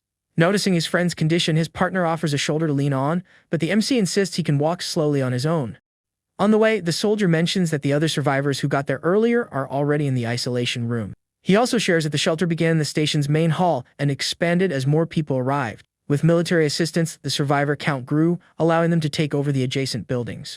Now the safe zone stretches for hundreds of meters, protected by multiple barricades. The soldier cautions them that infected still roam the area, since not all the buildings have been cleared yet. He then gestures toward a massive office building in the distance. He explains their goal is to secure that location, but eliminating every last zombie has proven difficult. Minjin can't help but be impressed by the sheer size of the refuge and their level of organization. Despite that, he can't get the upcoming infection test out of his mind, which only heightens his anxiety. In the distance, plumes of smoke and fire serve as a stark reminder of the ever-present danger outside. Somewhere else, Minjin's baseball bat lies abandoned on the floor of a deserted classroom. Han Yi Na discovers it and figures the MC must still be alive, questioning why he would have left it behind. Her friend warns that the fire could spread to their building, but she just brushes him off. The girl reminds him she already told him to go on without her, confident she could find the others alone. But the side character insists on staying, adding that he even managed to find a weapon for their protection. Giving him a skeptical look, she asks if he's genuinely concerned and if he even knows how to use that thing. He fumbles awkwardly, claiming he's practiced a few times, but she remains unconvinced. Turning her back, the girl states that she only needs the other two to make it through this. He's baffled by her cold attitude, wondering what could have happened between her and the protagonist. Unexpectedly, she turns to him with a faint smile, thanking him for his concern. He's left completely speechless, unable to believe Han Yi actually thanked him. His joy is short-lived, however, as she immediately calls him a psycho for thinking she'd say something kind to him. Still, the girl admits she hates the thought of being alone, which makes the guy think she's just playing with his feelings. Just then, a strange noise from a nearby door catches her attention, putting her on high alert. The doorknob begins to turn slowly, signaling that someone is on the other side. In a flash of panic, she screams at her friend to hide as fast as he can. The door creaks open, and the pair grows tense, waiting to see what will emerge. With their weapons raised, they prepare to attack whatever comes through the doorway. The girl holds her breath, wondering if one of her friends could be behind the door. She keeps her eyes fixed on it, considering the worst-case scenario if it's a stranger. Back at the shelter, night has completely fallen, casting a tense shadow over everything. We get a glimpse inside the isolation building. It has the feel of a derelict medical clinic. Walking down the hall, the MC thinks that his mother must be in a safe place just like this one. Out of nowhere, one of his friends, Sun-ho, appears, calling out the protagonist's name. The MC immediately asks if the rescue team was dispatched to find Yi-Nai and their other friend. The young man confirms a team was sent, but his tense expression betrays that something's gone wrong. His next words confirm that they've lost all contact with the rescue team, leaving Minjun reeling. The scene flashes to a building rooftop, the last known location of the rescue team. On the ground lies a fallen radio, with someone on the other end trying to reach the missing soldier. We cut back to the strained reunion between Minjun and his friend Sun-ho in the corridor. Our protagonist presses him again, desperate to know about Ine and the status of the rescue team. Drenched in sweat, his friend confirms that a team was sent to the location. But then he drops the bad news: they can no longer establish contact with the dispatched unit. We see another shot of the empty rooftop, where the team's radio was discovered. The radio lies abandoned on the concrete, the base's frantic calls going unanswered. As the sun dips below the horizon, darkness blankets the zombie-infested city. Minjun begs the soldier to let him go after his friends, insisting they're in grave danger out there. He argues that he'd go search for them himself, but the soldier reminds him that they, too, have lost contact. The group leader interjects that it's far too late, as the streets become exponentially more dangerous after dark. One of the others remarks that the MC is just a rookie. If anything happened to him, the responsibility would fall on them. We learn the soldier's leader is Heido Hien, a 28-year-old sergeant with combat experience. He looks the protagonist dead in the eye, remarking that out of all the survivors, he's the first one to want to leave on his very first day. Minjun says nothing, the immense pressure of the moment causing him to break out in cold sweat. Seeing this, Kang Hak-chul tries to persuade his friend to wait until morning, reminding him of his injured leg. But the MC's mind is made up. He tells his partner to stay in the shelter while he goes to find the others alone. His friend reminds him that the protagonist would never risk his life for anyone, declaring he's about to break that rule. Witnessing their resolve, Heido Hien announces that if they're truly set on going, he'll let them. Furthermore, he offers to prepare some gear and suggests they use West Exit 1. Acknowledging Minjun's injured leg, he provides an electric scooter, which is considerably quieter. Kang Hak-chul offers to pack the equipment in the protagonist's backpack, and he agrees. The look in the MC's friend's eyes reveals his own determination to join this perilous mission. While the soldier gathers their supplies, Minjun's partner pulls him aside to say something important. It's then that Kang Hak-chul declares he's going with the protagonist on the rescue mission. The MC is taken aback, and his friend uses the moment to ask the soldier for his weapon back. A different soldier watches the exchange and mutters to the leader that these kids have lost their minds. Night settles completely over the city, shrouding the pair's journey in darkness and danger. Peering through the exit gate, they can already see a few zombies lingering on the other side. Heido Hien escorts them to the exit and outlines a plan to draw the infected elsewhere. Next, he hands the protagonist a pistol, assuring him he should be able to handle it without a problem. The soldier bids them farewell, saying this is all he can do, and Minjun expresses his deep gratitude for the help. With everything set, Heido Hien keys his radio and tells the other soldiers to begin the diversion. Moments later, a volley of gunfire erupts in the distance, the loud noise intended to attract the zombies. The plan is a success. Every infected that was in the gate immediately scrambles toward the sound. Once the path is clear, the soldier opens the passageway, allowing Minjun and his friend to slip out safely. Before departing, the protagonist asks if giving them weapons was the right call, considering how scarce they are. The soldier's simple reply is that the people they're searching for must mean a great deal to them. The scene shifts to another part of the city, a reminder that this dangerous night has only just begun. We see the sign for a luxury suite, where Han Yi-ne and her friend are hiding out. All of a sudden, the girl is violently thrown to the floor, letting out a terrified scream. She's completely frozen with fear, unable to comprehend what just happened. Standing over her are three rough-looking men, one of whom cheers about having found a girl. Yi and his friend has also been subdued, leaving both of them cornered by these ominous strangers. One of the men approaches her with a wicked grin and begins taking off his shirt right in front of her. He crouches down before the girl with sinister intentions, leaving her absolutely petrified. The man then roughly grabs her chin, staring her down with a chilling look in his eyes. In a creepy, threatening tone, he compliments her looks and asks how old she is. The girl remains silent, too terrified to react to the horrifying situation, but summoning her courage, she smacks his hand away, refusing to be an easy target. The girl's defiance seems to have angered the man, whose gaze turns even more menacing.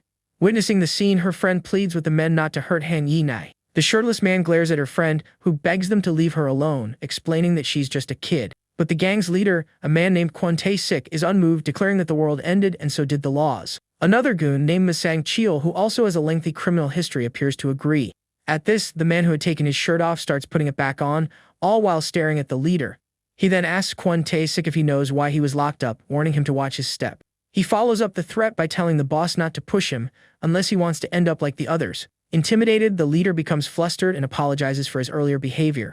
The muscular man then gives an order to dispose of Yi and his friend and use the girl as bait for their plan. He elaborates that with her they can take the G-Gunja station, which he assumes is full of food and weapons. Han Yi-nai is horrified, screaming and asking if they're really going to eliminate her friend. Immediately, the girl begs them to spare him, promising she'll do whatever they want. The side character becomes emotional, hearing Yi call him her friend for the very first time. He slips into a delusion, believing the girl must be in love with him since she's begging for his life. He even considers confessing his feelings, but Yi-nai is only defending him because he's a friend of her other, dearer friend. He's happy nonetheless, thinking he should die here so that the girl might be saved. But the muscular man reconsiders, saying getting rid of the guy now would be a waste. Instead, he suggests they have a little fun with him first, which leaves the side character utterly confused. The man turns back to the girl, asking her seriously if she has ever taken down a zombie. When the girl stays quiet, he continues his questioning, demanding to know how she survived this long. The kidnapper studies her thoughtfully, trying to figure out how this girl could be useful to his group. With an icy stare, the muscular man tells his henchmen to grab the girl so they can begin their plan. The other thugs are confused, thinking it's a shame to harm a pretty girl like her. The girl is terrified, as one of the thugs thinks to himself that their leader is a truly heartless man. Just then, Song Ji-hyo steps toward the young woman, telling her she needs to learn to fend for herself. He picks up a fork and presses it in her hand, which only frightens Han Yi no more. The man tells her not to worry, assuring her that what's coming is no big deal. Leaning in, he whispers in her ear, instructing her aim for the face and attack without mercy to defend herself. She starts to panic, asking what he expects her to do with a fork, but he just keeps encouraging her. The man explains this is the only way to survive, then reveals his name is Song Ji-hyo. The scene cuts abruptly to a stained hallway, instantly ratcheting up the suspense. We see the girl on the floor, screaming as if something awful has just happened to her. But she scrambles to her feet a moment later, looking around in utter confusion. The room is in shambles, with clear signs of a struggle all around. Suddenly, the sound of a zombie comes from a nearby door, putting Han Yi-nai on edge. The girl stands frozen, clutching the fork, unsure of what to do. To her absolute terror, Han smashes violently through the door, startling her. However, a mangled infected simply collapses onto the floor, already neutralized. Song Ji-hyo appears, explaining that he gave her a head start by disabling the zombie's arms. He tells her that to survive in this new world, she'll have to get a little crazy and learn to fight for real. With that, he shuts the door, leaving her alone with the monster to see if she has what it takes. Han Yi-nai is paralyzed with fear as the zombie snarls just a few feet in front of her. She's shaking, gripping the fork so hard her knuckles are white, convinced she can't bring herself to fight. The infected then lunges at her, and the girl lets out a scream of pure terror. From outside the room, Song Ji, who repeats that he's already weakened the zombie to make it an easier fight. He states that to survive this, she has to snap and fight with everything she has. After saying this, he locks the door, leaving the girl trapped inside with the creature for her final test. The young woman is still terrified, completely at a loss for how to handle this life or death situation. Holding the fork with trembling hands, she thinks there's no way she can attack the monster. The creature then bolts toward her, ready to pounce and finish the girl off. In a flash, the zombie zips past her, the girl managing to dodge it by a hair's breadth. The girl stumbles to the floor and curls up in fear, watching the infected turn for another attack. Raw desperation washes over her face, as if she's already accepted her tragic end. But finding a final burst of courage, she scrambles to the door, trying to pry it open while screaming for help. The girl pounds on the door with all her might, pleading for Song Ji-hyo to open it and save her. At that moment, the zombie grabs her from behind, and a scream of pure horror escapes her lips as she feels its bite. The monster sinks its teeth deep into her shoulder, and she feels the searing pain of the infection spread. The fork, her only weapon, clatters to the floor, and with it, any hope of survival vanishes. The creature continues its vicious attack while the girl screams in agony. With her eyes squeezed shut in pain, she prays for help, for anyone to appear and save her. The scene closes on the zombie mercilessly attacking her, seemingly sealing Han Yi-nai's tragic fate. But in a stunning reversal, the zombie is sent flying by Song Ji, who appeared in the nick of time. As the door opens, the man steps inside, much to the girl's shock. She just stares at him, stunned. The other thugs are confused about why he intervened, complaining that his little game has gotten boring. The man retrieves the fork from the floor and reminds her that she needs to lose her mind if she wants to live. Saying this, he moves behind the girl and grips her hands in a peculiar way. The kidnapper then helps her steady her grip on the fork, telling her he'll give her a hand this time. Suddenly, the zombie staggers to its feet and charges at the pair, roaring with fury. The creature's face is impaled on the fork, which Han Yi now held steady with the man's help. The girl screams in terror while Song Ji, who forces her hand to keep attacking the monster. He tells her he's doing this for her own good, that she needs to know what it feels like to fight back. The kidnapper makes her stab the zombie again and again with the fork, without a moment's pause. The girl continues to be forced by the man to mercilessly attack the monster. After a flurry of blows, the zombie finally goes still and crumples to the floor. Song Ji, whose face is now splattered with the fluids that erupted from the creature during the struggle. We see the infected's lifeless body on the ground after the pair's brutal assault. The bloodied fork rests on the floor, a testament to the brutal lesson he just taught. Han Yi is covered in grime and trembling, in total disbelief of what she was just forced to do. She collapses to her knees, completely traumatized by the horrific ordeal. The man tries to console her, saying it's normal to feel this way after your first real fight. He concludes by promising to keep helping her until she's able to fight all on her own. Song Ji, who then suggests they take a 30-minute break before they practice again. Han Yi just sits on the floor in a daze, next to the body of the zombie she was forced to destroy. The scene shifts outside, revealing that the sun is now beginning to rise on the horizon. We're shown the deserted streets of the zombie-plagued city, reinforcing the tense mood. Minjun and his friend finally reach the rendezvous point on their electric scooters. Almost immediately, several infected come sprinting toward them, poised to attack. The MC's partner nervously asks if he's certain this is the right place, and the protagonist confirms. Minjun's expression reveals the intense fear and worry he's feeling in this moment. We get a quick shot of the building's interior, where their friends are supposed to be hiding. The scene then cuts to a radio transmission, with someone on the other end making a desperate call for help. The person on the radio warns that the people from Gunja Station could show up at any second. But the man on the other end threatens him, saying if their hideout gets exposed, it'll be his head. He then confirms a rescue party is on the way and tells him to hang tight. Recalling this conversation, Minjun thinks he might be able to pinpoint his friend's exact location. He decides his first move should be to check the building where his friends were last spotted. His partner clarifies that their last known position was the rooftop of the adjacent building. Suddenly, they notice that the fire in the neighboring building has grown much larger. The duo takes off, sprinting desperately through the zombie-filled street to reach their destination. They slip into a dark building and cautiously begin to make their way up the stairs. A sweep of their flashlight reveals that this side of the building appears to be secure for now. Upon reaching a landing, they discover the body of one of the shelter's soldiers. The green armband confirms he was from Gunja Station, a shocking discovery for them. Kang Hak Cheol is bewildered, unable to imagine what could have happened here. The floor is littered with spent bullet casings, pointing to a fierce firefight. The MC's friend deduces that the victims were ambushed and never even had a chance to return fire. He also points out that the weapon he's carrying is the same model used by the enemy group that previously attacked them. This realization spurs them to race up the stairs, fearing their friends met the same fate. The blaze in the building next door continues to rage, its dangerous flames lighting up the night sky. On the rooftop, they find their missing friend's radio lying on the ground, a clear sign something went wrong. The MC picks it up, concluding that the thugs must have taken his friends. His partner grabs the radio and reports into the shelter's base to update them on the situation. He informs them they found the bodies of 2 soldiers, but their friends are nowhere to be seen. Kang Hak Cheol then announces their intention to proceed to Jiangdae, a Gu station immediately. The protagonist is filled with apprehension about the dangerous mission they're about to undertake. As night deepens, the pair prepares to infiltrate enemy territory in search of their friends. They arrive at an alley teeming with zombies and must proceed with extreme caution to avoid being spotted. The MC's friend wonders aloud how they'll ever find their friends in this maze of buildings. Suddenly, they catch sight of a suspicious man smoking on the roof of a nearby building. The armed man appears to be a lookout, scanning the street below for any movement. He grumbles that there's nothing down there but zombies and questions why he's even on guard duty. The lookout continues to complain that Song Ji, who, despite being younger, acts like he's the boss. He's suddenly startled by the beam of Minjun's flashlight and whips his gun around in its direction. The henchman shouts, demanding to know who's there, before Kang Hak Cheol swiftly ambushes him from behind. The MC's friend disarms him, asking in a direct, threatening tone who he is. He then demands to know if the man is an escaped convict and pressures him for a quick answer. Minjun's partner gives him a 3-second countdown to reveal how many thugs are inside. Realizing the man wasn't going to talk, Kang Hak Cheol knocks him out cold without a second thought. The MC urges his friend on, saying they need to move fast because they're running out of time. The duo then slip to the dark building and cautiously starts climbing the stairs. They ascend floor by floor in total silence, careful not to alert anyone to their presence. Kang Hak Cheol takes the lead, signaling to the protagonist which way they should go. Peeking through a crack in a door, he continues to move stealthily down the quiet hallway. All at once, they notice that an elevator door is open, suggesting it was recently used. The MC's friend peers into the elevator shaft and hears faint noises coming from below. A view from the bottom of the shaft shows movement from above, building the suspense. The scene cuts to a trashed, filthy hallway, evidence of a violent struggle. Hengyaina's friend appears, badly beaten, insisting that he doesn't know anything.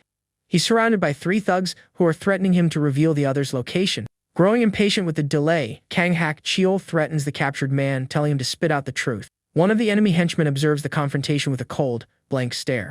The captive goon has no reaction to the threat, seeming not to comprehend what is happening. He then steps into the trashed room, only to find it completely empty, much to his surprise. The hallway is now completely deserted and silent, with only a few scuff marks left on the floor.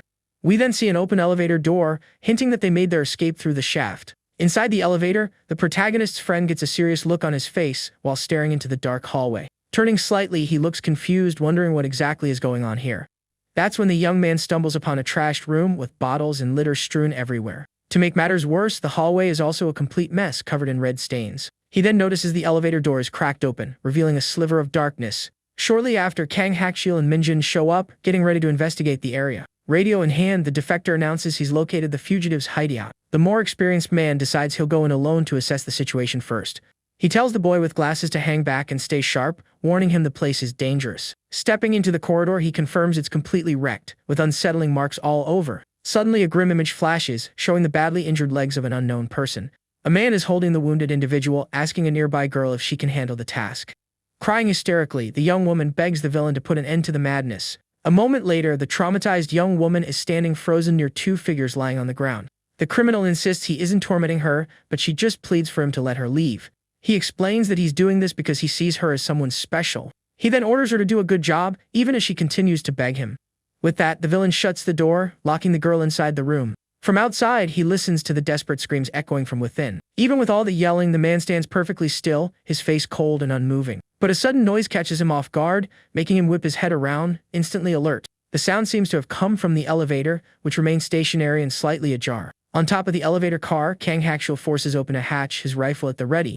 The defector peers down through the opening to get a look at what's happening below. With extreme caution, the soldier lowers himself, landing silently on the elevator floor. Rifle raised, he exits the car and is horrified by the scene that greets him in the hallway. Just then, Minjin's friend, who is scoping out the area, jumps at the sight of the armed man. Covered in a cold sweat, the young man is paralyzed with fear, wondering who this person could be.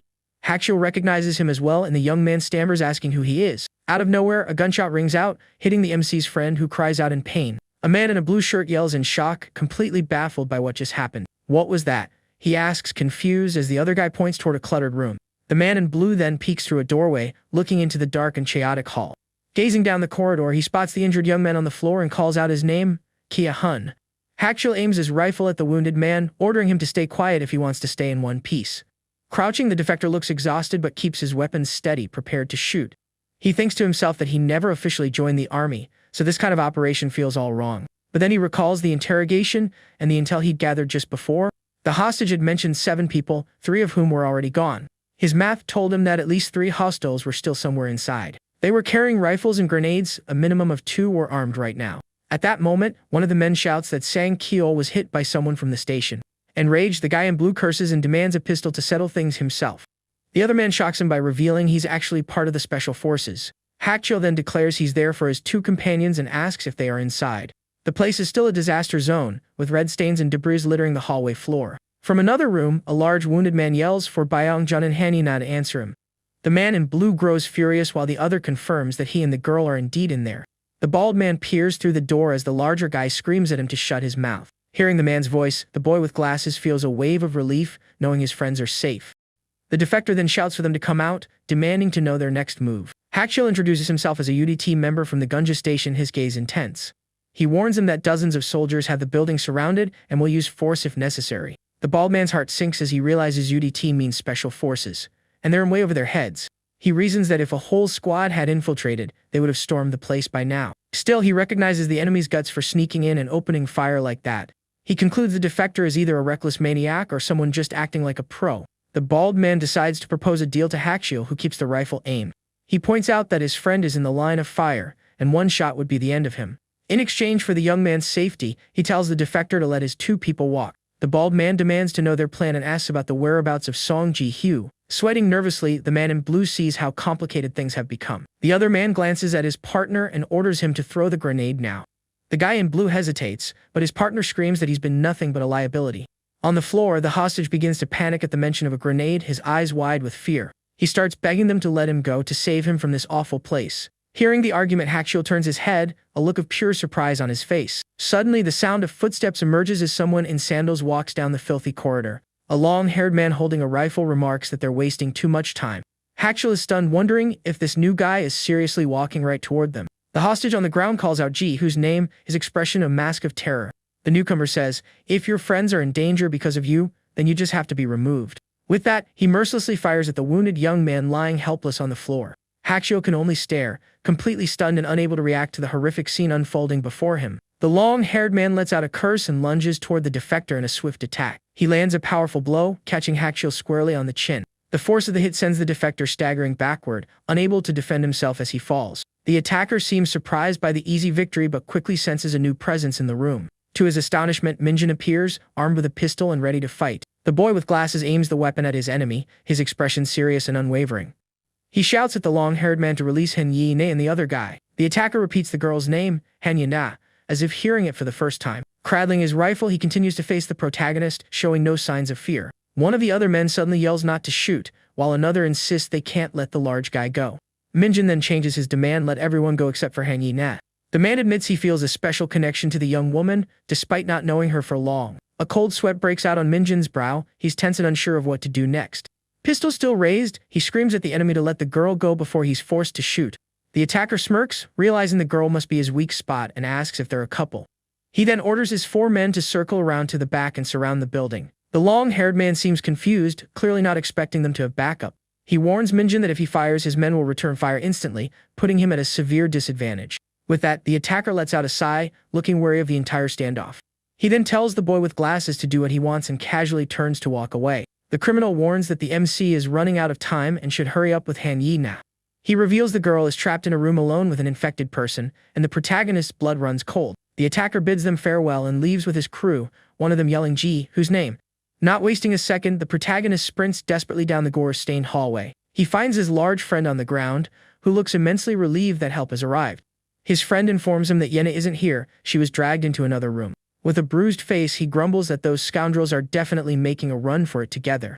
The boy with glasses immediately rushes to the other door, trying to get it open to save the girl. Standing before the sealed door, the protagonist anxiously calls out Yena's name. He spots a blood-smeared fork on the floor, a grim sign that something terrible occurred. Inside, Yena is sitting on the floor with her back turned, surrounded by fallen bodies and wreckage. The protagonist sees her sitting there amidst the chaos, her back facing him. Taken aback by the scene, the boy with glasses calls out to Han Yi-na, completely bewildered. He cautiously approaches and asks if she's alright after everything that happened. Without warning, the girl whips around and grabs him, leaving Minjin utterly surprised. Dressed in filthy clothes, she clings to him tightly in the middle of the cluttered room. Burying her face in his shoulder, the young woman begins to sob, clearly overwhelmed. The MC remains frozen, sweating nervously from her sudden embrace. He carefully places a hand on her head, trying to offer some comfort. "It's okay now," he says softly. "You don't have to worry anymore." As the girl cries in the darkened hallway, a green emergency exit sign casts a faint glow. Outside, backup from the Gunja station shelter finally pulls up to the building. A soldier reports over the radio that he pursued the hostiles but ultimately lost them. He orders everyone to regroup at the base, stating it's too risky to stay separated. With a grimace, the soldier mutters about the scoundrels who escaped. He then turns to Hakshiel, remarking, "I heard you're just a student. That was impressive." The defector replies that he took down several of them and worries about them returning for revenge. The soldier asks where he learned to handle a weapon like that, and he answers that in this new world, it doesn't matter. Hakshiel then reveals he defected from North Korea, and his first takedown was a soldier. He had wanted to join the army, just like the sergeant, after finishing high school. With a serious gaze, he mentions Sergeant Hado Hyan by name. The defector states that he has something important to discuss with the soldier privately. The scene shifts to the door of room 201, where the group has gathered. Inside, Minjin reveals a nasty, infected-looking wound on his stomach. The soldier asks when it happened, and he replies it's been a week, though it might be older. Hakshiel asks for discretion but adds that the shelter's doctor must be informed. The man assures him the doctor is trustworthy and that he'll take full responsibility. The protagonist is completely floored, rendered speechless by the soldier's promise. The boy with glasses then returns the pistol, saying he made good use of it but never fired. The soldier looks at him and says simply, "It's alright that you didn't have to shoot." To the MC's surprise, the soldier tells him to keep the weapon, leaving him bewildered. Back in the messy room, the protagonist thanks the soldier for trusting him with the pistol. Night settles over the city, its buildings silhouetted against a star-filled sky. To gain entry to the shelter, they had to undergo tests and a full day in quarantine. But since Gangnam was their final stop, the group couldn't afford to stay long. The sergeant mentioned that radio chatter called the Gangnam shelter the largest in all of Seoul. This gives the MC pause, since they have no idea what the situation there is like now. In short, the entire Korean peninsula was facing a worst-case scenario. While some penitentiaries had become hotbeds of danger, others had been converted into safe havens. Neighboring countries were in dire straits as well. North Korea had sealed its borders entirely.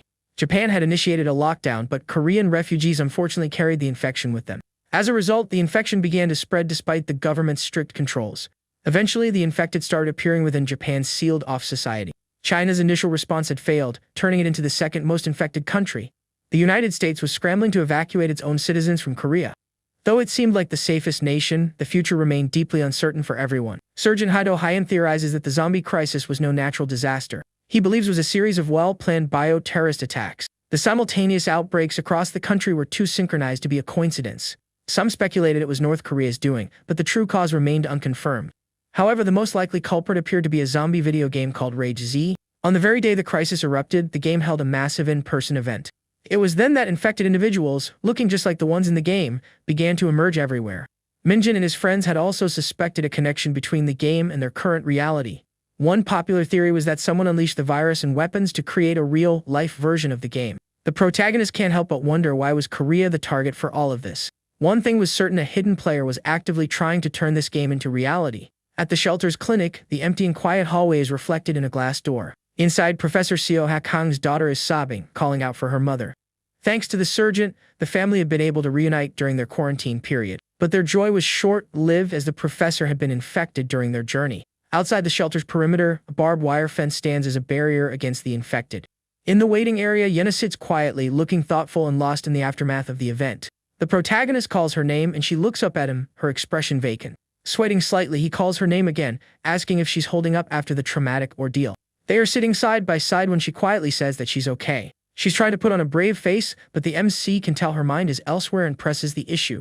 He admits that even against the infected, he would have struggled to attack someone with just a fork. The boy with glasses remembers finding her sitting on the floor, surrounded by bodies.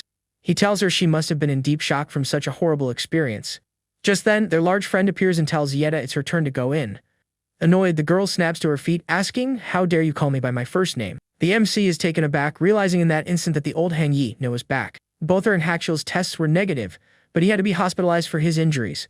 In the clinic hallway, 3 closed doors reinforce the shelter's hospital atmosphere. At last, it's the protagonist's turn. He enters the exam room to get tested. The doctor asks if it's been a week, and he confirms that the symptoms are showing up. She then introduces herself as Moon Seo Rin, Surgeon Haido Hyan's girlfriend. A cold sweat forms on the protagonist's brow as he's shocked to hear he is, in fact, infected. The doctor explains that if no changes occur within a day, immunity is almost guaranteed. Her conclusion is that he must be immune, a critical factor in developing a cure. The boy with glasses immediately worries he'll become a test subject for a vaccine. But the doctor clarifies that their shelter lacks the resources to develop any cures. She says she will keep his infection confidential, but only if he makes her a promise. The MC is baffled by the strange condition she's attached to keeping his secret. Sitting in the dimly lit waiting room, he contemplates this life-changing discovery. Outside, the protagonist tells Yena the truth: he's infected with the virus. The girl asks if that means he's immune, and he explains the doctor is still looking into it. As he relays what the doctor told him, Yena's face fills with horror. "Stay away from me," she screams in a panic, scrambling away from him in fear. She then yells for the doctor, sounding absolutely terrified by the revelation. The girl bursts back into the exam room, saying she has something urgent to discuss. Dr. Moon Seo Rin is startled by her sudden, frantic reappearance. Sitting down, the doctor asks what's wrong and if she's holding someone up from their duties. Yena then begs the doctor not to tell anyone what she's about to ask. Blushing deeply, the young woman shyly brings up Jung Min Jun's name. She then asks if the MC is infected, can he still be with a woman? The doctor is left utterly speechless, stunned by the girl's outlandish question. She continues to stare at Yena, finding it hard to believe what she just heard, thinking the girl has a one-track mind. Staring into space, the girl whispers Jung Min Jun's name, her voice filled with concern. Now in front of a doctor, she asks what the infected young man can no longer do. She gets completely flustered and asks if he can't be with other women anymore. The health professional looks at her, a bit puzzled by such a sudden question. At this, the doctor asks why she is suddenly asking something so silly. Then, the woman in the lab coat puts it together and realizes Yi Nai and Min Jun must be dating. The young woman turns beet red, shouting that they aren't going out, insisting they're like siblings. Still, her desperation shows as she worries he'll be alone, and the doctor tells her to calm down. Crossing her arms, the woman in the lab coat says she understands her curiosity but needs to ask something first. She then asks Yi Nai if the girl would dare to kiss one of the infected roaming the streets. Immediately after, she adds that the protagonist is infected in the very same way. A single tear streams down the girl's face as the doctor confirms there's no cure for his condition. For that reason, she advises that the young man is someone she should, in principle, stay away from. While the infection spreads through wounds and blood, saliva or other fluids cannot be ruled out. The health professional concludes her explanation by stating that his body is extremely dangerous. As Yi-na leaves the room, the doctor thinks to herself that this must remain a secret, per a surgeon's request. The protagonist is sitting in the hallway, and the doctor reflects that he shouldn't have been sharing food. Furthermore, the young man could become aggressive at any moment, so caution is essential. The girl walks up to the protagonist, who asks what they were discussing, but she quickly changes the subject. He tells her the doctor warned him about the danger of them having eaten together earlier. He explains that from now on he must wear full-body clothing and avoid all physical contact.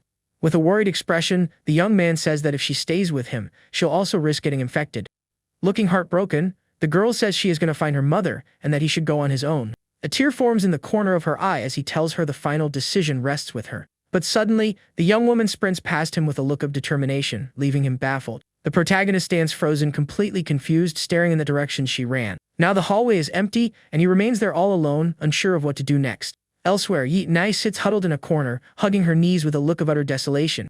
Minutes later, the young man finds her and timidly asks if she's upset with him. She denies it, saying she was just grateful he went through so much trouble to come this far with her. The protagonist explains he's just incredibly worried about her possibly getting infected as well. The young woman then scolds him for having such foolish thoughts, adding she'd feel less alone with him around. She calls out his full name to command his undivided attention in this serious moment. Yi-na makes up an excuse, claiming she suddenly felt sad because she missed her mom. The girl affirms she promised to help him find his mother and fully intends to keep that promise. With conviction, she declares that whether or not she gets infected is her problem, and he apologizes. As the young man stands near the curtain, she thanks him for finding her and tells him to get some rest. Alone once more, the young woman thinks that because of Jung Min-jun, she could actually become contaminated. She then curls up, lowering her head in apparent frustration with the entire situation. The scene shifts to the hospital exterior, showing the dawn of a new day. Hak Cheol is covered in bandages and on crutches. He'll require 5 weeks of treatment. This makes the protagonist worry, as they'll have to stay at the shelter for 5 weeks before they can leave. They are then introduced to Chief An Hyung-ji, the director of the station shelter. The 50-year-old man appears friendly, telling them they can stay for as long as they need. But the protagonist quickly learns the director despises the infected after what happened to his family. In a flashback, the commander furiously screams at his soldiers to eliminate every last one of the infected. Because of this, the boy with glasses knows his infection must not be discovered under any circumstances. However, his friends have already learned about his condition and were left reeling from the news. And since he could turn at any moment, a condition was imposed for him to remain at the shelter. For surveillance, he was placed in the room next to the surgeon, and his friends joined him there.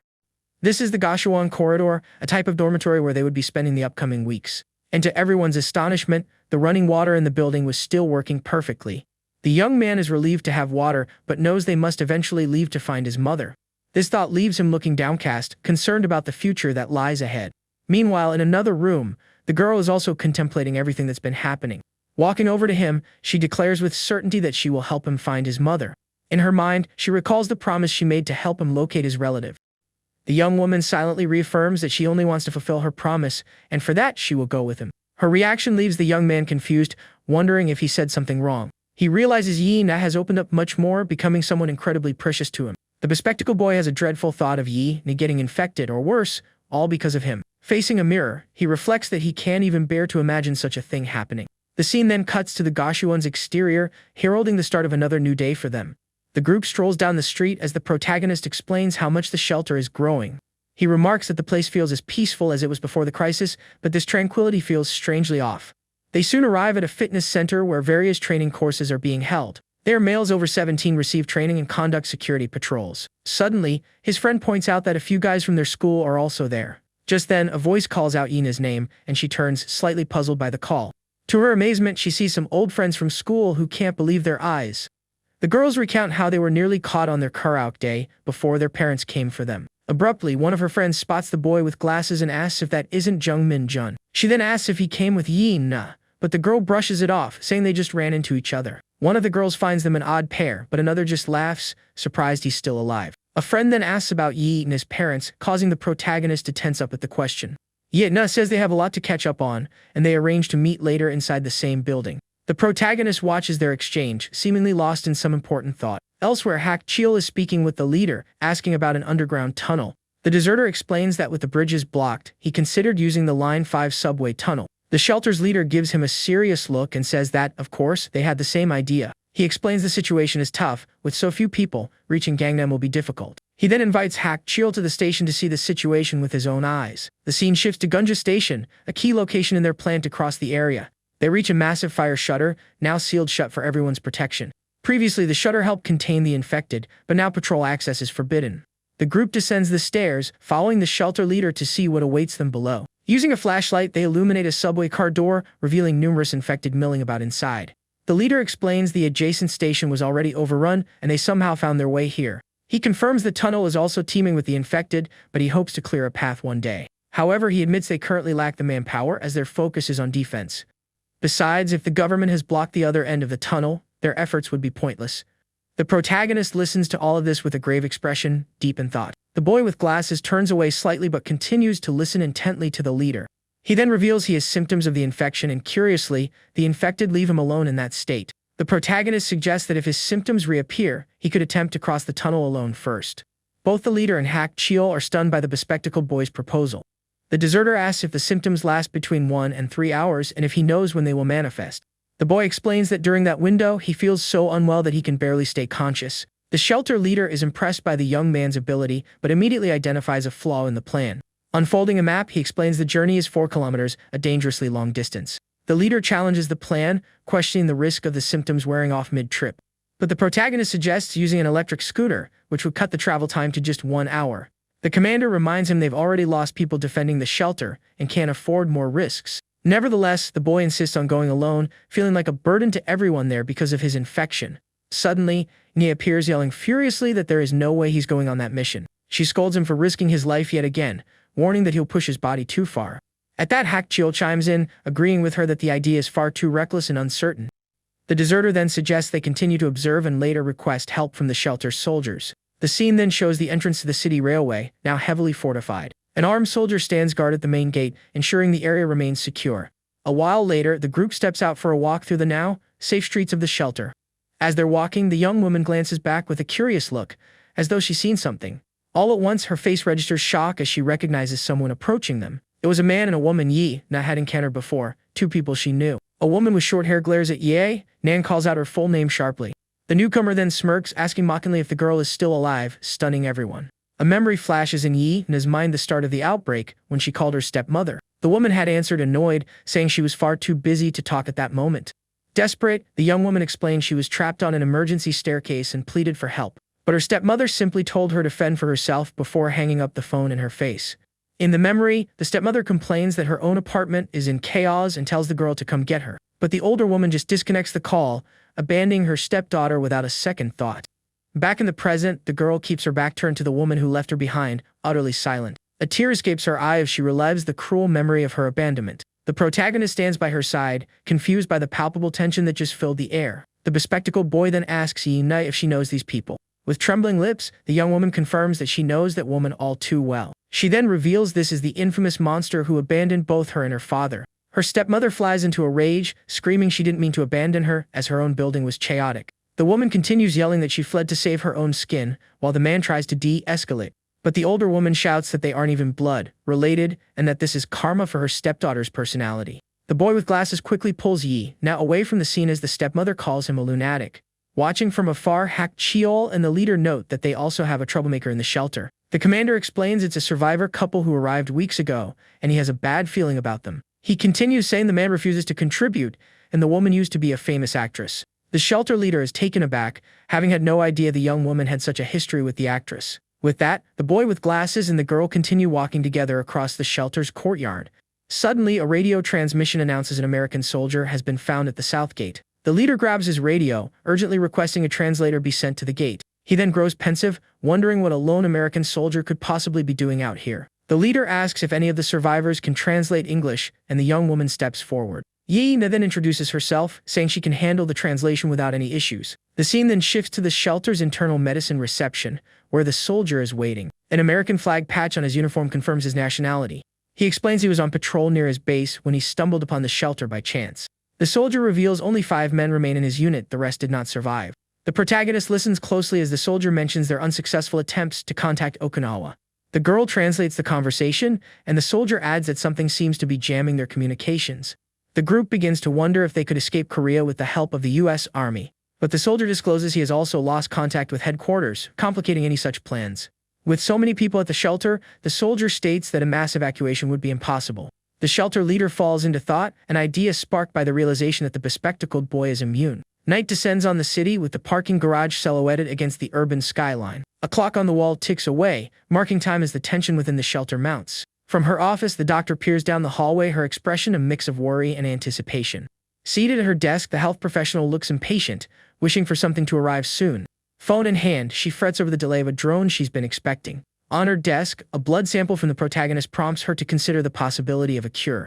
With a hopeful smile, she confirms that the young man is truly immune to the infection. The doctor then decides she must inform Savior Jin of this breakthrough immediately. All of a sudden, her phone screen lights up, indicating a Wi-Fi and network signal is finally available. A smile spreads across her face as she celebrates, now able to finally tell the Savior about the immune individual. She makes the call, surprised to realize it's already been a month since the outbreak began. On the phone, she identifies herself as a researcher at the shelter and reports her discovery of an immune person. The person on the other end asks her to hold while they connect her to the Savior. The health professional nervously covers her mouth, waiting for the call to be transferred.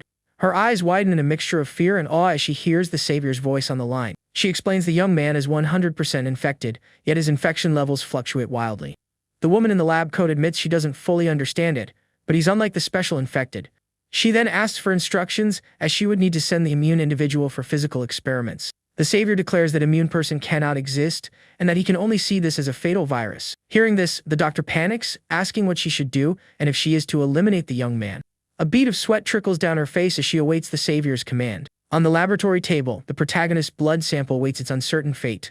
The Savior then resigns the order, instead telling her to send the blood sample first for analysis. He explains that immune individual implies a flaw in the virus, one that can be evolved. The health professional is horrified by the thought of making the virus even more powerful. Desperately, she asks how she's supposed to get the immune person to the Savior's lab on her own.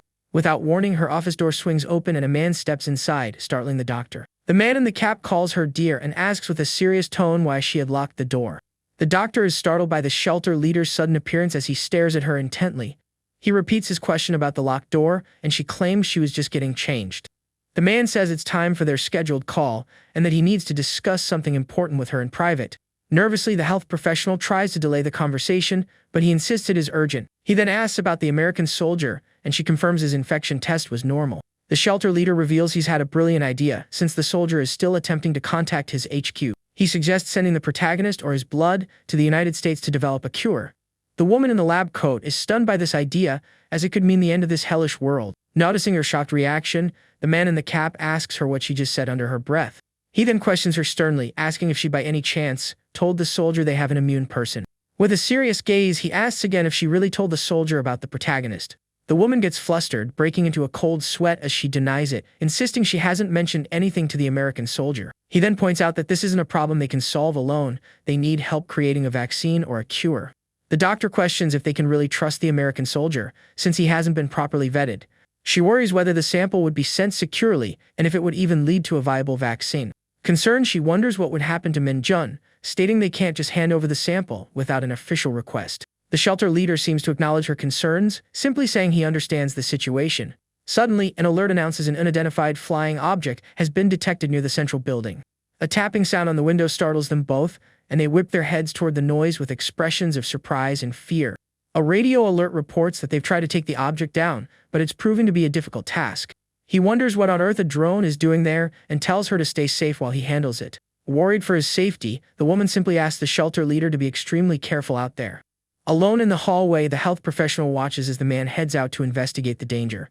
With a thoughtful expression, the doctor murmurs a quiet "who" as she processes the recent events. Desperate, she rushes back to her desk, muttering in frustration as she tries to make an urgent call on her cell phone. The woman pleads for the call to go through, but to her dismay, the phone shows no network signal. With a look of panic, the doctor realizes the call failed and she has no way to communicate. At that moment, she's frozen in her office, unsure of what to do without a signal. Meanwhile, outside the shelter, the situation with the unidentified flying object is still unfolding. Inside the building, a man with bandages tells his friend that they lost sight of the drone. His companion wonders if the flying object belonged to the US military, but the other says no. He then grows concerned, saying that if they keep getting unexpected intruders, they'll need more weapons. His friend points out that their bigger problem is ammunition, since firearms are illegal in Korea. The man then wishes someone would drop off more supplies for them, like what happened last time. But his partner claims that according to Sergeant David, the United States military isn't the one sending them. A while later, the situation outside the shelter appears much calmer and quieter. Soon, a group of American soldiers arrives, praising the facility's design and commenting on Korean strength. With that, everyone is grateful for the safe haven and sees the troops' arrival as a positive step. Security at the shelter's gate is then reinforced to ensure the protection of all survivors. In another part of the compound, a very pretty girl asks one of the young men for his name. He introduces himself as Jungkook Dong, and the young woman says he looks familiar. Immediately after, another guy approaches to flirt with her, but she tells him she's busy. Annoyed with the attention, she wonders where on earth that bum Min Jun ran off to. Suddenly, the girl's expression shifts entirely as she spots something that catches her eye. She sees the protagonist, Min Jun, talking with another girl a little further away. The other girl is thanking him for his help, and the one who was looking for him is shocked, wondering, is that really Min Jun? The girl who is searching for Min Jun walks up and asks what they're talking about, confusing the other girl. The black-haired girl approaches, saying she's been looking all over for her. Meanwhile, two guys watch from a distance, and one of them compliments a girl named Yahello on her skin. His friend then concludes that Han Nae and the protagonist are dating, making him feel like a total loser. With a slight smirk, his friend tells him he's got it all wrong. The bandaged guy is surprised, and his partner reaffirms that the two are not in a relationship. He introduces himself as Bae Soon Ho, boasting that his intuition is never wrong because he's a romance expert. With complete certainty, he claims that Han Yi has feelings for the protagonist Min Jun. He doesn't know the exact reason why, calling it a mystery how the young woman grew to like the protagonist. The guy explains that she comes from a wealthy family, which is why she's so possessive of things she wants. They then wonder how that's possible, since the protagonist used to be a nobody just like them. Suddenly, the girl appears behind them, calling them nobodies and startling them. The two jump and apologize, but she just asks if they were talking about the protagonist. With a serious look, the young woman says that they're his friends. She wants to know everything about Min Jun. The guys are confused by the question but reply that they mostly talk about anime and video games. The word dolls catches the girl's attention, and she seems to get an idea. The young woman recalls a moment when she was in her room, talking with the protagonist. At the time, she was showing him a photo of a beautiful, blonde-haired idol. She then asked with a smile if that woman was his ideal type, but the protagonist just stared back at her with a look of surprise and confusion. The protagonist then reveals the idol as someone he knew when he was younger, named Yu Ji-an. Han Yi-nai is completely floored by the revelation she just heard from him. In disbelief, she turns to Min Jun's friend and asks if the two of them actually know each other. The girl doubts the story, saying that if it's true he knows the idol, she's going to get herself hurt. Blushing bright red, the protagonist's friend stammers, asking if she has a crush on Min Jun. The scene then cuts away abruptly as a voice warns some poor guy to brace himself. Elsewhere, a messy kitchen reveals that some very sloppy people live there. A man stares at some empty bottles, thinking he needs to get even with a few jerks somehow. He suggests to his partner that they either infiltrate an operation or lure some of the infected to the shelter. But his companion Jae-hoo just sits silently with a grim expression on his face. The tattooed man stands and tells Jae-hoo to forget that place, leaving the other man confused. He explains that those guys have already taken out 5 members of their group. Now, with only 3 of them left, they're outnumbered, and Jae-hoo starts to worry. The black-haired guy just says to forget it, and suggests they find somewhere else to stay. This makes the tattooed man's expression harden as he stares down his partner. With a creepy smile, he asks if Jae-hoo is thinking about that girl again. He tells his partner to be honest and asks if he really had feelings for that young woman. The guy keeps pushing, saying the age difference was just an excuse and that this isn't like him. Holding a pair of scissors, he says his sister was just a cover story and that the girl had a wild look in her eyes. At that, Jae-hoo loses his temper and grabs the man's throat, squeezing tightly until he can't breathe. With the scissors in his hand, Jae-hoo shows he isn't playing around and will do whatever it takes. He threatens to do the same thing to the man that they did to his sister, and dares him to repeat what he said. Panicked, the tattooed man claims it was just a joke and begs for his partner's forgiveness. He reminds Jae-hoo that he saved his life once and swears never to mention his sister's name again. The black-haired guy lets him go, and the man slumps to the side, still shaken from the ordeal. Just then, a third man enters the room calling for Jae-hoo, and the other guy tastes sick. The tattooed man turns to see what's happening, still recovering from the scare. The newcomer excitedly announces that he found something absolutely incredible outside. The scene then cuts to the exterior of the building, hinting that something big is about to happen. The 3 of them watch from a stairwell as a strange, loud commotion starts on the street below. With a confused look, the tattooed man peers down and asks what in the world all that noise is. Down below, they spot a giant, grotesque creature covered in wounds with a vacant stare. They soon realize it's not just one, but an entire horde of the infected moving down the street. Tae-sik turns to his partner with a grin and asks if his idea wasn't a pretty good one after all. He explains that if they lure the horde to the shelter, the gunfire will push the infected against the fence. With so many of them, the fence will collapse and the guards will be distracted, giving them an opening to get inside. The tattooed man gets excited, realizing they could take out every last survivor that way. With a wicked smile, he celebrates the plan to wipe everyone inside the shelter. The guy says a massacre was on his bucket list, and this is his revenge on the world that locked him up. He then asks if Jehu understands how he feels, but the other man just turns his back and walks away. Jehu realizes the plan has changed. The goal now is to unleash chaos on the shelter using the infected. The tattooed man confirms that this is a pure revenge mission against every single person there. Jehu seems to accept the situation, but he still has something important to tell his partner. With a determined look, he states that he has to find Han Na, no matter what. He then says he doesn't care about anyone else, all the others can be eliminated. The tattooed man then remembers the girl and asks if he's talking about Han Na. With a sly grin, he says he doesn't get what goes on in Jehu's head, but he's on board with the plan. Now they just need to figure out how to lure the horde, which won't be an easy task. Their other partner suggests finding a survivor to use as bait, and Tae-sik seems to consider the idea. Meanwhile, inside the shelter, life goes on as usual in the clean and orderly hallways. In a kitchen, a few girls are chatting, and one asks if Haesang really made it across the Han River. Another confirms that was her last known location, and that she's likely at the Gangnam refuge.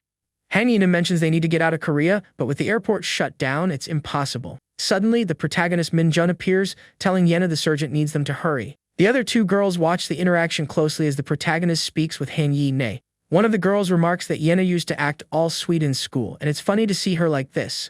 Just then, a man on crutches enters the room and curiously observes the girls' conversation. The man with bandages finds the sudden friendship between Han Yi-ne and the protagonist Min Jun amusing.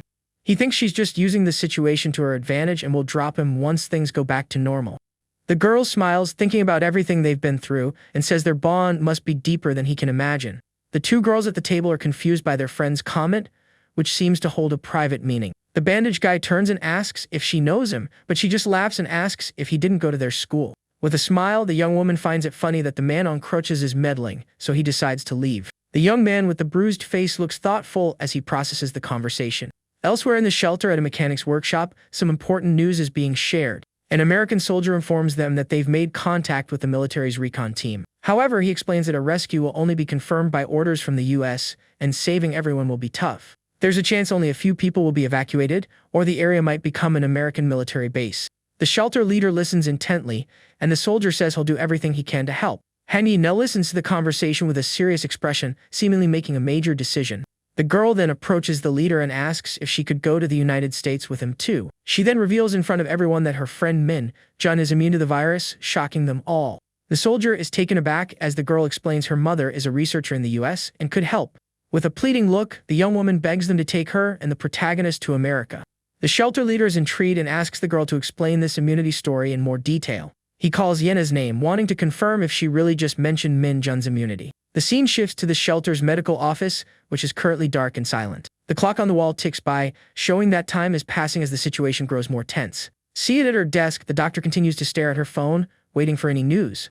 She believes the savior must have understood the urgency and will be in contact soon. With a sweaty brow, she thinks that if this isn't resolved soon, reinforcements will be on their way. The health professional then realizes she can no longer handle the protagonist's case by herself. Suddenly, a knock on her office door makes her jump as someone asks to come in. Startled, she ducks behind her monitor, but still gives the person permission to enter. On her desk, we can see a microscope and other essential medical research equipment. It was the shelter leader, and the doctor asks him the reason for his sudden, late-night visit. The man in the cap just stares at her silently, his expression serious and impossible to read. He then reveals to the doctor that he told the American soldier about Min Jun's immunity. Shocked, the woman listens as he explains that he asked Sergeant David to handle the case personally. The health professional is left completely speechless and breaks out in a cold sweat from sheer panic. In a fit of rage, she yells at the shelter leader, reminding him she warned him not to say anything. Desperate, the doctor asks why he's doing this and why he didn't listen to her. He tries to calm her down but also seems agitated, muttering about the mess they're in. The doctor is still panting and panicked, unsure how to react to the shelter leader's decision. After a moment of tense silence, he calls her a familiar, affectionate nickname to try and soothe her. The man then mentions that he's noticed she has been acting very strangely lately. With a look of determination, he says this was his decision, made for the good of all the survivors. As he leaves, the doctor thinks to herself that this is the best option for them and for all of humanity. With a single tear rolling down her cheek, she thinks that if anything goes wrong, the blame will be entirely on him. The health professional is terrified just thinking about the horrifying consequences if their plan fails. With that, the shelter leader exits the room, leaving the health professional alone with her thoughts. Kneeling on her office floor, she thinks that the current situation is simply unbearable. Then, with a look of desperation, the woman picks up a handgun, deciding the only way out is to eliminate Min Jun. To do so, the doctor checks a resident list to find the protagonist's room number. With her goal set, she hurries through the shelter's corridors to find him. As she walks, the doctor mutters something about her glorious savior and the mission she must complete. She then conceals the handgun inside her lab coat, determined to see her dark plan through. Rushing down the hallway, she thinks of the eternal downfall of the corrupt and rotten Republic of Korea. The health professional finally arrives at her destination, the door to room number 5. Standing before the young man's room, the woman takes a deep breath, steeling herself for what's to come. She then knocks on the door, apologizing to Min Jun and dedicating her body and soul to the cause. Introducing herself as Seo Rin, the doctor asks if he minds opening the door for a moment. The doctor claims she found something in his blood and needs to check one more thing urgently. Believing her story, the protagonist opens his door to let her in. The young man then asks why she came in person instead of just calling him. Without answering, the woman swiftly pulls out the handgun hidden in her lab coat. In one quick motion, she aims the weapon directly at the protagonist's head, and he freezes. Utterly shocked, the young man can only stammer the doctor's name, unable to process the situation. With a chilling smile, she says that for the savior's sake, Min Jun must be sacrificed. Someone shouts, "Don't move," but the woman's expression remains completely unhinged. Suddenly, the shelter leader appears behind the doctor, aiming a handgun directly at her. With a creepy smile, the woman turns in surprise and calls him Appa, confused by the situation.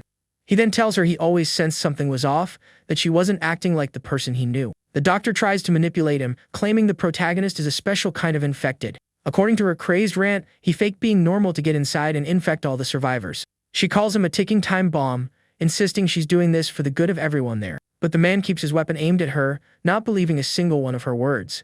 With a grave expression, he asserts that she's not the Yoon Seo Rin he once knew and loved. To him, it's as if some dark entity has taken over her body, turning her into someone else. With a sinister smile, the health professional asks if he really believes a story like that. The woman says she didn't expect this from him, but she already has a backup plan. She then threatens to take out the protagonist even if he stops her, guaranteeing they'll both go down together. The man becomes desperate, asking who is threatening her, because she was never like this before the outbreak. But the doctor just stares back at him with a wild smile and completely empty, emotionless eyes. Completely distraught, he screams, asking when she became such a monster. Suddenly, a tear escapes from the woman's eye, which begins to twitch uncontrollably. He reconsiders, saying that even if she harms the boy, he could never bring himself to harm her. He then vows to find the person who did this to her, no matter what it takes. Meanwhile, another lonely tear traces a path down the health professional's anguished face. In a moment of pure agony and despair, the woman lets out a terrifying shriek. The protagonist is completely stunned as the doctor continues to scream without stopping. She then turns to the shelter leader and yells about her proud savior, leaving him bewildered.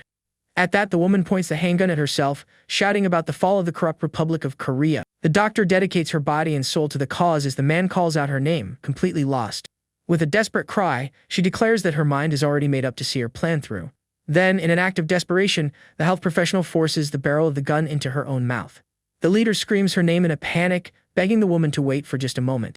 But the doctor holds the gun steady, ready to pull the trigger at any second. Suddenly, a single shot echoes through the hall, and the ceiling is splattered with red. Alone in the corridor, the man stands frozen, holding his weapon, utterly devastated by the scene. In a state of shock, he can only whisper the name of the woman who just ended her own life. Sitting on the floor, the protagonist Min Jun is also paralyzed with fear, unable to believe what he just witnessed. The doctor's lifeless body now lies on the ground, a fatal wound marking her neck.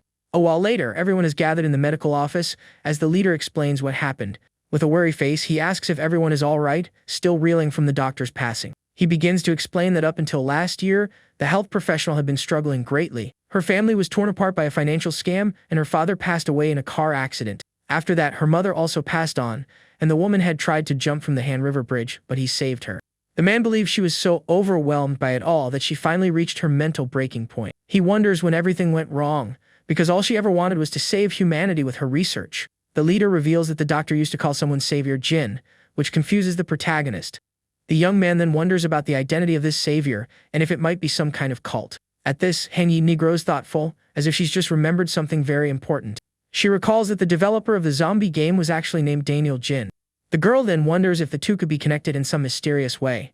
One of the guys picks up the doctor's phone but says it's locked and he can't get in. The protagonist starts connecting the dots about the game, the name, and the creator's nationality. Suddenly, he has a major breakthrough when he remembers the man was born right there in Korea. With a shocked expression, the young man looks at her diplomas and wonders what on earth happened. The scene then jumps forward to a few days after the health professional's tragic end. We see Han Yi-na standing in the hallway in front of a shelter door, apparently waiting for someone. With a worried expression, the girl wonders why the protagonist won't come out. She calls his name and asks if he's in there, urging him to come out so they can leave. From inside the room, the young man replies that he can't, because he suddenly started to feel sick. The girl is completely shocked and deeply concerned by his response. Inside the room, we see the shelter leader is also there, watching over the young man in bed. The protagonist says he has cold-like symptoms and wonders if his immune system has gotten weaker. But the young man feels that something is different, that this isn't just a common cold. The shelter leader then asks him what he means by that, and how he's feeling. The protagonist says it's hard to explain, but that the feeling is somehow very different. With a serious expression, the shelter leader contemplates the protagonist's current condition. Han Yi-na then tells the young man not to leave the room, warning he'd be in big trouble if caught. Lying in bed, the young man feels like his body is on fire and thinks he must be going crazy. He sits up, drenched in sweat, and realizes something is definitely wrong with his body. The young man looks down at his arm and sees strange red marks spreading across his skin. Suddenly, a loud explosion rocks the building, leaving the protagonist completely stunned. He wonders what that noise was and what in the world is happening outside the shelter. An emergency alert blares, warning of a grenade explosion and a suspected intruder. The announcement also instructs all survivors to evacuate to their residences for safety. Meanwhile, outside we see a crashed police car, which appears to be the source of the commotion. Hours earlier, the villains find the vehicle, and one congratulates his partner on the great find. Their plan is to use the siren to attract the infected, then use a grenade to blow a hole in the fence. The partner says he already knows where to position the cars, and where to launch the grenades from. He then reveals he also found a stun gun and a pair of handcuffs for their plan. The tattooed man is thrilled with the weapon and wonders if it will actually work on the infected. Jae-hoo then notices a police officer's uniform lying on the ground near a fallen officer. His tattooed partner suggests using the uniform to trick the survivors, and the other agrees. He then asks if he can use the stun gun, but Jae-hoo just tells him to do whatever he wants. The black-haired guy doubts the weapon will be useful, but the tattooed man grabs it anyway. With the stun gun in hand, the villain has a look of pure malice and satisfaction on his face. With a confused expression, Jae-hoo doesn't understand why his partner is acting this way toward him. Suddenly, the man in the uniform attacks him with the stun gun he found. With a wicked smile, he asks how Jae-hoo is feeling after that surprise attack. He continues to taunt him, saying the guy won't even be able to move off the ground now. But to the attacker's surprise, Jae-hoo springs back to his feet, seemingly unaffected by the shock. The black-haired young man lunges forward and manages to tackle his partner to the ground. With a look of pure rage, he prepares to strike the man, calling him a worthless bum. Jae-hoo then lands a powerful punch to the man's face, leaving him completely dazed. Their third partner watches in shock, thinking that Jae-hoo is an absolute monster. Suddenly, the other companion attacks him from behind with a rifle butt to stop him. The hard blow to the head knocks the black-haired young man to the ground, completely unconscious. The man in the uniform gets up, wondering why the stun gun had no effect on him. The other asks why he attacked Jae-hoo, and he replies that the guy would have double-crossed them eventually. He explains he could tell by the way Jae-hoo treated him and by the sly look in his eyes. The man claims his partner is a serial attacker and would have turned on them one day. But the companion argues that he only went after the guys who harmed his sister and pushed her over the edge. Even with the explanation, the tattooed man seems irritated, and the other just apologizes. He then grabs a rifle and says he wanted to mess with him a bit before finishing him off. But his partner stops him, suggesting they use a different method to save their bullets. They then cuff Jae-hoo to a pipe using the handcuffs they found on the police officer. The tattooed man taunts Jae-hoo, saying he's getting the silent treatment now, and calls him a jerk. He then threatens to remove the guy's arms and legs, but his other partner stops him. The companion grabs a megaphone and says he'll handle things from here so they don't waste time. He then tells Jae-hoo there's nothing he can do to help him, because he has to look out for himself. The man confesses that being around Jae-hoo was starting to wear on him a little. He switches on the megaphone and says he's sorry to get rid of him, but he has to survive. The partner then leaves the room, abandoning Jae-hoo, who is left alone and chained up. In the dark, messy room, the black-haired young man is completely helpless and deserted. The door to the room is left ajar, while Jae-hoo's fate remains uncertain and grim. The scene shifts back outside the shelter, where life seems to carry on normally under the sun. On the roof of a nearby building, two soldiers are vigilantly watching the street. One of them seems confused by something and is trying to figure out what's happening below. He grabs a pair of binoculars, wondering why a police car siren is blaring. Through the binoculars, the soldier sees something horrifying and his face contorts in pure panic. He shouts for Soldier Park Jae-young, alerting him to the dangerous situation that's approaching. The soldier then orders him to warn everyone in the refuge over the radio immediately. Meanwhile, the police car with its siren on is drawing a massive horde of the infected toward the shelter. The creatures are running frantically toward the loud sound of the police car. Among the infected is the giant, grotesque creature from earlier in the story. The police car then smashes into another vehicle, creating a barricade and blocking the road. With the sirens still wailing, the infected are drawn closer to the shelter, shrieking endlessly.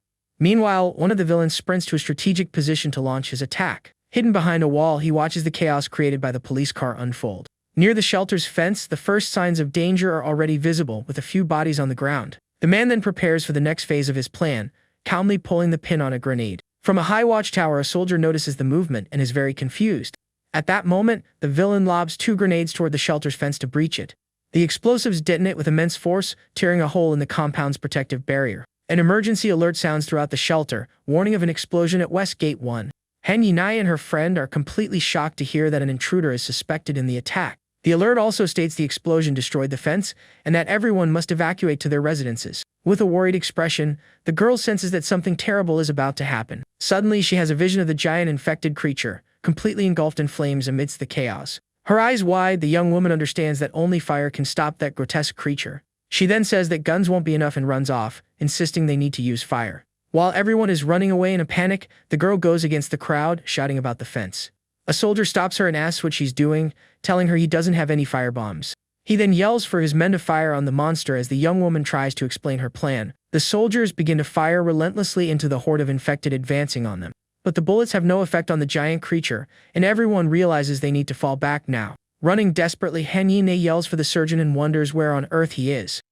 The girl then remembers the protagonist, thinking that if he's showing symptoms, there might be a solution. She calls for everyone to follow her to Min Jun, believing he may be their only hope. With all the survivors inside, the young woman orders them to close the shelter gate. But a woman screams Han Yina's name, her face a mask of pure panic. She and other survivors are running desperately, begging them not to close the gate. With the gate nearly shut, the young woman yells for everyone to get away from there to protect themselves. One of the men manages to secure the gate just in time, leaving the others outside. The 2 women on the other side scream in despair, realizing they're trapped with the horde. Another girl runs toward them, crying for help as she's chased by the creatures. From inside, the other survivors yell at Han Yina, accusing her of trying to get them all eliminated. Amid the chaos, an infected attacks the girl who is crying for help, horrifying everyone. With an expression of horror, Han Yina hears the young girl's screams, begging for someone to save her. One of the women outside shoves her against the fence, calling her a crazy woman. The girl manages to break free and sprints away from the gate and the chaos. With a sharp object in her hand, she reveals she has a plan to survive this. Suddenly, Ji Hu appears from behind and grabs her, leaving the young woman completely bewildered. He then asks her how it feels to have to abandon everything just to survive. Han Yina then takes out a fork and holds it tightly, showing her resolve to fight.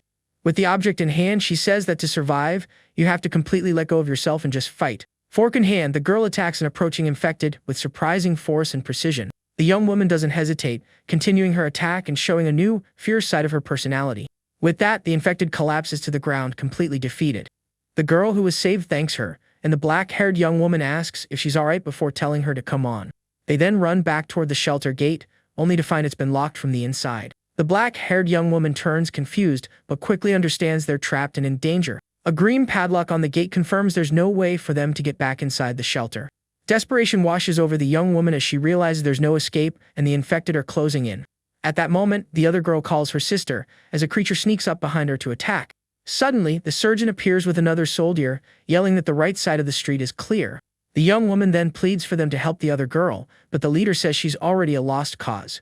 Just then, the other girl is swarmed and taken down by one of the nearby infected.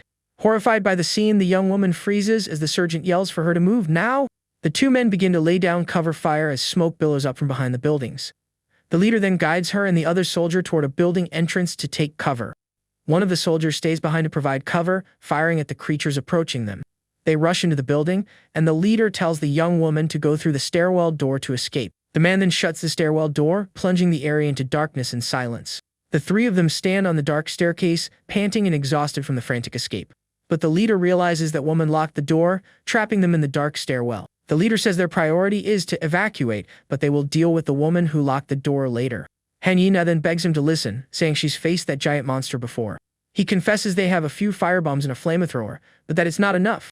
The other soldier asks what they're going to do, and if the surgeon has a plan. They keep calling for the surgeon, who seems to be focused on listening to his radio. A voice on the radio reports that the southern sector has been completely overrun and the survivors are cut off. Another voice orders all personnel to regroup at the North Plaza to defend the sector at all costs. Then, Sergeant Dohayan orders everyone to cease fire and take cover to avoid attracting more infected. He decides they must abandon the southern sector and move all gasoline and flamethrowers to the north. But another voice on the radio argues that the infected are already breaking through the northern perimeter fence. Then Sergeant Go Yeong-hun agrees with the idea of a ceasefire to establish a truce. Finally, the order is given for all personnel to stop shooting, but to take out any infected they see. The shelter leader is worried at this rate, they could all be wiped out. He then wonders where the protagonist is, since he should be able to move if his symptoms are gone. The man decides they have to save Min Jun and get him out of there as fast as possible. He believes the young man is trapped in the building, helpless and in need of immediate rescue. The surgeon then tells Yena it's too dangerous to go alone, and that they will go together to get him. He asks the other soldier how many bullets he has left, and he replies that he only has 12. The leader says he'll try to draw the infected away so they don't push north. He then orders Yena to enter the residence with David and get Min Jun out safely. With a determined look, the girl asks if the surgeon is really going to lure all the infected by himself. The leader confirms it, saying he'll provide good cover until they find the protagonist, Min Jun.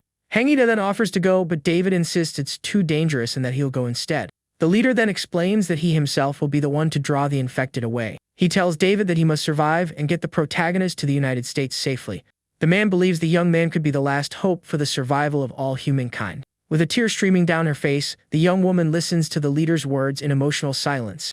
He then tells them both to go before it's too late, and they set off on their rescue mission. The scene then shifts to outside the shelter, where a brief truce has fallen over the chaos. But the plaza south of the refuge has been completely devastated, with dozens of casualties on the ground. The plan is to draw the infected south to isolate them and keep the northern sector secure. The leader then asks if Gang Hak Cheol is also in the Goswan, and Yena confirms that he is. As they walk, they encounter a few infected, but the leader seems unfazed. With his weapon ready, he begins firing at the creatures to clear a path for the other two. The surgeon provides cover fire so Yena and David can run safely to the building. The scene focuses on the sign for the Goswan, the building where the protagonist is currently hiding. The young woman and the soldier enter the building, while the leader says he'll hold the line outside. With a worried expression, the young woman thinks that the protagonist must be inside, waiting for them. She then bursts through a door and shouts the young man's name, announcing her arrival. Suddenly, the girl stops dead in her tracks, a look of shock on her face at an unexpected sight. Inside the room, the protagonist appears weak and suddenly lets out a pained groan. Han Yi-nai observes him from the doorway and asks if that's really him, Jung Min Jun. With a concerned look, the girl approaches him and asks if he's feeling all right. Suddenly, the young man grabs her wrist with surprising strength, and she cries out in surprise. He then pins her against the wall with his injured arm, sending the young woman into a panic. The protagonist glares at her, his eyes red and face bruised, breathing heavily. The young woman blushes deeply, wondering if this is like the dream she had. She wonders if he's always been this handsome and asks him to wait, as this is all very sudden. The young man's gaze is intensely focused and his eyes are blood red. The girl is frozen against the wall as the young man stares directly into her eyes. Sweating, he tells the young woman she looks delicious, his expression unsettling. The young man continues to hold her against the wall, staring at her with a strange hunger. The girl doesn't understand what's happening but remains flustered by their closeness. Suddenly, the young woman's expression shifts to one of pure shock and disbelief. She calls him a creep and wonders why on earth he won't just let this go. The young woman says this is not the time for this, the shelter is in chaos and he seems to be in pain. At that, the young man doubles over in pain, letting out a groan as if fighting something within himself. Confused by his reaction, the girl moves closer and asks what's going on. The young man explains that somehow he is managing to control the infection's symptoms. He then asserts that he believes he can now suppress the symptoms at will, leaving the girl stunned. The scene cuts back to the building's hallway, where they prepare to leave. The girl asks what he means and if he can truly control the symptoms of the infection. The young man explains that his physical state deteriorates badly when he's infected, and he's not sure how long he can hold out. Showing her his arm, he says it seems possible to revert to normal whenever he wants. Impressed, the young woman realizes this means the other infected won't attack him anymore. But the protagonist has a feeling that this is somehow shortening his lifespan. The girl then wonders if he might be able to communicate with the other infected creatures. The young man recalls that they used to be able to give orders, but they don't have time to test that now. Agreeing, the young woman says there's no time to waste and that they need to get out of there immediately. Outside, a car is waiting with its door open for them on the street. Wearing a hood and mask, the protagonist gets ready to head out and face the danger. He then takes the pistol the surgeon gave him and loads it, ensuring his own safety.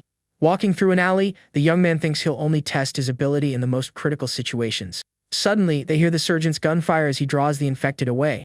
With the creatures moving in the other direction, this is their perfect chance to escape. The protagonist starts sprinting through the alley to reach the car as quickly as possible. He gives a thumbs up to his companion, signaling that the path is clear. The girl and the American soldier watch him from a distance, waiting for the right moment to move. Suddenly, the young woman's expression turns to one of pure panic as she spots an approaching infected. Then, several creatures appear and charge in their direction, shrieking horribly. With a determined look, the protagonist shouts for everyone to listen to his command. He extends his hand and yells at the approaching infected to stop immediately. To everyone's astonishment, the creatures actually halt their advance, freezing in place. Hanyine grabs onto the young man and asks what in the world he thinks he's doing. The protagonist then draws his pistol, preparing for the worst in case his plan fails. Suddenly, the American soldier begins firing at the zombies that were frozen in the street. He yells for the two of them to move while he provides cover with his assault rifle. As gunfire echoes through the air, the situation becomes increasingly tense and dangerous. The scene then focuses on a utility pole, showing the brief calm before the next storm. The three of them run back to the shelter, seeking safety as the street fills with fallen bodies. When they reach the gate, they shout for help, begging the soldiers to let them in. One of the soldiers asks if the girl was bitten, and she desperately denies it, so they'll open the gate. Another soldier then orders the protagonist to remove his hat and mask to verify his identity. The young man takes off his hood and mask to show that he isn't infected and needs to get inside. As they can see, he insists he's fine, and that he needs to enter the shelter with his companions. Given the critical situation, the soldier decides to let them in but warns that any sign of infection will have consequences. The girl is relieved but also worried about the sergeant who stayed behind to help them. Once inside the shelter, they reunite with their friends, who are relieved to see them safe. One of the young men says they need to arm themselves and prepare for a potential emergency. Meanwhile, outside the shelter, a group of people is having a serious discussion. Suddenly, one of the women who is left outside the shelter appears and glares at Han Ye Na. She then strikes the black-haired young woman across the face, calling her a worthless brat. The woman continues to scream at the girl, blaming her for the death of the other young woman outside. With a shocked expression, Han Ye Na listens as the woman insists it's her fault and that they could have saved her. The woman continues, saying the young woman was just a child and that this whole situation is insane.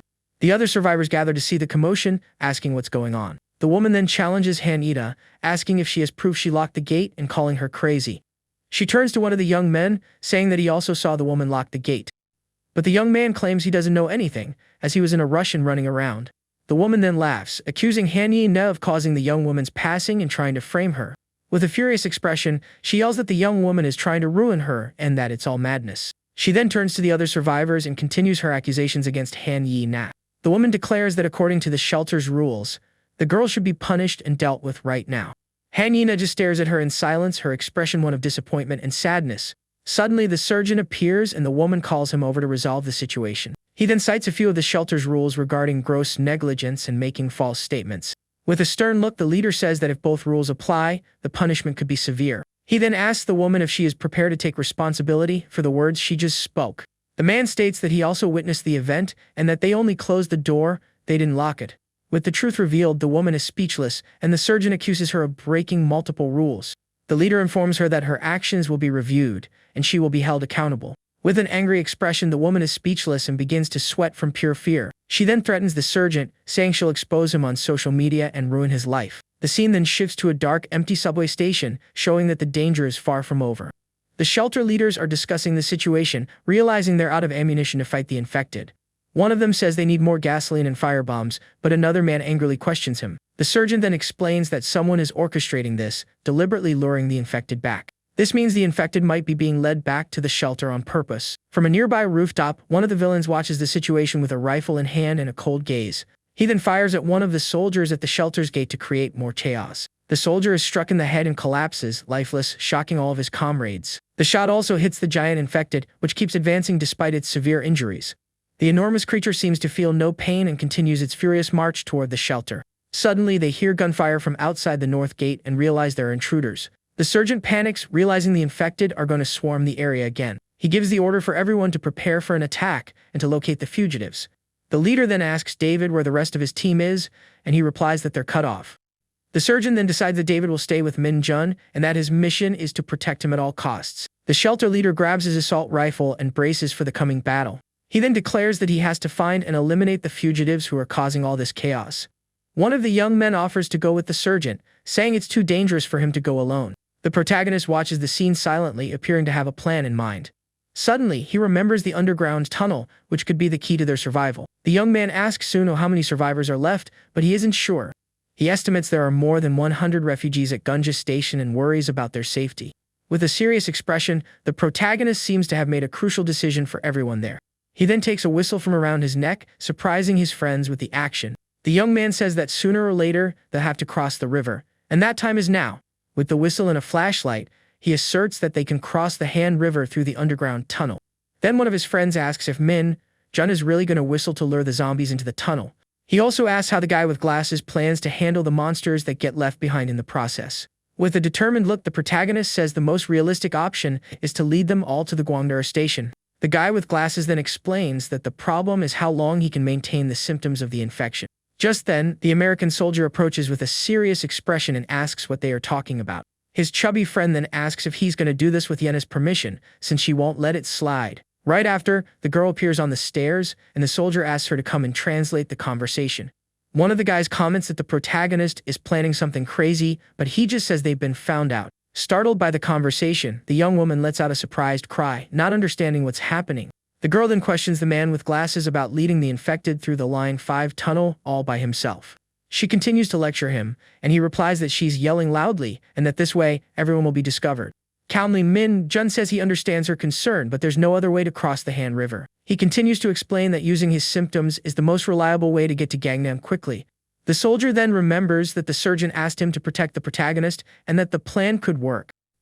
David reflects that if they can get through the tunnel, they might be able to move throughout the entire city of Seoul. Everyone agrees with the idea, but the girl gets upset and asks why they're all agreeing to this crazy plan. With a calming gesture, the guy with glasses places a hand on her shoulder and says he'll be fine. He promises he'll come back safe and sound and asks her not to worry and to just wait for him. The girl blushes at her friend's words and seems a little calmer with his promise. She tries to play it off, saying that if anyone saw them, they'd think they were a couple saying goodbye before a war. The chubby friend says the protagonist is an idiot and that he's so clueless he wouldn't even notice anything. With the others waiting, Jun approaches the tunnel entrance and faces a few zombies that are lingering around. The platform door then closes, separating the other survivors from the imminent danger on the tracks. His friend asks if the door was locked, and our protagonist just gives a thumbs up. At that moment, the young man with glasses puts the whistle to his lips, preparing to attract all the monsters. With a sharp whistle, the infected turn in his direction, letting out horrible and frightening screams. Watching everything, the friend comments that Jun doesn't seem to be afraid, and Yena calls him crazy for it. More creatures approach, and he notices that they follow the sound but don't actually attack him. The girl watches in disbelief and wonders if it's true that they aren't attacking him at all. Yena then holds the jacket he left behind, wishing him luck and asking him to take care. With a determined look, our hero holds the whistle and tells the monsters it's time to go. He then begins to lead the horde of zombies through the dark tunnel, telling them to go to the next station. Meanwhile, a man in a police vest walks through a gate, thinking the south exit is deserted. He watches from above and thinks his plan will work, because the zombies will be eliminated on the platform. With 2 batons in hand, the man says that 5 of his companions are gone and that someone is going to pay for it. On the protective railing, a small green device seems to have been left there on purpose by someone. Soon, the man in the vest enters the subway station, looking very confident in his evil plan. He then picks up a red megaphone and thinks the object is very useful and there was a good idea to have saved a few. Without hesitation, the man throws the megaphone down the escalator to attract the zombies' attention. The device falls and starts making noise, luring the zombies from outside into a deadly trap. With a worried look, the man in the vest yells for them to hide quickly before the zombies attack him. Inside the station, 2 soldiers hear a strange noise and one of them wonders if it's a siren. The man turns around, startled by the screams of the infected, and doesn't understand how they got in through exit 2. He then runs to exit 4 to get gasoline and Molotov cocktails while the other complains about the delay. With no time to argue, an infected person runs towards the 2 armed men, sending them into a panic. One of the soldiers then starts firing at the monster to try to stop it from advancing any further. Just then, Yena's group hears all the noise, and the guy with glasses suggests they go up as quickly as possible. At the same time, several infected individuals run towards one of the station exits, creating a huge chaos.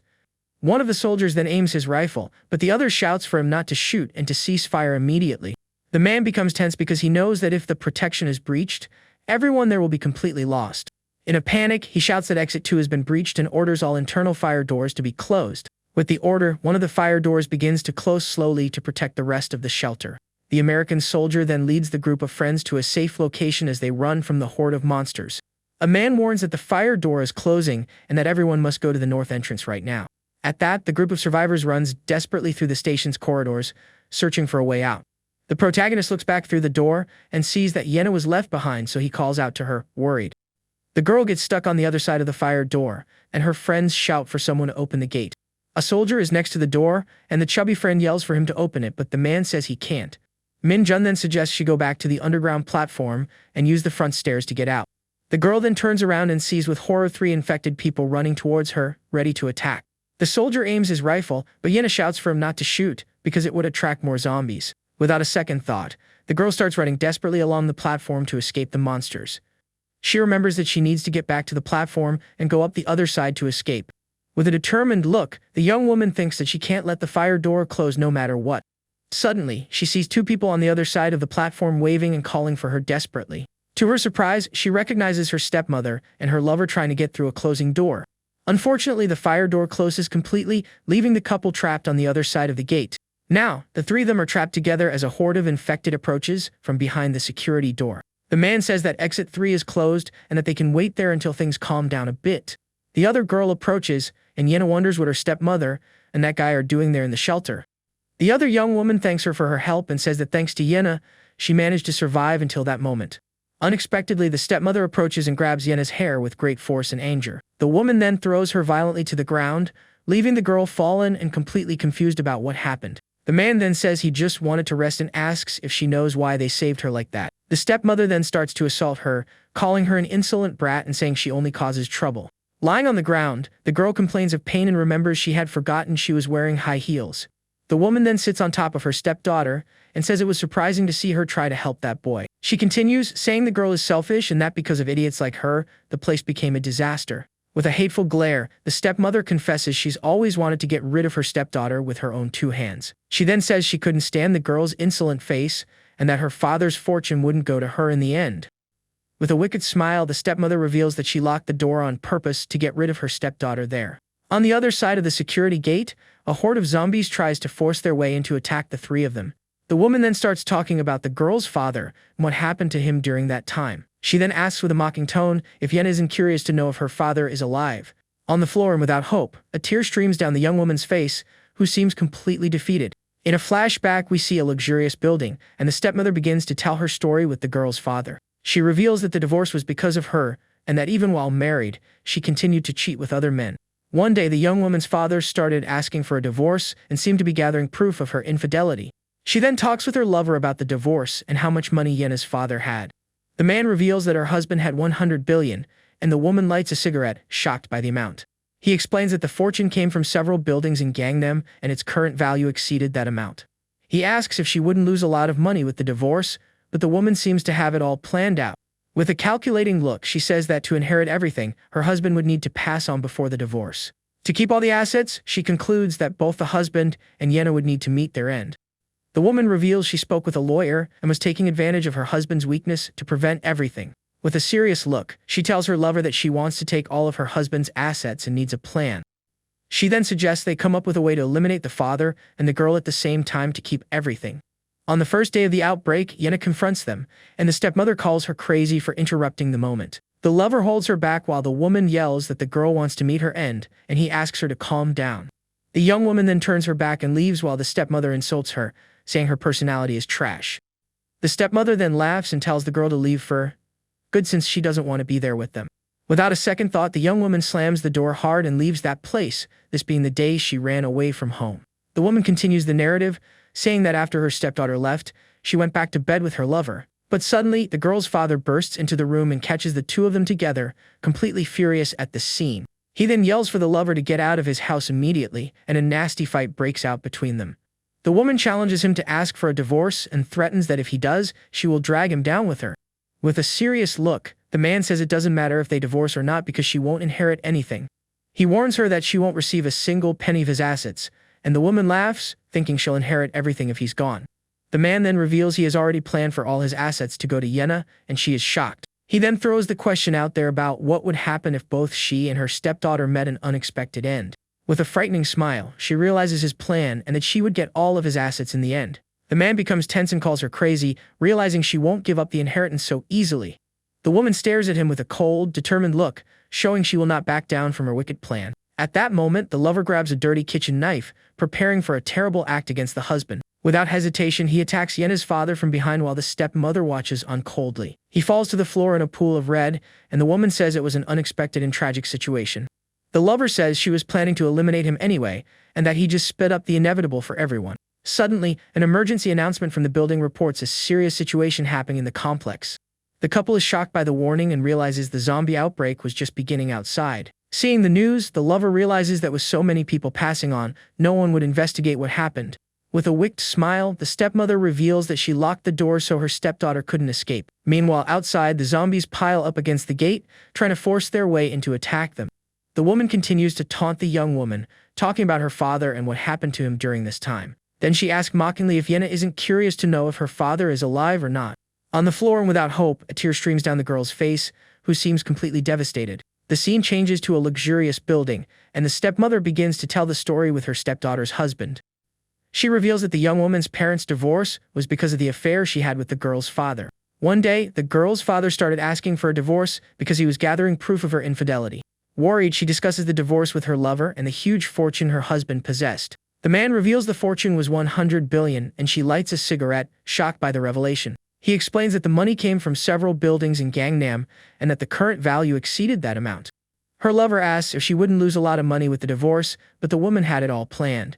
With a calculating look, she says that to inherit everything, her husband would need to be gone before they divorced. To keep all the assets, she concludes that both the husband and his daughter would need to meet their end. The woman reveals she spoke with a lawyer and was taking advantage of her husband's weakness to trick him. With a serious look, she tells her lover that she wants to take all of her husband's assets and needs a plan. She then suggests they come up with a way to eliminate the father and the girl at the same time to keep everything. On the first day of the outbreak, Yenna confronts them, and the stepmother calls her crazy for interrupting the moment. The lover holds her back while the woman yells that the girl wants to meet her end, and he asks her to calm down. The young woman then leaves, slamming the door, while the stepmother insults her, saying her personality is trash. The lover then looks for the knife he used for the terrible act but can't find it anywhere. Suddenly, a giant blood-soaked zombie appears behind him, and the man turns around, shocked by the sight. At that, the two women hear the noise, and the stepmother screams for her lover, completely terrified. With his eyes wide with fear, the man lets out a scream of terror as he realizes his imminent fate. With no chance to react, a huge amount of red sprays everywhere, indicating the attack. The giant creature then finishes the man in a brutal way, and the stepmother screams his name in despair. Seeing the horrible scene, the two of them don't think twice and start running desperately down the hallway.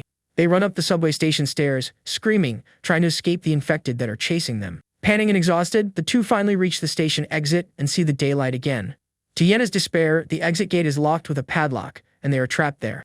The girl looks back in a panic because there's no other way out, and the zombies are approaching fast. With no other choice, the young woman starts climbing the barbed wire fence to try to escape. She continues climbing the glass structure of the subway entrance to reach the top and flee the area. Upon reaching the top, the young woman yells for her stepmother to run and escape while there's still time. With a leap of faith, the girl jumps from the top of the structure to the street on the other side of the fence. She lands hard on the ground, letting out a cry of pain from the impact of the violent fall. From above, the stepmother looks at the situation and thinks that all of this is complete and total madness. At that moment, several zombies start climbing the fence, trying to reach her, and she panics.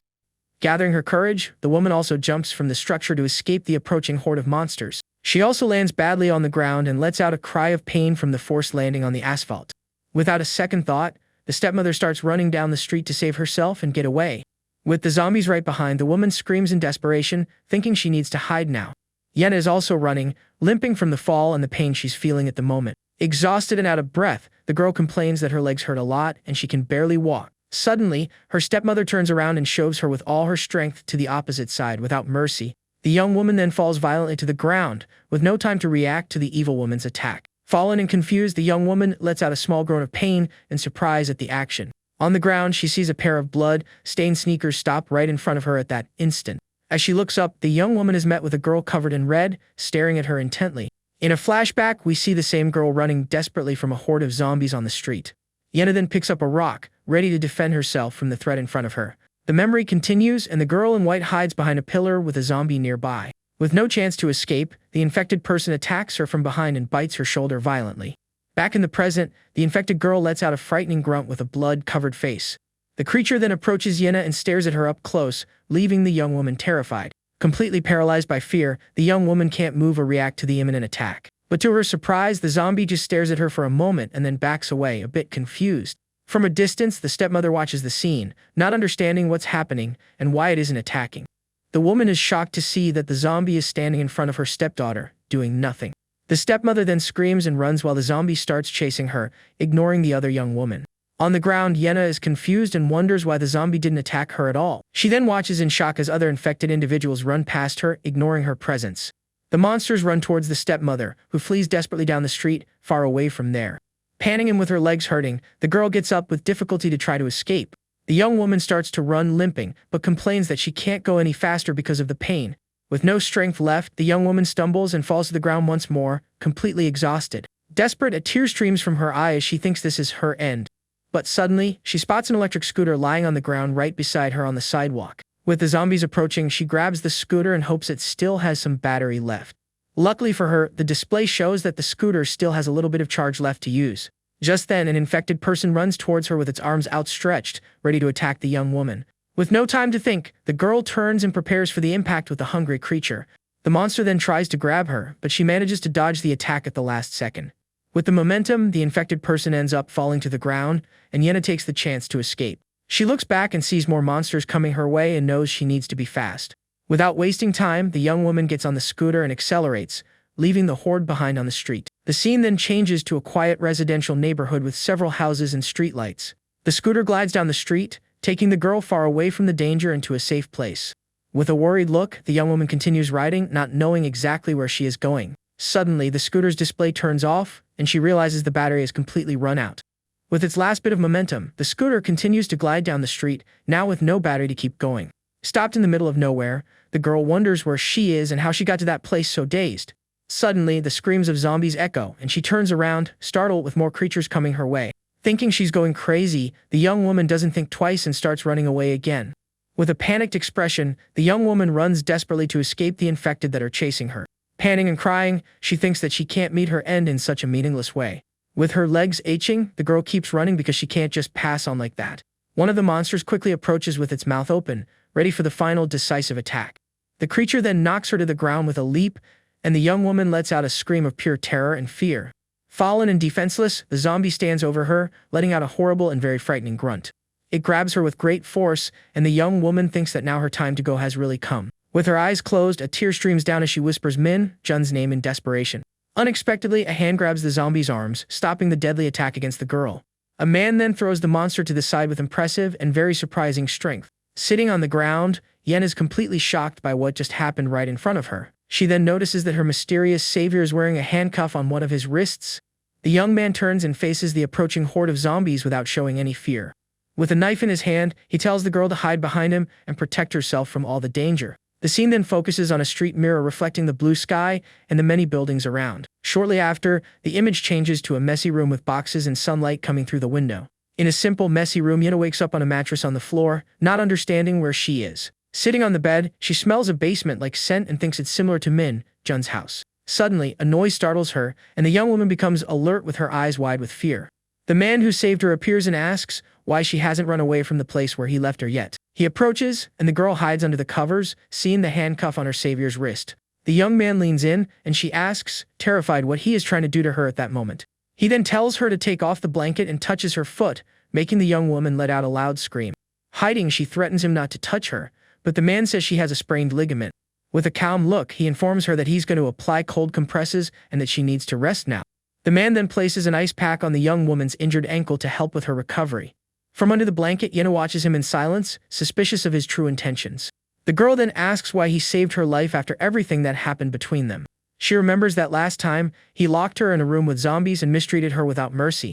The young man replies that even though he's a convicted fugitive, he doesn't go around attacking just anyone. He then says the young woman needs to become a little more corrupted, and she is shocked, not understanding at all. Annoyed, she yells that all men are the same and calls him a pervert for saying that. The man comments that she seems to have had a privileged life, as if she were a real princess. He explains that with her leg like this, it will be difficult to move, so she should stay and recover there. The young woman refuses and says the shelter is in chaos and that she needs to find her friends soon. Unfazed, he just says that if she insists on leaving, he won't stop her from going. The man warns that if she leaves in this condition, the zombies will attack her instantly, so it's better to stay. He offers to check on her friends and says he also needs to find other people. The girl questions him, remembering he tried to attack her friends, and asks how she can trust him. With his back to her, the fugitive just replies that his objective has changed and that things are different now. He warns that if he's not back by 6, she can consider him lost and can leave if she wants. The young man also says he left food in the fridge for her, in case she gets hungry while waiting for him. With a thud, the door closes, and the man leaves, leaving the young woman alone in that small apartment. Alone on the bed, the young woman covers herself and wonders what on earth is happening around her. The scene then shifts to the outside of a commercial building with an internet cafe on the 3rd floor. Inside the dark place, zombie screams echo through a hallway full of pipes and power boxes. 2 armed men walk cautiously down the hallway, appearing to be looking for something. One of them says the targets are upstairs and asks about ammunition, but the other says it's running out. Carefully, the 2 approach a corner with their weapons raised, ready to fire. One of the men then peeks around the corner of the wall to see what awaits them on the other side of the hall. They see a closed bathroom door and realize the noise is coming from inside there.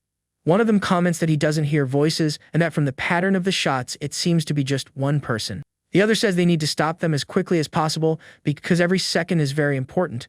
With a determined look, the soldier raises his rifle and prepares to storm the bathroom. As he kicks the door open, he comes face to face with his own reflection in the bathroom mirror and is surprised. On the sink, a large speaker plays the sounds of gunshots and screams, revealing it was a trap. The 2 soldiers are shocked to realize that it was all just a well-planned trap. Realizing the imminent danger, the man in the cap quickly turns around to try to find the threat. Suddenly, a loud gunshot sound comes from outside the bathroom window, startling the 2 of them. A bullet then rips through the wall with force and shatters the tiles, revealing the surprise attack. One of the soldiers falls to the ground, wounded in the shoulder, while the other prepares to return fire. In another corner, a 3rd man is already down, covered in red, with no chance of having survived. The survivor gets up and says he almost fell for the distraction, and that he needs a real fight. He then turns, concerned, and calls out for the sergeant, who seems to have been injured in the attack. Placing a hand on his superior's shoulder, he sees the bleeding and asks worriedly if he's okay. The surgeon says it was just a scratch, but the other insists that he needs treatment now. The young man then realizes that was the shooter's last round, and that he is out of ammo. To stop the bleeding, the surgeon ties a piece of cloth around his shoulder to improvise a bandage. He thanks him for saving his life, but the other says he should have provided better cover. The soldier then says he's going to find the rest of the fugitives and that there should be at most 2 more. The surgeon offers to go with him, but the other asks if he's sure he's okay to fight. He warns that the place is dangerous with so many infected nearby and tells the other to bundle up. Swaying nervously, the sergeant reveals his name is Bae-soon, and that the gunja station was wiped out. In a flashback, we see the protagonist's group on the tracks, wondering about the zombies and Min-jun. The chubby friend explains that Min-jun lured the monsters to another station and that Yena got lost. The guy with glasses says they will look for Yena, but that the priority is to protect the protagonist. The guy with glasses asks them to keep the radio open to let him know if anything happens, and he just agrees. His friend then asks if Yena will be okay, but the other says that honestly, the chances are very slim. He says they can't go back and need to move forward, hoping Min-jun is okay on the other side. With a serious look, the American soldier tells everyone to be quiet and start moving right away. The group then begins to walk through the dark subway tracks, hoping to find their friends safe and sound. They are surprised to see that there are no infected on the tracks and think Min-jun's plan worked. The guy with glasses identifies himself as Bae-soon on the radio and reports that they are near a Kasan station. But he gets no response and asks with concern if the corporal on the other end of the line is okay. The chubby one starts to cry in despair, wondering if they will really survive all this. Annoyed, the other tells him not to be weak because he's making him much more nervous with that attitude. He says they can only trust David now and that he will take them to a military base in Okinawa, Japan. The friend gets excited about the idea of going to Tokyo, but the soldier tells them both to shut up immediately. At that moment, they see a light at the end of the tunnel and realize it's the next subway station. As they get closer, they see the sign for a Kasan station, confirming they've reached the right destination. The American soldier illuminates the platform with his flashlight, but doesn't seem to understand what's happening. They see zombies trapped behind a glass door and wonder if Min-jun locked them in there. Looking into the darkness, they question if the protagonist went to the next station and left them behind. The scene then shifts to a top-down view of some buildings under a clear blue sky of a new day. A young man then peeks fearfully from behind a wall, observing an alley with a military vehicle parked. He sees that the alley is full of infected and thinks they finally got in through that side too. The soldier then comments that he doesn't hear any more gunshots and assumes the others are hiding or fleeing. He then asks what they will do now, since the survivors must be scattered throughout the building. Suddenly, a frightening grunt catches the attention of the guy in the black shirt, who turns around in surprise. A giant, blood-soaked zombie then appears in front of them, ready to attack the 2 men. Without hesitation, the soldier in the cap yells for his partner to run, and the 2 start to flee the area. Another creature appears, and the sergeant tells his friend not to shoot and to run for the 10th external door. The young man asks if he shouldn't help, but his superior says his legs are fine and tells him to run. With no choice, the 2 run down the street with a horde of infected chasing them relentlessly. Panting, the young man in the black shirt keeps running as fast as he can to save his life. The scene then shifts to a dark, narrow alley, showing a passage between 2 old buildings. In a flashback, we see 3 young men running desperately while someone shouts to catch them quickly. One of the boys runs out of breath while being pursued by dangerous people on a dark street. With a panicked look, he looks back and shouts for his brother, who seems to have been left behind. Unfortunately, the boy stumbles and falls to the ground, with two men approaching to capture him. Back in the present, the soldier wonders what decision he would have made in that difficult situation. With a sad look, he reflects on whether he could have saved his younger brother from that cruel fate. Snapping out of his thoughts, the young man continues running down the street, fleeing from the horde of zombies. Suddenly, an infected person attacks the sergeant from behind and knocks him to the ground with a direct hit. Lying on the ground, the sergeant aims his rifle, ready to eliminate the threat that attacked him by surprise. With a precise shot, he hits the monster dead-on, preventing it from attacking anyone else in that location. The surgeon then shouts for Hak Chil to go on ahead, as he will lure the monsters to the other side. He realizes the creatures are chasing him because of the scent of his blood and faces them with a shout. With a determined look, the surgeon says he's counting on Min Jun and that the other must save him and take him. With a final shout, he tells his friend to run, and the young man turns around with a wide-eyed, surprised look. In a memory, the soldier sees Min Jun running desperately from a horde of zombies in an alley. The guy with glasses thinks of his younger sister and how she is the only family he has left in the world. Hak Keel then wonders why he changed for that boy when he swore to only risk his life for his sister. Without a second thought, the soldier goes back and helps the surgeon to his feet, leaving his superior shocked. He says he will help him get out of there because he can't leave him to meet his end like that.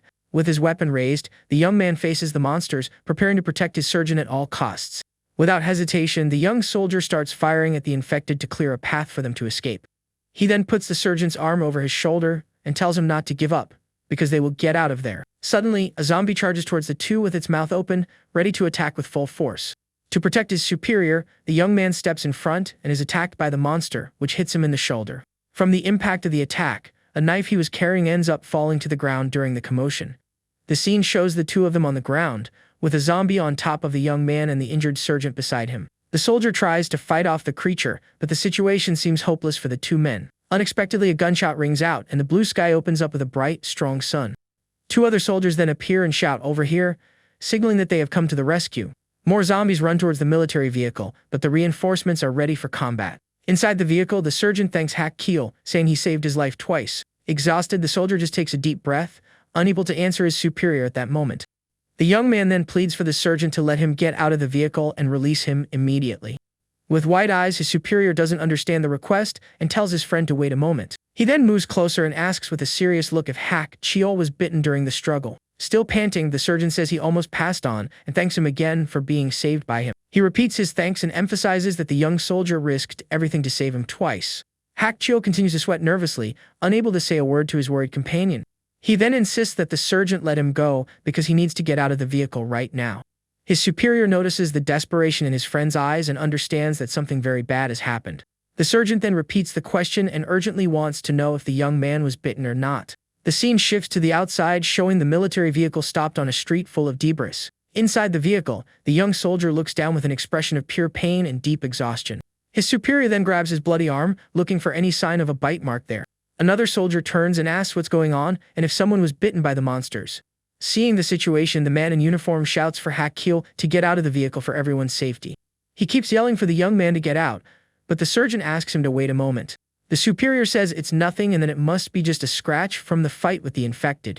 He keeps insisting that it's impossible for his friend to have been bitten during the chaos. With a serious look, Hak Chil confirms to his friend that he is sure about what happened to him. With a sad look, the young man reveals that he will soon be infected like the other monsters. He then confirms with a serious look that he is sure of what is happening to his body. The young soldier then apologizes to his superior for the situation he is now in.